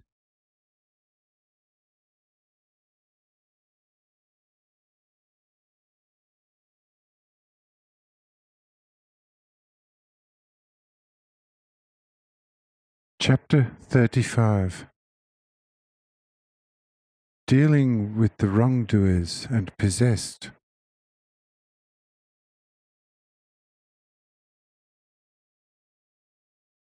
Here Cyrenius praised Julius, but said quite rightly and wisely, "Dearest Julius, you know that I highly esteem you, and that your lucid intellect always well pleased me. However, what you have spoken just now does not appear to have sprung up from your own ground and soil. This you too have absorbed in your heart from that particular one."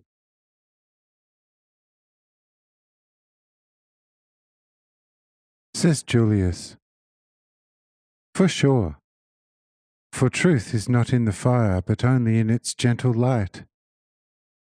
Wherefore I have also become much more gentle and forgiving since getting to know him. If only I could meet up with him somewhere one further time in my life." Says also Jarrah, standing adjacently and taking it all in, "Oh, this is also my one and only wish." In the course of this conversation, I had come up behind Julius unnoticed. Only Cyrenius noticed me, saying to Julius upon my prompting, "Look around you a little. Someone stands there as if wanting to talk to you." Julius quickly looks around and nearly faints for joy at seeing me here. And Jara shrieks for rapture, falling like dead against my chest. And I had to let her rest like that for nearly a half hour before she came out of her blissful stupor.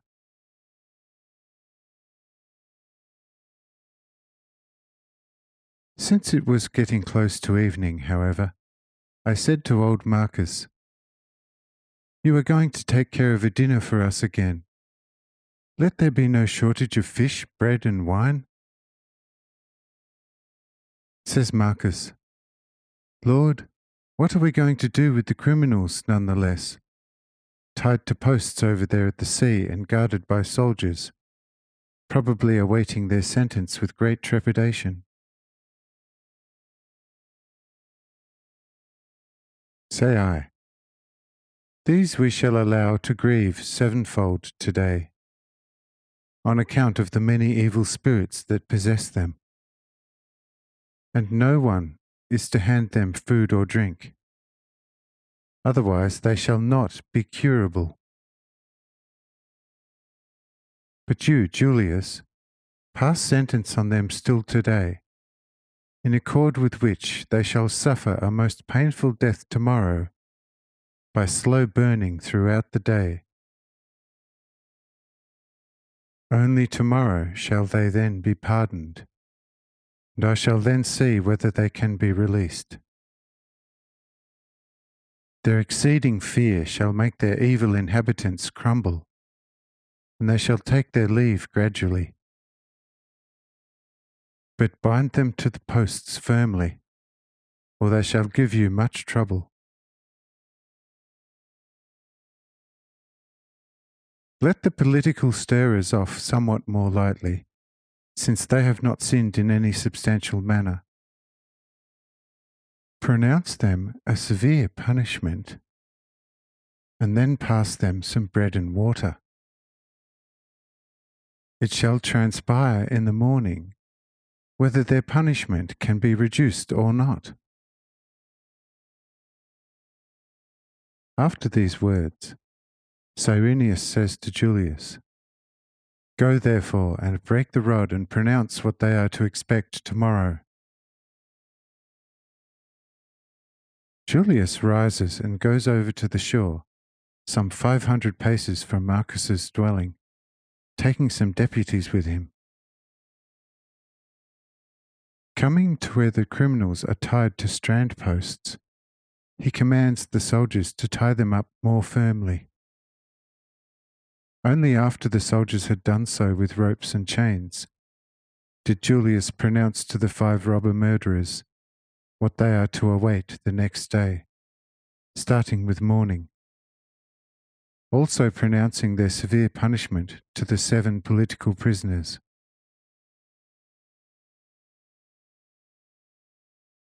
On hearing such sentence, the 5 robber murderers shout, panic-stricken, for immediate execution, as they would not be able to stand the pain.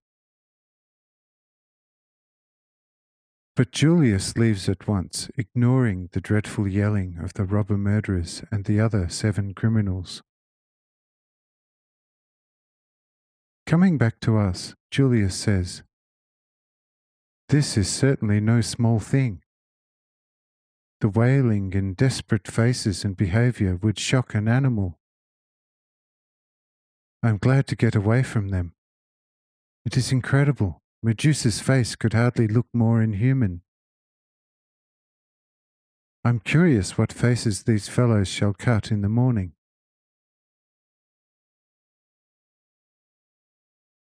"You see," I say to Julius, "this is effected by the wicked spirits in them. These shall hardly be able to bear the fear till morning, and shall, as I said, mostly depart. And tomorrow we shall have easy work releasing the people." Ask Cyrenius, "But what shall then have to be done with them? Shall we be able to fully free them or keep them locked up for a while?" Say I. Certainly, for under no circumstances can they be freed without abundant counselling. Neither the other 7, for no man rids himself of sin as quickly as he fell into it. For the 5, a year shall hardly be sufficient, and a half year for the other 7.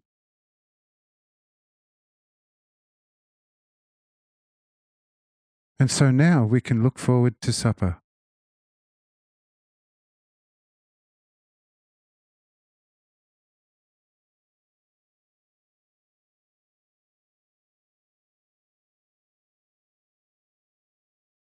Chapter 36. Jarrah talks wisely.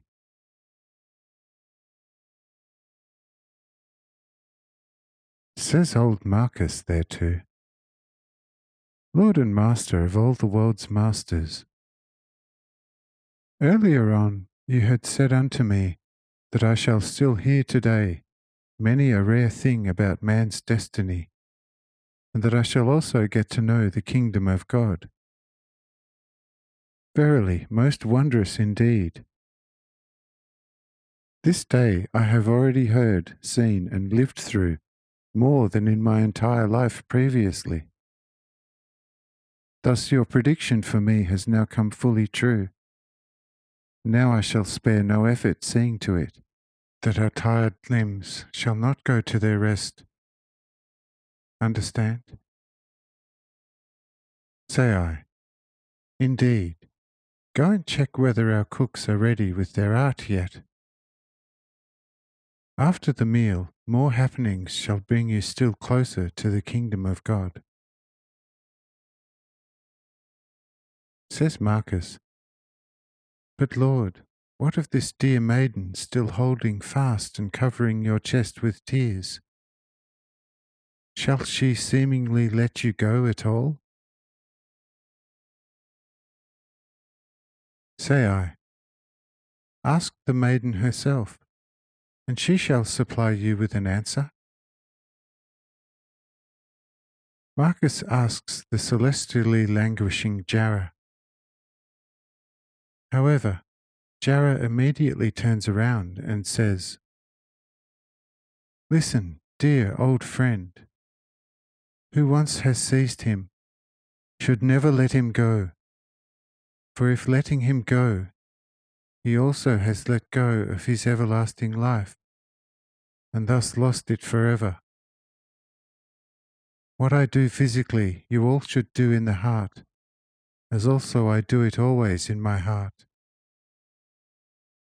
Who loves his life, but often let go the Lord of life frivolously because of the world, will also lose his life because he has lost the Lord of life.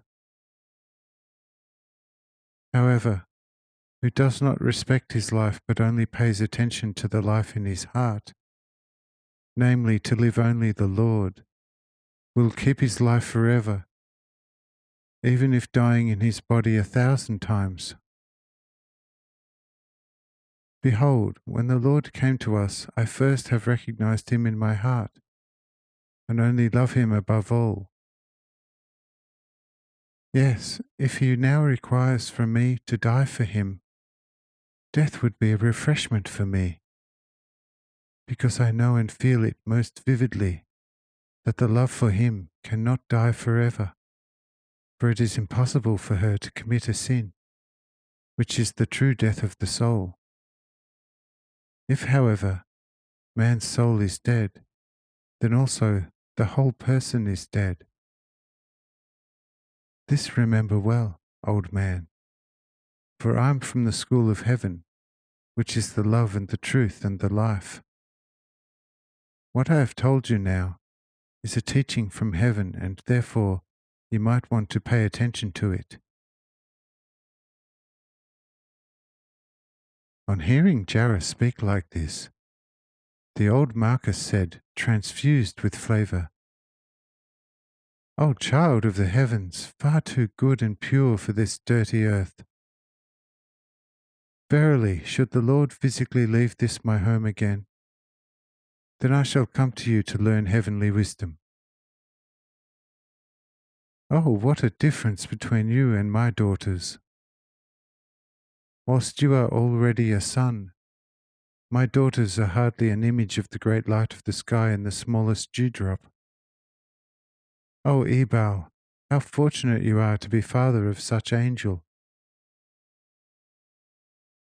Here tears of bliss fall from old Marcus's eyes, and he hastened to the kitchen to check out on the supper, acquainting his daughters with the instructions he received from the little maiden from Gennesareth. And the daughters were astounded and asked him to create an opportunity for them to talk to the heavenly child after the meal. Marcus was elated about that and promised to arrange it, but that also they should now busy themselves to get the supper ready soon. And the daughter said, "Father, everything shall be ready in a short quarter hour." With that, Marcus left the kitchen and commanded the sons to quickly put wine and bread on the tables in front of the house, and also to see that there should not be a shortage of light. Several well-filled lamps were to burn upon the tables, and the rest of the courtyard was to be lit up with fishermen's flares throughout the night. All was at once put in motion, and by the time it grew dark, many lamps shone brightly upon the tables, and the quite extensive courtyard was lit up by the flares. Soon after, exquisitely prepared foods were set on the tables. Well-cooked fish, bread, wine, and diverse fruits. Before the meal, Jarrah recited a psalm of David, then asking me to bless the foods and drinks. And I did so, and we all sat down and consumed the dishes with joy and cheer, with wine in moderation.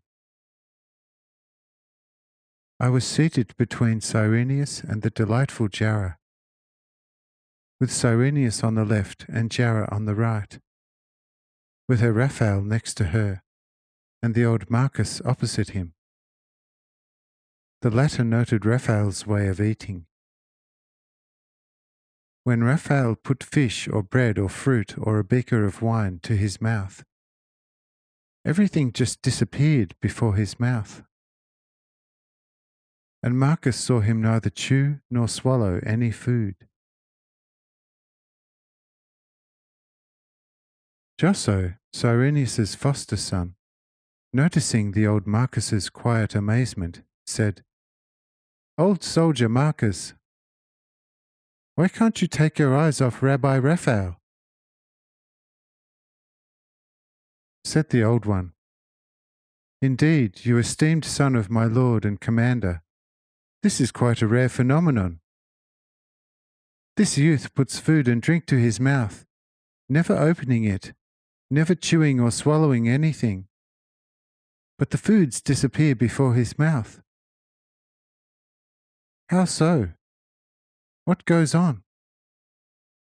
If this is not another wonder, what am I to make of it?"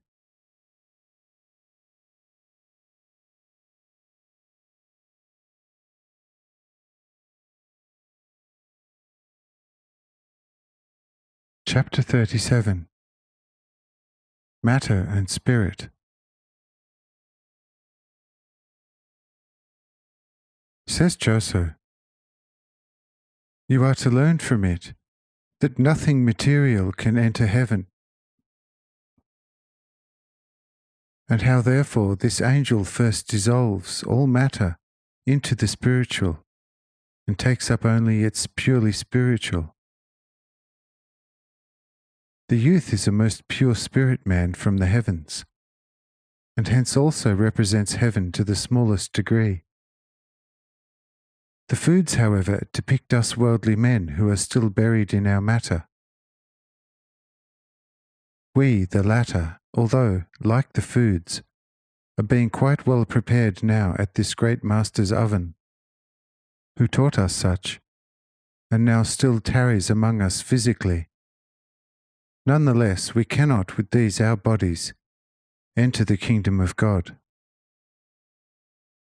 When we shall once, however, have been called by God to leave this world, then an angel of God will do with us, as this one does with the food. That is, he shall in a moment liberate from matter everything pertaining to the spirit, and then give the material over to full dissolving, then uniting the soul and its spirit of life, as well everything within matter that belongs to the soul, into a most perfect human form,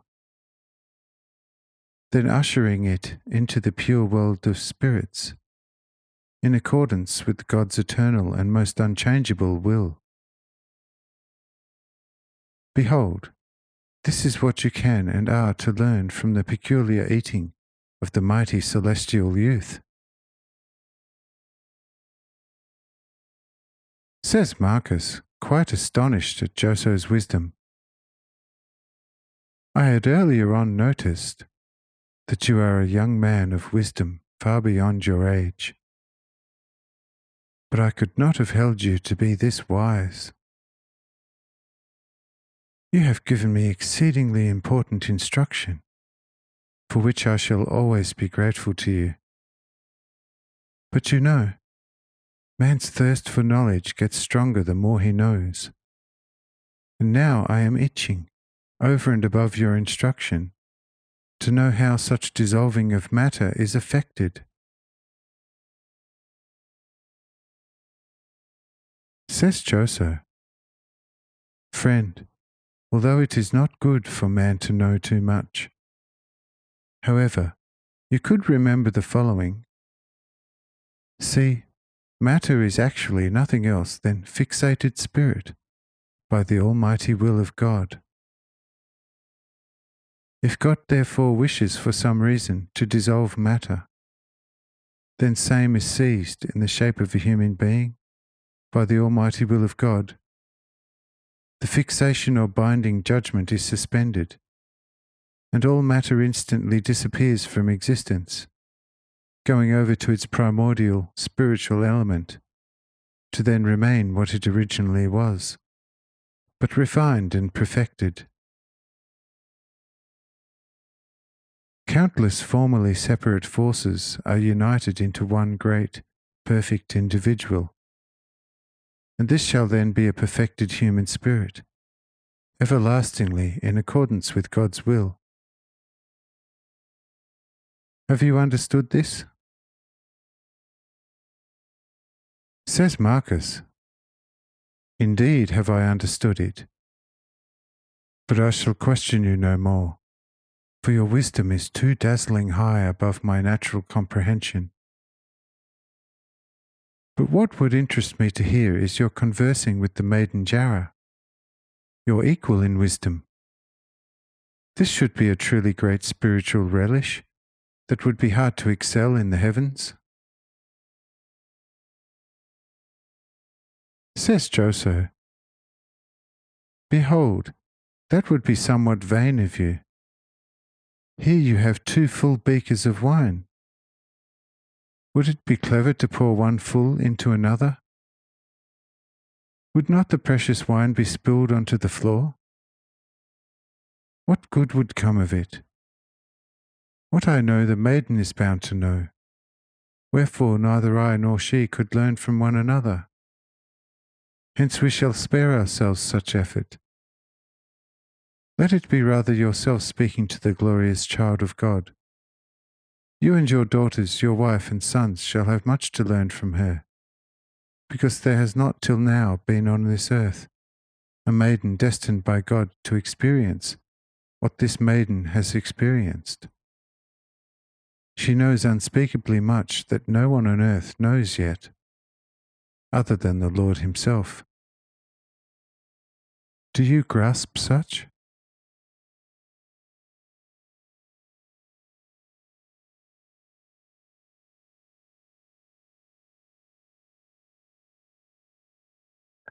Chapter 38. Jarrah loosens Joso's Gordian knot.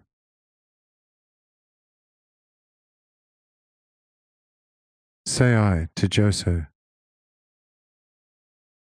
But, my dear Joso, how do you know that my dear Jarrah moves within so much wisdom, having knowledge of things that none besides myself knows? Says Joso, Lord, how should I not know this, and how can you ask me, since it is yourself who placed it into my heart, and from there unto my tongue, whatever I am to recognize and speak? Say I, very well, my dear Joso, since you know this, give us an adequate reason why, since all the thoughts of your heart, even at the deepest level, are and must be known to me long before you have thought them, I none the less still asked you. Here Joso is taken aback, looking within himself for a cohesive reason. After a while, he says rather timidly, Lord, for this and because of my restricted power of discernment, no plausible reason can be found, at least not by me, be it that you ask only for appearance's sake, like a rabbi asking his student something that he, the rabbi, is bound to have known long before his disciple. And yet there is an endless difference between you and some rabbi testing his disciple. The former indeed knows what he knows himself, but does not without testing know whether his disciple knows it. But you know only too clearly and vividly, not only what in the first instance I know for my part, but also the most secret thoughts of all men and angels. Yet ask me? Behold, even therein lies the inextricable Gordian knot. Since I am no Alexander by far, I am not able to unravel it. Say I, tell me why it is that the youth from Sishar paying you occasional visits asks you as if he didn't know, when in fact he is certain to know only too well. He actually permits himself to be instructed by you as if he were your disciple. Says Joso, Lord, this is my very complaint about him constantly, that with all his immense wisdom, he just wants to learn from me. And if I ask him about anything, he keeps saying, this is what I wanted to ask you about. But I ask, and have already asked you this morning. What teaching method is this?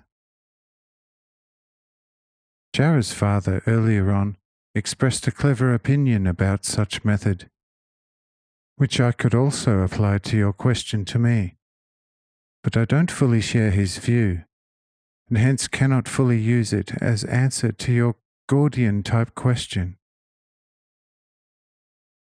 With certain diversely imitated disciples, such teaching method certainly is the best in the world, because the otherwise still limited disciple is steered towards intense independent thought, feeling and finding.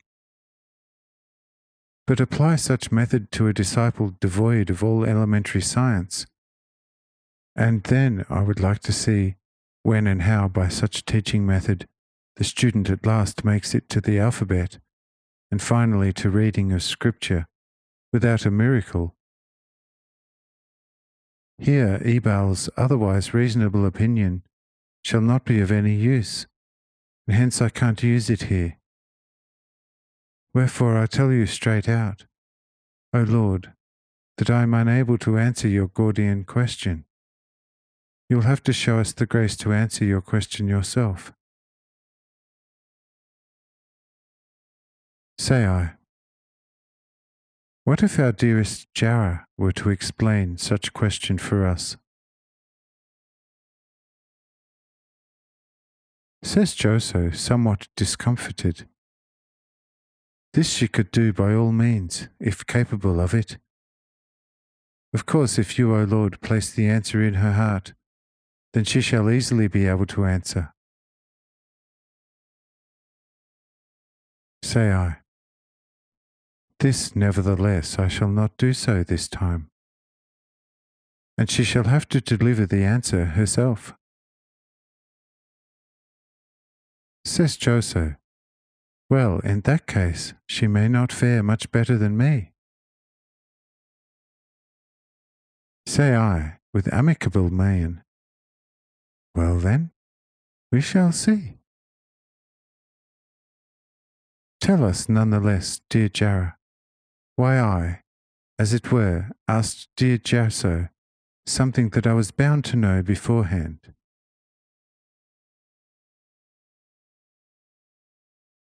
Says Jara somewhat timidly,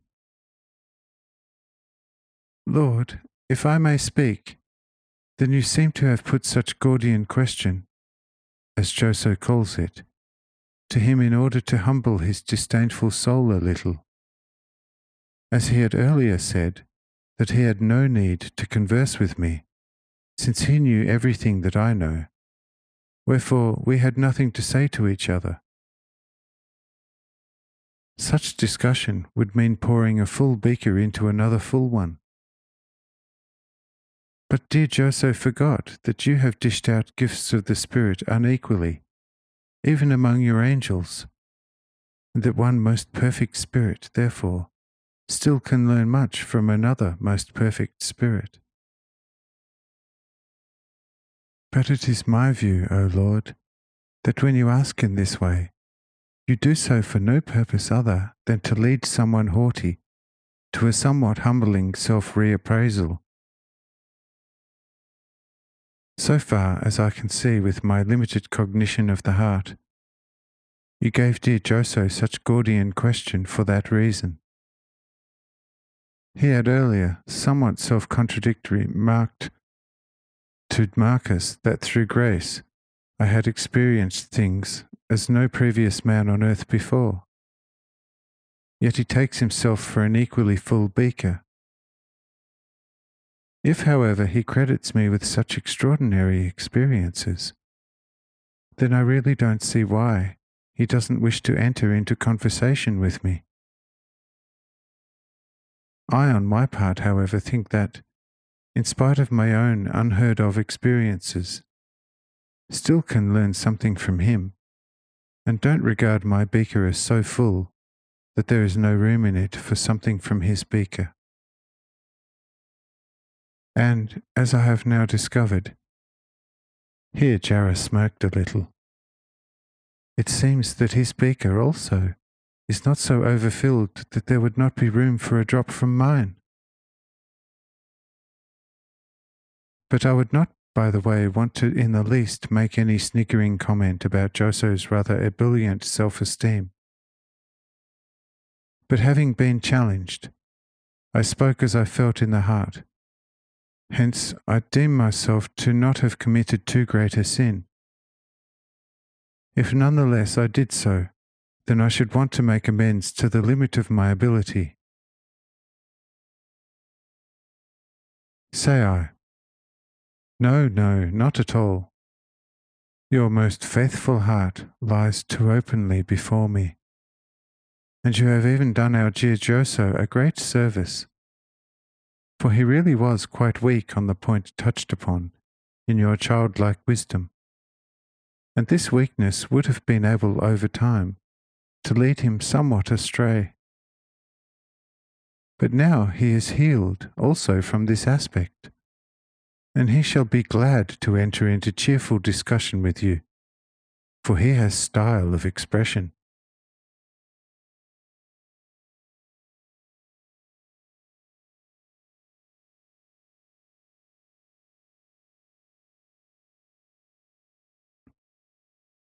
Chapter 39. About terrestrial man's limits of knowledge.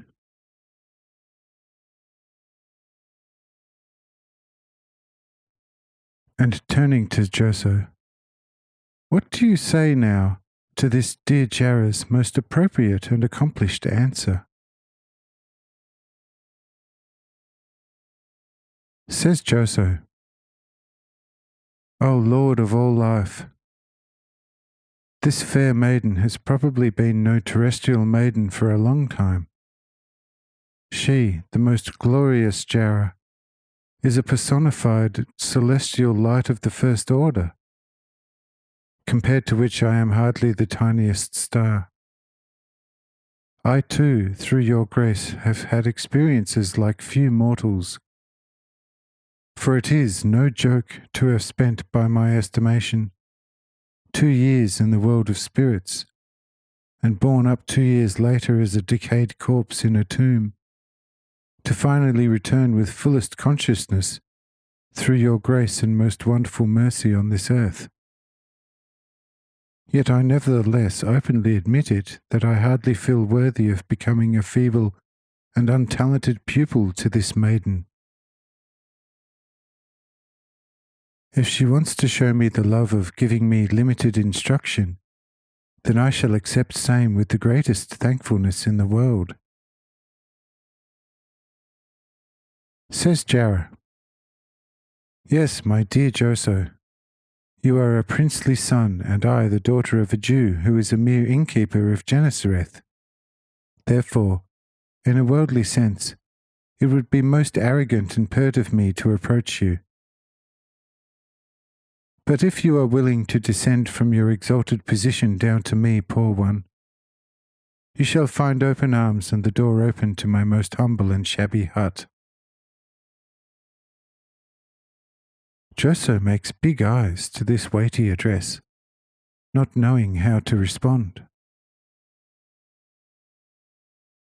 But Cyrenius says to Joso, Behold, my Joso, this is as much as to say, you are to sit over with Jara and talk to her. Go and do so, because I am myself quite curious about everything you shall discuss.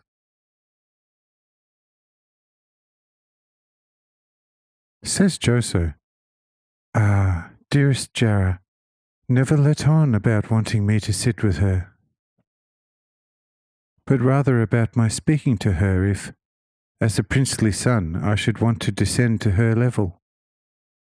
Of course, Jara doesn't seem to realize that firstly, I am no princely son, and secondly, that aristocratic pretentiousness is further from my nature than heaven is from earth. I am all just for truth.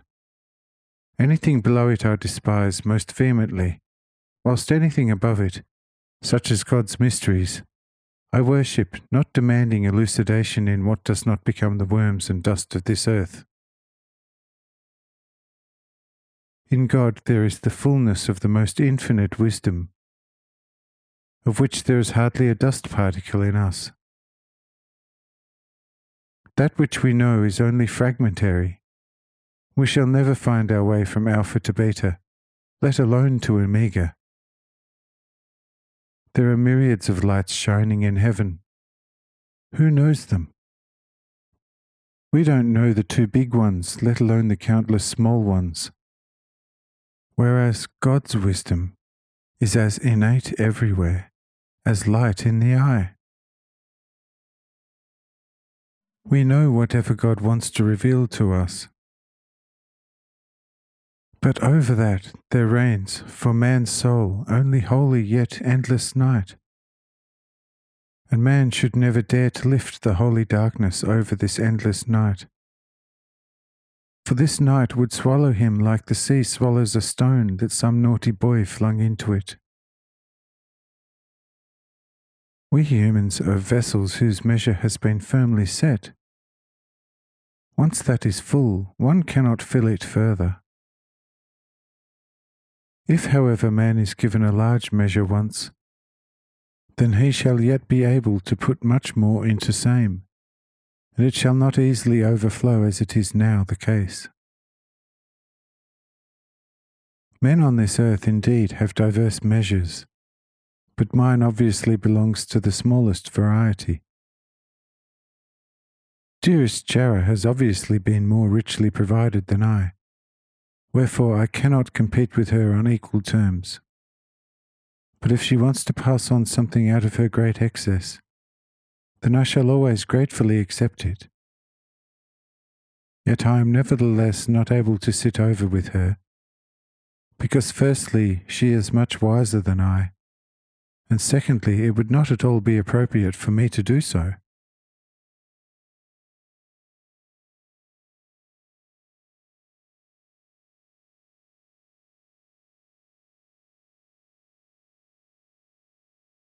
Chapter 40. What is truth?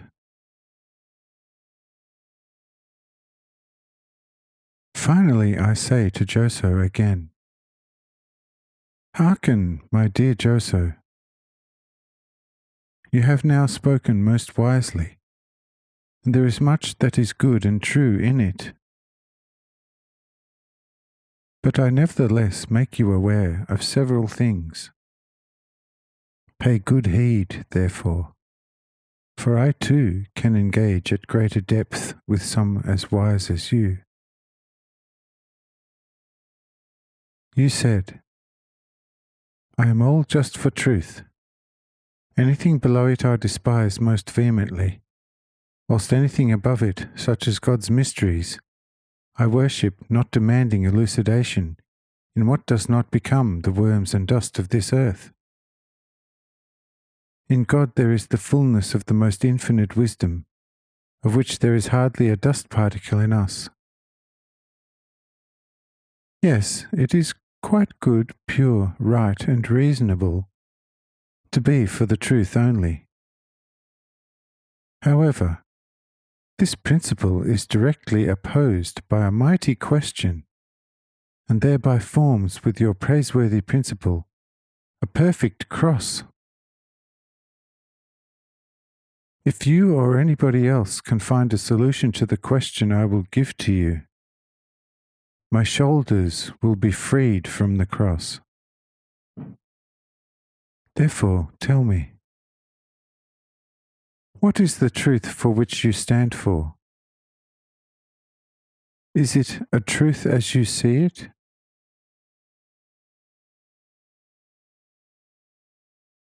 Behold, everything is smoke picture from today until tomorrow, and which might be a full truth for today, can already tomorrow not be the truth any more.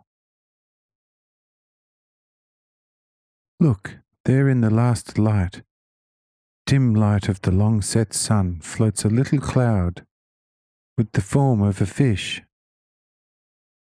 Tell me, for how long will this little cloud's shape remain a fish? Behold, the following moment will already prove the present shape of the cloud to be a lie. If I put 3 pears in front of you, you will say that this is a truth, that there are 3 pears in front of you. However, I tell you that each of the 3 pears contains several seed kernels, where out of each one can subsequently originate countless many trees, which finally can produce the same pears in countless quantities.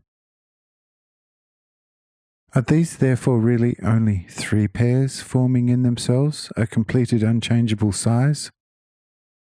Or are they only 3 apparent sizes, behind which still completely different sizes are hiding, like a large number of warriors in the belly of the wooden Trojan horse?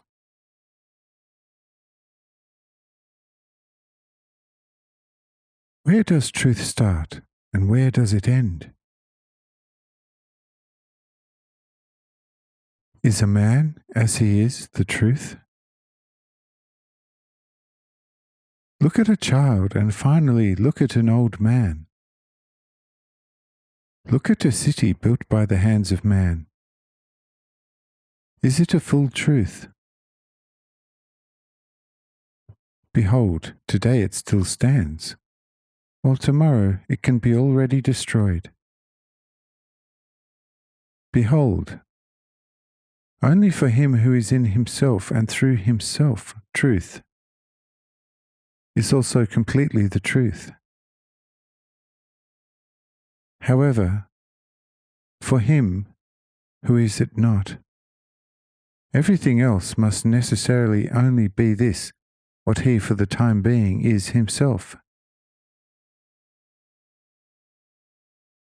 A truth, however, which is only a temporary truth, is already therefore not a full truth, since there is no permanence at home. The full truth must unalterably forever be to the fullest measure what it is in every moment.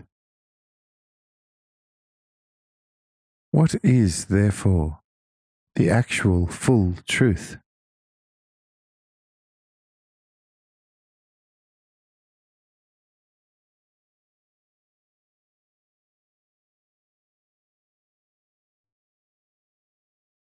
Chapter 41. The secret of all wisdom's foundation.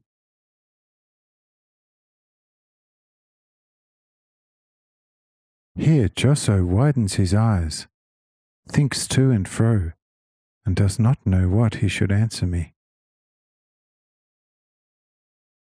However, Cyrenius says, Lord, but this is a question where all wise men and philosophers would have lost their teeth to the last root.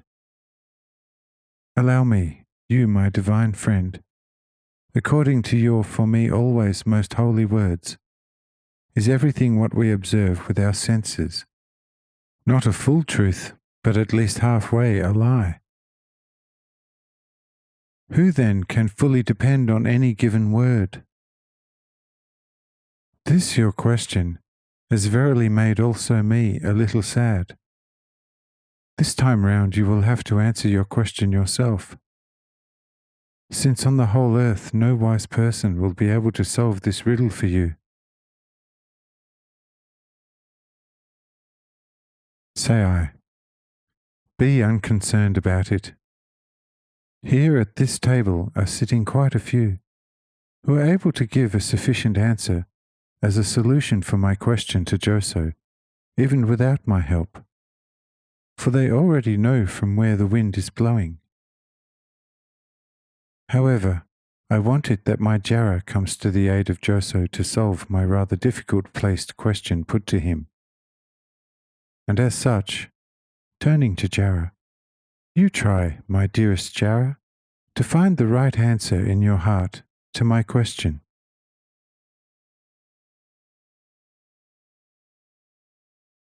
Says the maiden, smiling a little, Truly, I find it a little strange that the otherwise so wise Joso did not immediately find a suitable and fully solving answer in himself.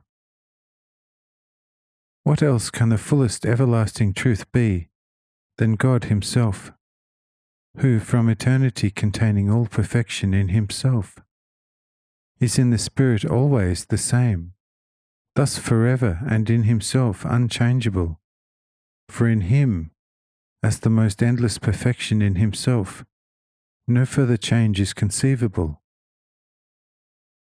God is the only and everlasting primordial reason of all being. Everything which exists is nothing else than his fixated ideas. Their being is therefore also a God being, and their life is God life. Therefore in God everything is the fullest everlasting truth, because nothing can be anywhere outside God. In us people, however, only as far as we are one with his holiest Spirit, through our love for him.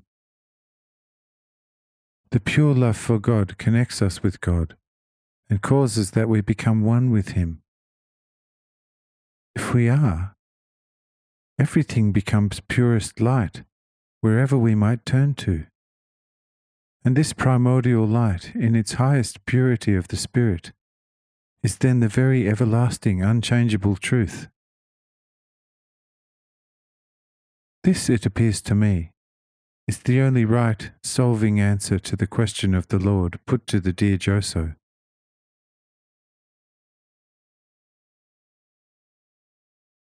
Say I to Cyrenius, now, what are you saying to this answer of my question given to Joso?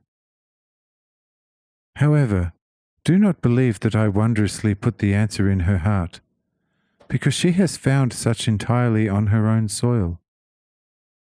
And I say to you, and to all who are sitting at this my table, there is not one word too much or too few, and is forever fully the truth. But how does she get to it and Joso not, who decided to be for the truth only? Behold, this is caused by her unlimited purest love for me. Such her love connects her heart with mine, and hence she can always, on the shortest route, collect all light and thus all wisdom from herself to find primordial spring of all light, all being and all truth, which is forever unalterable, one and the same in me. And you, my dear Joso, who stand only for truth, what do you say now about Jara, who stands just for love, as it were? Says Joso, a little embarrassed, "Oh Lord, I can see the dark spot inside myself now, but I don't see how to rid myself of it. I have done Jara much injustice, and this has to be made good, and if you, O Lord, have no objection, I shall at once sit over with her."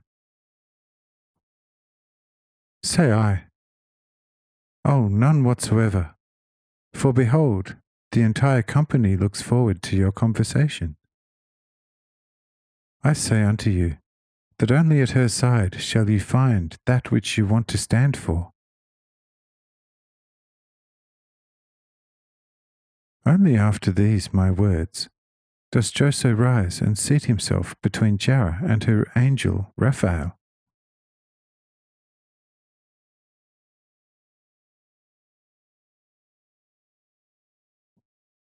Chapter 42. Joso and Jara in conversation.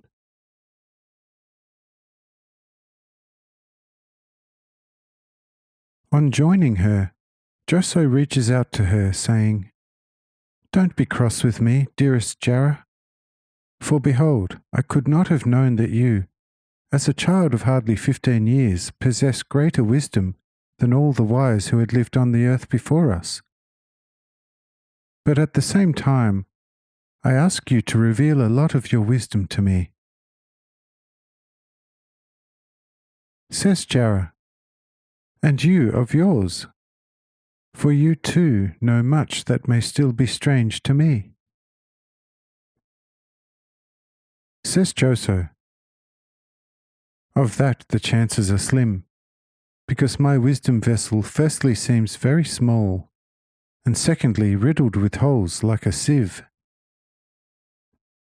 In short, not much is likely to exit me, primarily because the contents are limited. Wherefore let you commence. I am besides too embarrassed just now to seize something worthy of discussion. In the highest divine wisdom's presence, it is difficult for man to speak, but that much easier to listen and keep silent. But you, fairest Jara, possess a good bridge to divine wisdom. From this you can fetch whenever and whatever you will. Hence let you start, and as said, I shall listen." Says Jara, "But behold, esteemed Joso, this would hardly be appropriate, for a maiden must not be forward. You can indeed ask, and I shall answer, and when I ask, you too can answer." Says Joso, "It would be easy to ask if one only knew what." In ignorant childhood, the heart was full of all kinds of questions, of course. But after one has the answer within oneself already sevenfold, a new question is much harder than giving all sorts of answer.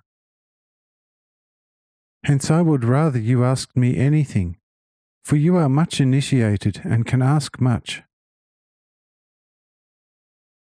Says Jara, well then, in my Lord's name, as you insist, I will put a question to you.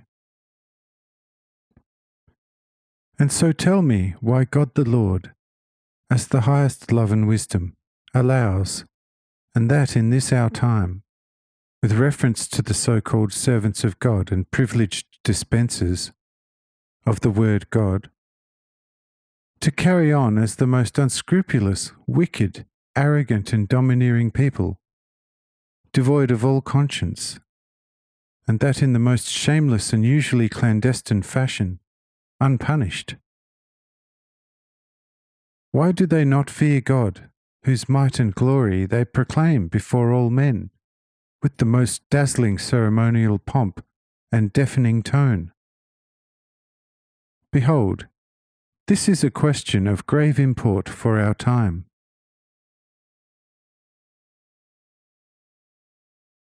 Says Joso, yes, this question is indeed of grave import, but no answer is to be found on my ground, and you shall therefore have to answer this yourself. Says Cyrenius, but my dearest son Joso, surely you shall find something to say. Verily, your constant excuses are beginning to bore me. I know it well and have now seen how dearest Jara far excels you in wisdom. Yet you are not to my knowledge quite so empty that you should find no answer at all within yourself to such question. Say something therefore. If you err, well, then there are an adequate number of wise men at the table who can guide you onto the right path. Says Joso, dear esteemed father and commander, it is easy to command, but there is endless bitterness within obedience, especially when, as for myself now, to be obedient is not possible. Think of the great goodness, love, and unlimited wisdom of God on the one hand, and on the other, all the abominable deeds certain to be committed unpunished by the so-called servants of God upon mankind, at all hours of day and night. Hold these contrasting conditions up to your soul face, and you are certain to clearly perceive, as do I, that an adequate answer to such question is somewhat harder to formulate than adding up 3 and 3. Let someone else try it, and they shall realize that the question put by Jara is no simple issue. Says Cyrenius, Now, I can see that one has to command a high degree of wisdom to answer Jara's question, even partially. But it would certainly please me to receive some adequate light on the matter. For I have given this point much of my thought, yet never found an even half adequate reason for it. I think that if none other than our most beloved Lord and Master, and our fairest Jara, proves able to answer the question, then we shall all turn to you, O Lord and Master. You are certain to uncover the right reason for us, as you also promised to do, if my memory does not deceive me. Say I, quite so, should Jara not be able to find her way. But I think that if she is diligent, she shall hit the nail on the head with the first blow. Try it, dearest Jara, and prove that I did not start up a little garden for you at Nazareth for nothing.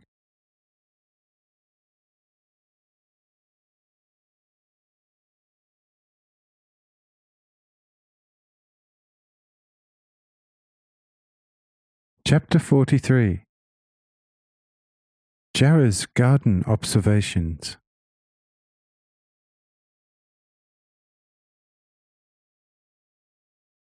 On hearing this, Jarrah stands up like a fully fledged speaker, saying, "Very well. The little garden is full of blessings from above, and I am eager to share my little childlike application, over just a few days, of course. The little garden has, of course, yielded little material profit so far, which could not be expected from its brief duration. Notwithstanding this, however, it has yielded me that much greater spiritual gain. The little garden is for me, indeed, a book of the profoundest wisdom, and in just a few days I have learnt far more than Solomon in all his wisdom could have revealed to me. And so the answer to my question to Joso has already emerged vividly in this very garden, being now in my sole possession and given to me by the Lord himself. For were the full answer not within me, then verily I should never pose such a question, in the blind hope that someone else should answer it for my comprehension. Oh, I certainly have the full answer within me, and this applies not only for this time, but for as long as there shall be a word of God, and a priesthood expounding same upon this dear Mother Earth. And the full answer to the question is this: I had cast diverse, precious and good fruit seeds into the rich little garden's soil. Some sprouted already the next day, and on the second day the shoots were already 4 fingers high over the soil. A maiden, and especially I myself, is always curious, and my insatiable curiosity drove me to see, at least with some of the strongly sprouting seeds, what actually in the end becomes of the seed after sprouting from the earth. I therefore dug some up and looked at them attentively. And behold, as they say in Roman, sapenti pos sufficient. A little is enough for a wise man. The Editor. I found the seed decayed, and the surrounding soil covered with mildew. From this grave the little plant sprouted, whilst there was hardly anything left of the seed, other than a tiny portion of the hard, protective, and seemingly imperishable pod cover. Besides this notable phenomenon, I unfortunately also noticed that some of the ungarnished seeds were consumed completely by the mildew, and there was nothing whatsoever left from which some fructifying sprout would or could have grown forth. But it did not, on the other hand, escape my keen eyes how above such completely rotted seeds, tiny and tender plants came forth from the soil that did not in the least have anything in common with the good and precious sprouts. Ahoy, I thought to myself, here you have it. These false sprouts are also bound to be a product of the good seeds cast into the fat soil. But the hungry soil has merely sated itself therewith, not permitting the proper sprout to shoot forth. But what does it gain? In place of the one precious sprout, 30 inferior ones shoot forth, ultimately depriving the soil of perhaps 100 times more of the fat nutrients than the one good seedling might have done. For everything good and precious is also sufficient unto itself in every way, regardless of what it is. Gold, unlike lead, does not have to be constantly polished in order to shine. It is polished once and then shines for centuries. A vine grows fruitfully in most inferior ground, but thistles and thorns normally seek the best soil. The good and precious domestic animals rarely are rapacious, whereas a wolf, a hyenas, and such like beast would want to all but eat all day and night. Likewise, the more noble and good human is undemanding, whilst the evil and sinister worldling is ever satisfied with anything. Give him 100,000 pounds of gold, and his most avid desire will soon be to get another such lot, and it shall not concern him if all the other people starve to death from poverty. One meanness constantly engenders another. Behold, the soil of my little garden, therefore, was partly unprecious and mean, wanting to fatten itself with the precious seeds that I had cast in it. What was the result? Instead of feeding the one precious and modest seedling, it had to feed 100 rapacious and unprecious ones. And behold, just as the foolish, mean, and selfish soil does, so do the people of this earth, who try to create a heaven full of the most blessed enjoyments here already. In the end, they have to let go of all their painstakingly acquired supplies, and 100 others then squander them in the most slovenly fashion. This now is an introduction to my forthcoming full answer to my question. Receive this image deep into your feelings, and you shall very nearly find the answer yourselves. Here, all are pondering, unable sufficiently to marvel at the maiden's immense wisdom.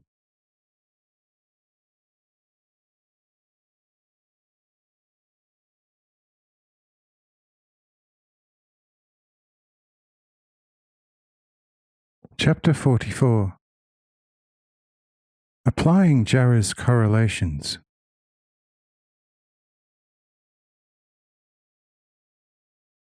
Meanwhile, the maiden turns to Joso, asking most amicably, "And no real light is falling into your heart yet either, my most beloved and esteemed neighbour?"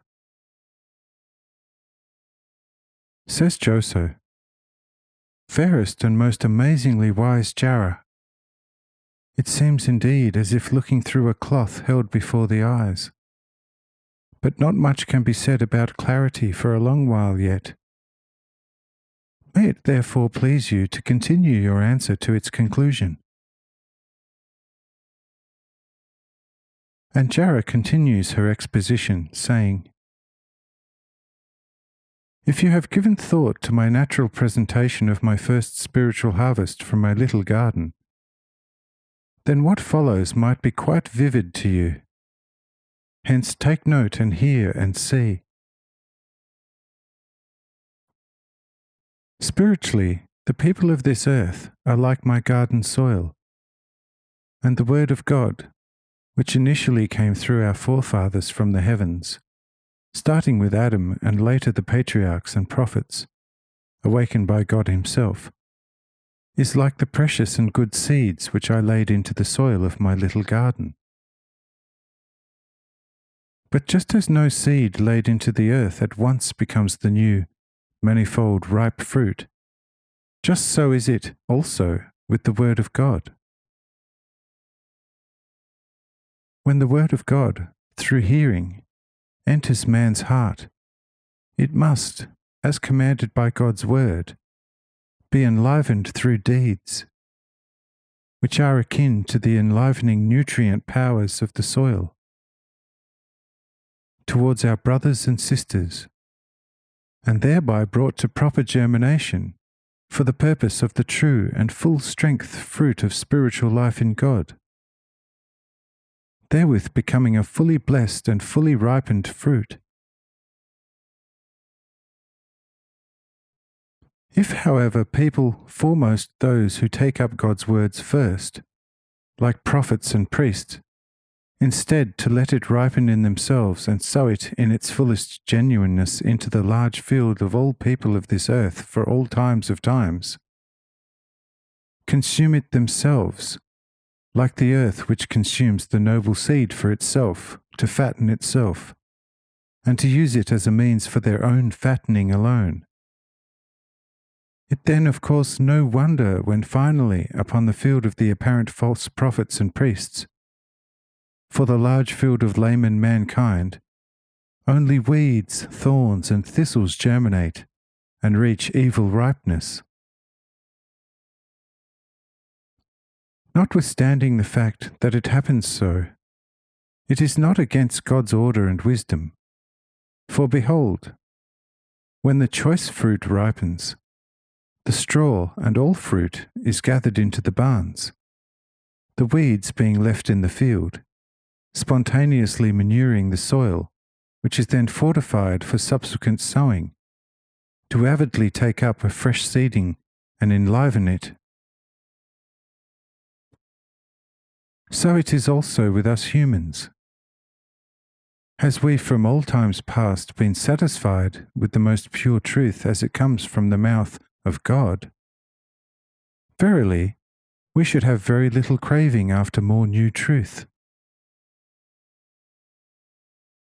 God the Lord foresees this, however, and allows a dulled mankind to be served up pigs' fare for a while, and its soil to be much fortified through weeds.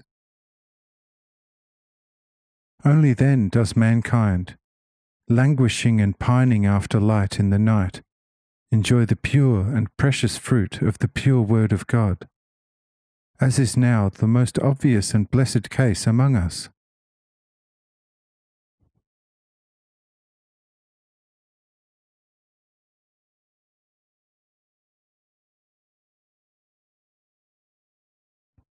Chapter 45. Materialism and its proponents.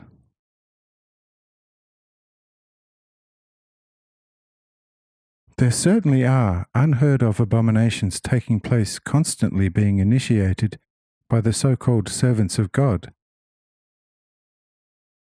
But mankind, bound to hear about it, and themselves not unversed in God's scriptures, increasingly ask one another daily, "What's this? What is the word of God?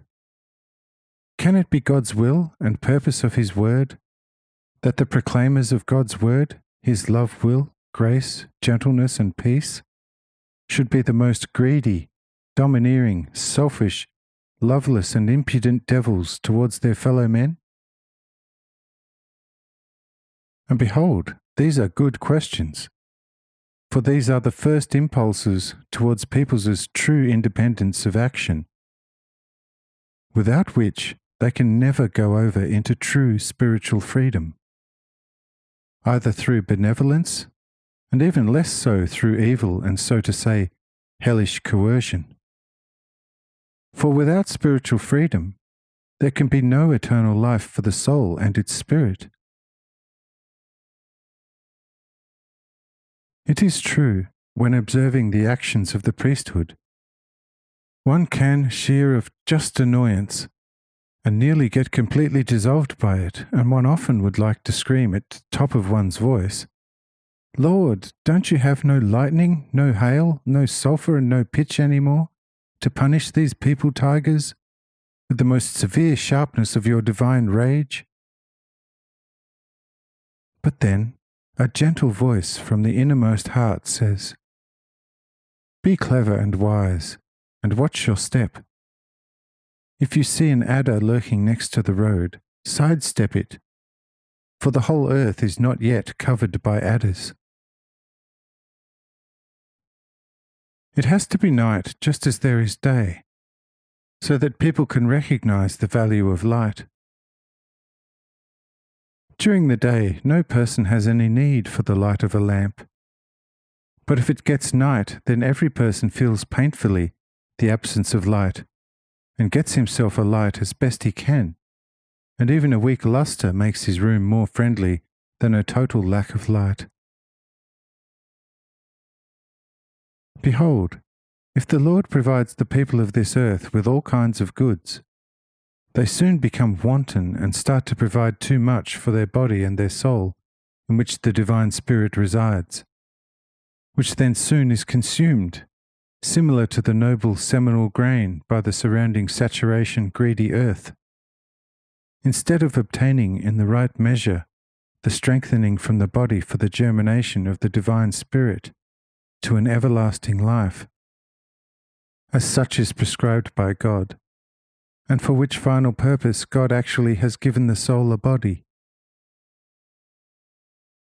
However, if the soul has been consumed by its body, instead of noble fruits, only thorns, thistles, and all kinds of evil weeds appear, from which surely no grapes and figs can be harvested. Such a person is then spiritually as good as dead. He doesn't know anything about the Spirit. He denies everything spiritual and materializes everything. Except for coarse matter, nothing else exists for such a person. His stomach and his sensuous skin are the only two divinities for which he is day and night prepared to bring any sacrifice.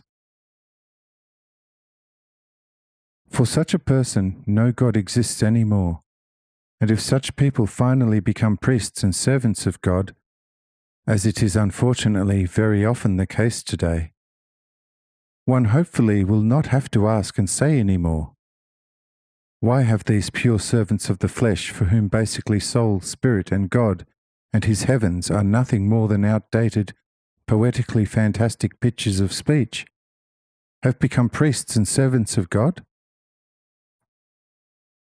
One has to look only at their oversized bellies, and one has the fullest answer vividly before one's eyes. For such broadcasters of the Word of God, is it of course just the same whether they satisfy their entrusted congregationals with bread from the heavens, or with the mud from nauseating puddles? As long as they are paid majestically well. Therefore, we should not be too surprised if we not seldom hear things from the temple, which quite often makes us becoming nearly stiff from terror.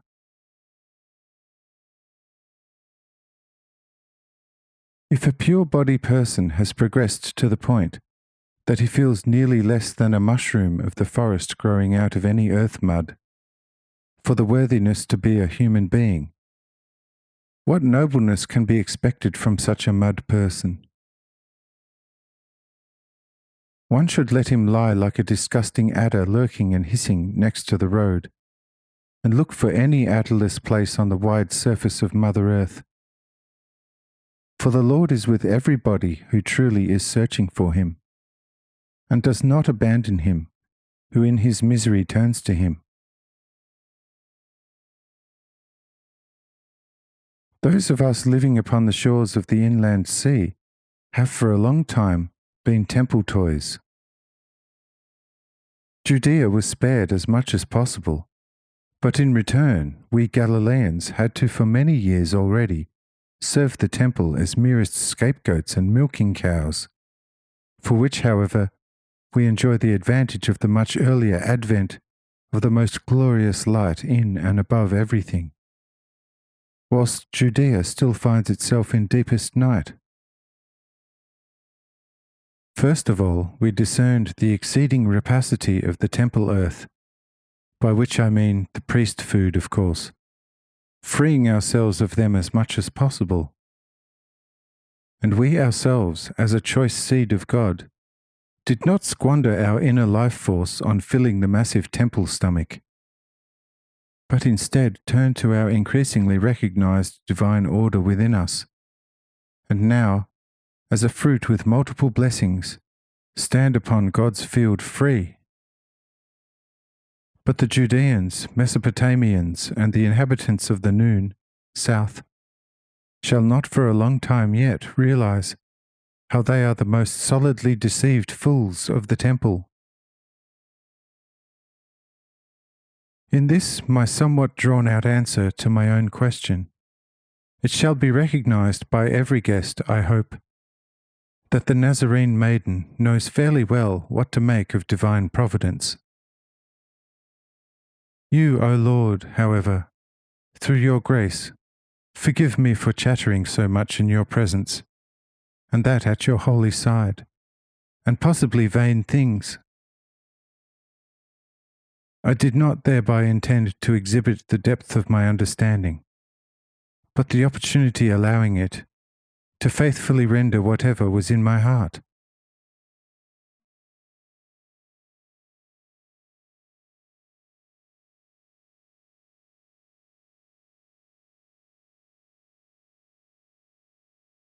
Chapter 46. Joso and Jara discussing Judas.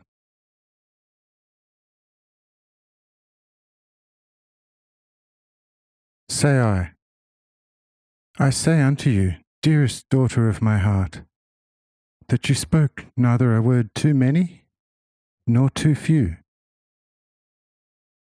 Hence I also say unto you all, and counsel you, to retain everything this maiden has said, and to well heed it and act accordingly. If, however, someone desires to make any comments, then let him rise and speak. To this my challenge, our Judas Iscariot fronted up, saying, I do not completely agree with everything, although I otherwise deeply admire this maiden's wisdom, for she speaks like a well-written book. After which he dropped silent. But the youth Joso hit out at him, saying, Oh, you dreadfully nonsensical and exceedingly stupid person! Did you not hear the testimony the Lord himself gave the fairest Jara? Yet you would not agree with every one of her points in her answer? Oh, in that case, come out with your dissatisfied, exceeding stupidity, and we shall see what type of excrement it is. There, open your most foolish eyes, you old ox, and behold here, seated next to me, an angel of God from the highest heavens. His nature is pure light. Over here you behold the wise speaker from the heart of God, and next to her, the Lord himself, whose spirit created heaven and earth, and everything there is. Yet you would, over and above the Lord's testimony, disagree with something in fair Jara's speech. Say, who are you that you would so impudently argue with God? With these forceful words of Joso, Judas was much abashed, withdrawing at once and sitting back on his bench, for he had been seized with great fear by the adopted son of Cyrenius, and did not move on his seat. But Joso continued, saying, Is this not one of the chief disciples? His face seems familiar to me. I have seen him in Nazareth. Yes, indeed, it is him, and the same that had already quarrelled at Nazareth with a certain disciple Thomas, if I am not mistaken. Says Jara, Leave that be, noble Joso. Behold, if yonder disciple were as perceptive as you, and all praise to the Lord, me too, then, like his other brethren and companions, he would remain silent and ponder much about it in his heart. Since he probably has a very hard heart, he finds it difficult to grasp any higher and deeper truth. And even where he accepts something, he is not able to accommodate it, because in his shrunken heart something great and lofty cannot be readily accommodated. Hence let that person be, and let him not concern you. Said Joso, You are once again completely right. But, you know, a small rebuke is sure not to harm him, because I know this person to be exceedingly impertinent.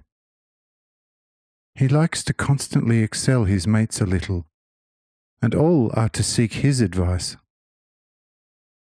This, of course, never happens, as the others are much wiser and sensibler than he. And it secretly annoys him, and he therefore is constantly somewhat vengeful, which doesn't help him, because he is right now being put right in not too gentle a fashion by the disciple Thomas, who is quite a wise man. Said Jarrah, Yes, indeed, you are quite right, for I too now remember some quarrelling at Gennesareth. The Lord is bound to know better than us why he tolerates this disciple in his company. I would have shown him the door long since. This person is exceptionally repulsive to me, and I would not be surprised if this person once causes the entire company much unpleasantly. For I never trust such people who are unable to look you in the eye when conversing with you. They always fear that their unsteady eyes could betray their evil heart. And this evil attribute, not pleasing to me in the least, is part of this disciple's nature. Well, the Lord tolerates him notwithstanding, and must have a very wise reason for it. Say I to Jarrah, My daughter, behold, in your speech you magnificently outlined the reason, appreciated by all, as to why on my part, next to the wheat, the weeds are tolerated as well. And behold, this one too is such kind of weed upon my field. But when the good wheat is gathered up into my barns, the weeds shall be left standing upon the field and burnt, for manuring the heavy soil to lighten it. The soil indeed has to be loose, if the choice fruit is to thrive. But note, it must not be too loose either, for in a too loose ground the roots cannot find any firm ground. If heat comes, usually followed by great storms, then the roots together with stalk wither. And if a storm comes, then such stalks are easily uprooted, withering upon the field without yielding fruit. Wherefore the raising of the child of God always needs a rather firm than loose soil and ground. And hence in the heavy ground one has to sometimes put up with an occasional tear among the wheat. For it is not gathered for a harvest, but stays for the manuring of the ground, so that a subsequent sowing ripens to an even more abundant harvest than heretofore. Have you understood me?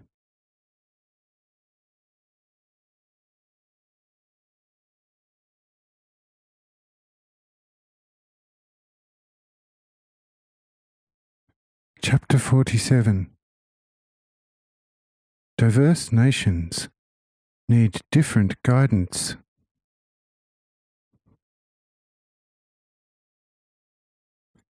Says Jarrah, Oh yes, Lord, you are my only love. True children need a more firm upbringing than the children of slaves, for the children of the house will be educated to, after their parents or together with them, provide for the whole house, while the children of slaves only need to know that much as their always same and very monotonous service requires. Of course, in this regard, the important question arises, why God the Lord allows it that on this earth one person must serve the other as a wretched slave, and as the lord of the slave even has the power from the emperor over his life and over his death. Say I. Yes, my dear. To discuss this at length would lead us all too far. However, a few similes about this I will give to you, and thereby also to all the others. Who will comprehend this will also understand a few other things at the same time. And therefore, remember, and listen good to me. One has different varieties of grain, like the smooth and bearded wheat, 2- and 4-line barley, the high grain, the oat, the big maize wheat. Then you have the lentils, the vetches, and the different types of beans. And behold, these different types also always require a different soil without which they could not grow. A certain variety of grain requires a firm clay ground. Another also clay ground, which, however, must always be properly fertilized. Otherwise the grain is not going to grow. Again, another type of grain requires a loose and stony, and another a sandy soil. Some types of grain require a moist, and again another a dry ground. All this is taught to the people by experience. Equally so, does different kinds of people require a different upbringing, depending on the constitution of their hearts and souls. As it is the case with individual people, from one and the same father, it is the same with whole communities and with large nations. There is a certain nation which requires a more gentle and loose treatment, and grows into a large blessing for other nations of the earth. Another tribe requires a hard approach, otherwise it would get out of hand and waste away as a curse for the neighbouring nations. Again, another nation has the distinct inclination to tyrannize and to rule over its neighbours. For souls of such people, nothing is better than to fall into slavery for many years, where they can be properly humiliated. If they have accustomed themselves in humility, and finally carry their lot with all patience and without grumbling, then they will become free citizens of this earth again, and will now, as an ennobled fruit on the best and fattest ground, prosper exceedingly well. Behold, this is a picture which you all can comprehend very easily, since you already have understood quite a few other things. However, to make this very important issue even more clear, I present to you the different parts of the human body, of which each part has a different form, and therefore requires a different treatment, and if ill, also of course requires a different treatment, so that it recovers. If someone feels a pain in the eye, he certainly must use a completely different treatment than treating a pain in the one or other foot. Who has a suffering in the belly must treat it differently from an illness in one or other hand. And as such, with illnesses of the body, it must be considered if these are new or old and stubborn evils. A young evil can often be removed by light means, while an old illness requires a strong medicine, nearly on life and death, to get it removed from the body. People, however, always correspond with their souls to the different parts of their body.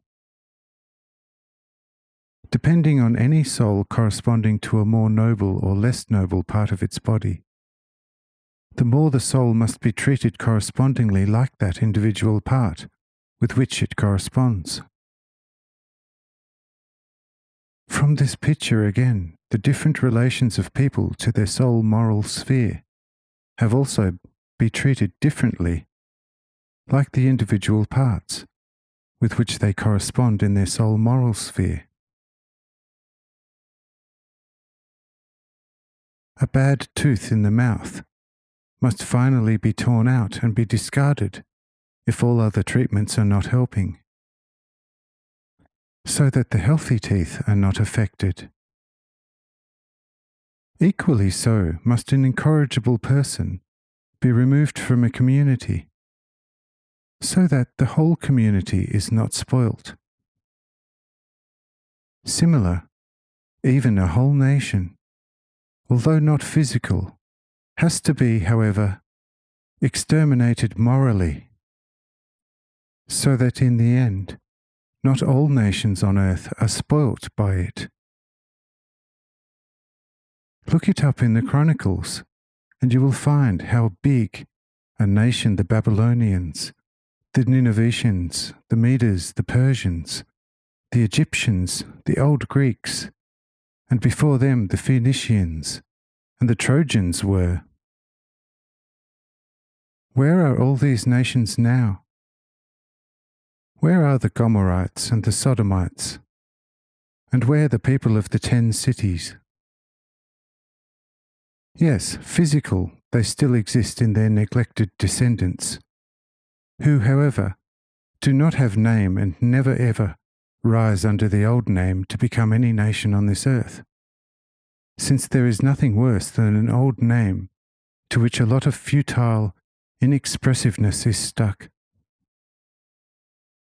Such people or nations regard themselves, because of such ancient famous name, as much better and venerable than any young nation, which by gentleness, humility, and love towards their brothers find themselves in a state of righteousness, and therefore soul healthiness before God. If you look at this with just some attention, you will soon find how good and just the Father in heaven is. Since this earth does have the fixed destination, that on it, for the whole of infinity, the children of the Spirit of God are brought up. And therefore it is necessary that the earth is always more hard and meagre than kept too loose and too fat.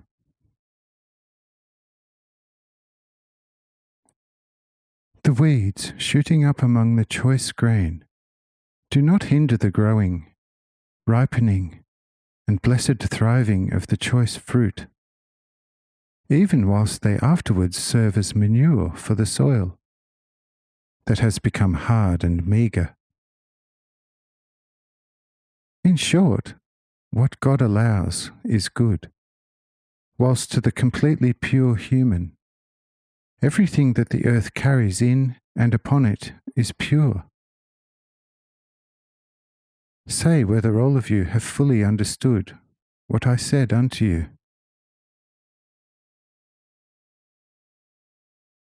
Says Irenaeus, Lord, who should not have understood you there? It all is lucent as the sun. Say I, very well, so let Joso give us a sincere opinion about it.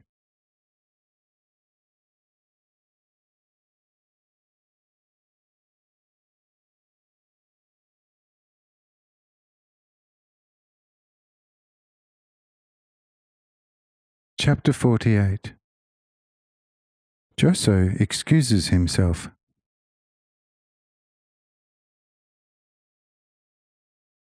Says Joso, Oh, Lord, my opinion on this is bound to be shaky.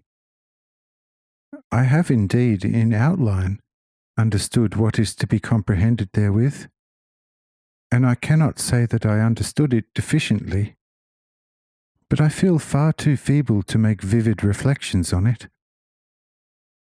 Hence it would be good if our fairest Jara could substitute for me here as well, because even if I were to seemingly speak ever so wisely, there shall in the end be something capable of contradicting, and hence I would much rather listen than speak myself.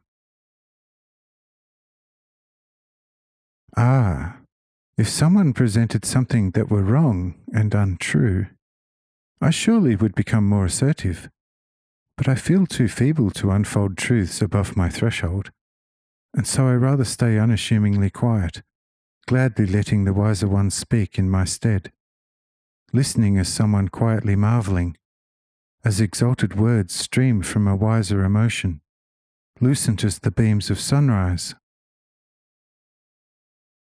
Besides, I find it myself quite superficial to make further reflections on something of solar clarity already. Who is going to light a lamp at midday in order to augment the sun's light? But whoever has some doubts about the most lucent words that have streamed from your holy mouth, well, let him say so, and he shall be guided unto the right path without trouble. Well do I know that one should obey you blindly, so to say, when you have asked something of someone. But here, on account of my humble heart, I have to prove disobedient, because your request, O Lord, could easily be some kind of testing of me, whether I am going to allow my born overestimation of myself to grab hold of me, that I might emerge from my incidentally not too good night lamp, in order to perhaps make the sun more shiny than it already is. But here, fortunately, my comforted heart tells me, vain, conceited boy, take care, for the Lord is testing you. See to it that you remain in his grace. When I hear this, oh, then I know what to do and stay humbly put. Am I right in behaving so?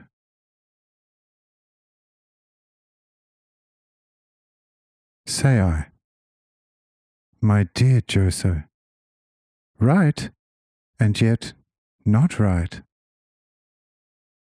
When I ask something of you, that I am certain to know why. And if you want to get ahead in things, then you must comply with me, be it whatever. And were I to even seek your physical life, then you need to relinquish it joyfully, for I shall never seek someone's physical life to the disadvantage of him who relinquishes it for me. But know what has somewhat paralyzed your tongue. Behold, you were heretofore somewhat boastful in asserting that you stood only for the truth. And because Jara, a harmless maiden from Gennesareth, obviously afterwards embarrassed you a little because she answered my question in brilliant fashion, you thereafter lost courage a little. But behold, this small lack of courage is basically not so much a proper modesty, but rather an underlying vanity of feelings. And behold, this is a kind of side effect of your reluctance to speak. But I want you now to completely conquer such side effect within you. For it is better for a somewhat vain disposition to be laughed at than along the path of triumphal successes to always feel oneself admired and flattered. Hence, just go ahead and speak when I require you to speak about something. And as such, just give us any sure opinion about my explanation of slavery.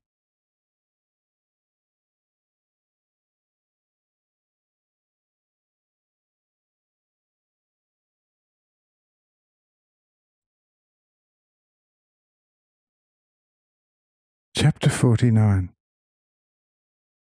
Joso's concept about divine acquiescence. Says Joso, "In your name, then, I shall try it with all brevity, but whether my view is correct will be another matter. Among life's priorities, man's feet obviously stand below those of the hands. But if the feet did not transport man to water, then they could not be cleaned of dust and dirt by the hands. Wherefore I believe slavery generally to be as important as employment. When the feet slip, the whole man falls, and it hence is good and expedient that the feet, which by all rights can be called the body's slaves, are cared for more than any other body members. Dull and resignedly the feet have to carry the heavy and often quite indolent body on days of journeying, to finally receive hardly any reward other than some cleaning refreshment at some spring, whilst the body, following a journey, having been indolent during the entire journey, fortifies itself with food and drink. What can and what are the feet going to say to that? Nothing, for they are created for that. Wherefore I maintain that slavery is a necessity which cannot be abolished, if mankind is to remain within the order set for it, be it that mankind with time discovers some other kind of locomotion, whereupon the slavery of the feet could, of course, be made redundant. And so I expect it could happen with slavery. It would, of course, be better if degrading slavery could be done with altogether, but it may be a long time yet before such blessed condition shall be kissing the earth. Verily, among mankind, a slave is regarded as weed, but by this rare weed, free man is superbly manured, and becomes indigent and fully inactive, and this I consider most evil. In this respect it would be better that there be no slavery at all. If, on the other hand, slavery is a school for humbling, then of course it is a necessity for the too highly ascended mankind, because after the Babylonian captivity, the Israelites once again had become quite a good nation. It is merely regrettable that the captivity did not last at least a century, because after the liberation, there were, to my knowledge, too many of those among them before whose eyes there still swam the former brilliance of the Jewish nation. Wherefore they then also had nothing more urgent to do than to restore the bygone brilliance. And once the walls and the temple were rebuilt, the old arrogance, too, was at hand, and things soon went on more wickedly in Jerusalem than before the Babylonian captivity. 40 years was therefore obviously too little, but in about 100 years our forefathers' taste for glitter, splendour and haughtiness would have completely left them for hundreds of years. All this, nonetheless, is only my rather immature conjecture, and is bound to attract its well-founded retorts. Yet I speak from the heart, because anyone getting smacked shall avoid doing evil for no longer than the pain lasts. If, however, God visits him with a most painful suffering, then he is not likely to commit a sin through which he has brought such pain upon himself. Wherefore I cannot but regard long-lasting slavery as appropriate, and now also comprehend the steely necessity for this class, thinking to myself, basically, a good and willing slave is a much more perfect man than a free one. For the free one is a slave of his senses, whilst a material slave can be quite free spiritually. For there is a big difference between a man who is in control of himself, which has to be the case with a true slave, and a person who knows no obedience, and for whom things go the way he wants them to. and thus I now fully endorse slavery, not wishing to abolish it. For I say to myself, when this chief school for true humility ends, the people of this earth shall be overtaken by great adversity. It is of course to be wished that mankind live by your doctrine, in which case slavery would be preposterous and a travesty against human rights. But as long as that is not the case, and perhaps will not be for a long while yet, slavery is and remains for haughty mankind a true gospel from the heavens, prescribed to earth for mankind's reform. These are my feeble thoughts about your comments on slavery. But I beg you, O Lord, through your grace, to point out the mistakes I made, so that I can get to the full truth in this sphere.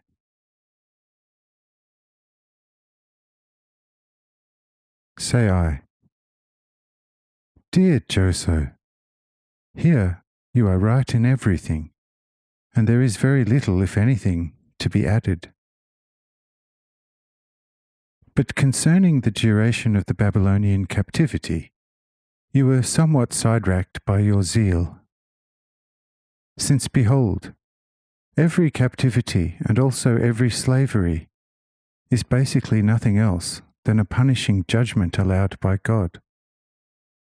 A judgment, however, is and remains, unfortunately, always an extreme coercion for betterment, and therefore has normally for the soul of man a rather negative than a good effect. For who avoids the bad only because of its bad consequences, and does good just because of its good consequences, is still very far from the kingdom of God. Only him who does good because it is good, and avoids which is bad for the sake of its being bad, is a perfect human. For as long as man does not transport himself to the true light out of himself, he remains a slave in the spirit, and is therefore dead for the kingdom of God.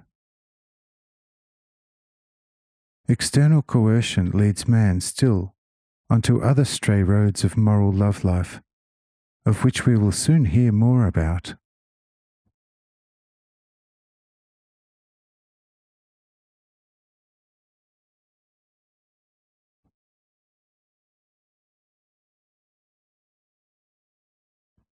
Chapter 50. Coercive Law and Love.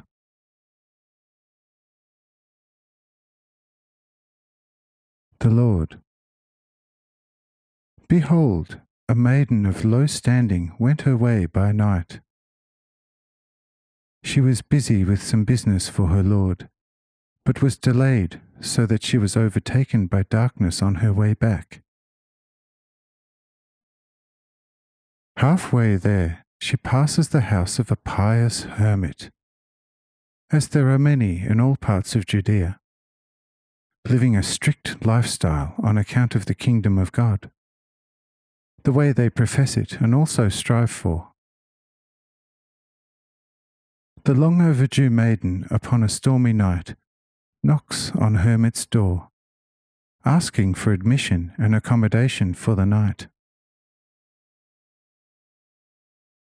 The hermit steps outside, seeing the begging one is a maiden, obviously capable of defiling his hut on entering. Gripped with holy zeal, he says, "Don't you think dare entering my God-consecrated hut, making it unclean, and me with it? Move on whence you came." With these words, he cheerfully shuts the door, relieved to be rid of the danger threatening his purity, leaving the weeping maiden to her harsh lot. Whereafter he turns back into his hut, praising God for protecting him against such soul hazard by his grace, and was not troubled in the least about the poor maiden. not worrying whether she suffers casualty in a dark night.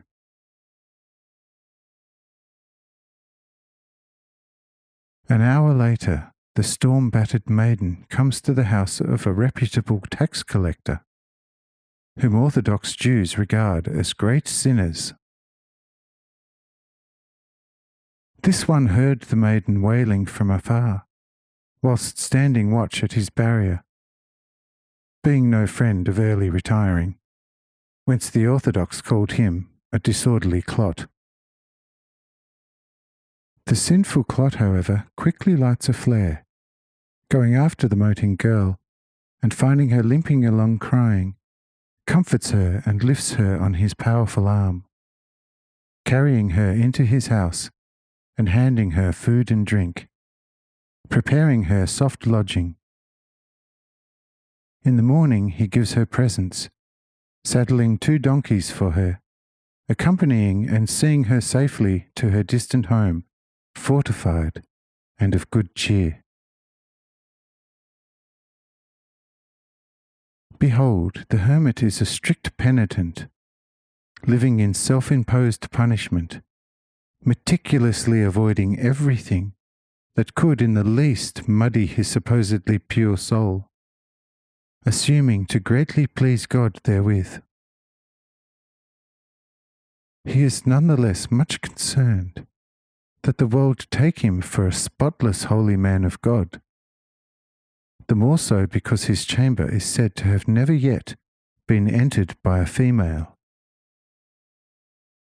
Such moral purity, of course, also increases the value of his property, which would be certain to diminish if trodden by a maiden's foot, for one could not tell whether she was in an unclean state. The tax collector, however, is little concerned whether they paint him black or white. They take his house to be the most unclean anyway, so that an Orthodox Jew would not enter it, lest it could make him unclean for 10 days. Hence the tax collector doesn't care what people say of him or his house, and he therefore acts out of freedom, as his heart prompts him, thinking to himself, "Even if I am a great sinner, I shall nevertheless practice mercy, so that I may once also find mercy with God." Tell me, my dear Joso, which of the 2 would you favour? Says Joso, smiling, "Oh, unhesitatingly the tax collector. For if all men on earth were like the hermit, then men's lives would soon be in the last stage, and hence nasty. And you could steal the stupid hermit with his moral purity off me 10 times per hour. Verily, were I to have heaven to hand out after death, the hermit would certainly be the last who I would show the last spot in the lowermost heaven, and he would not move ahead until he became like the tax collector. Am I right or not?"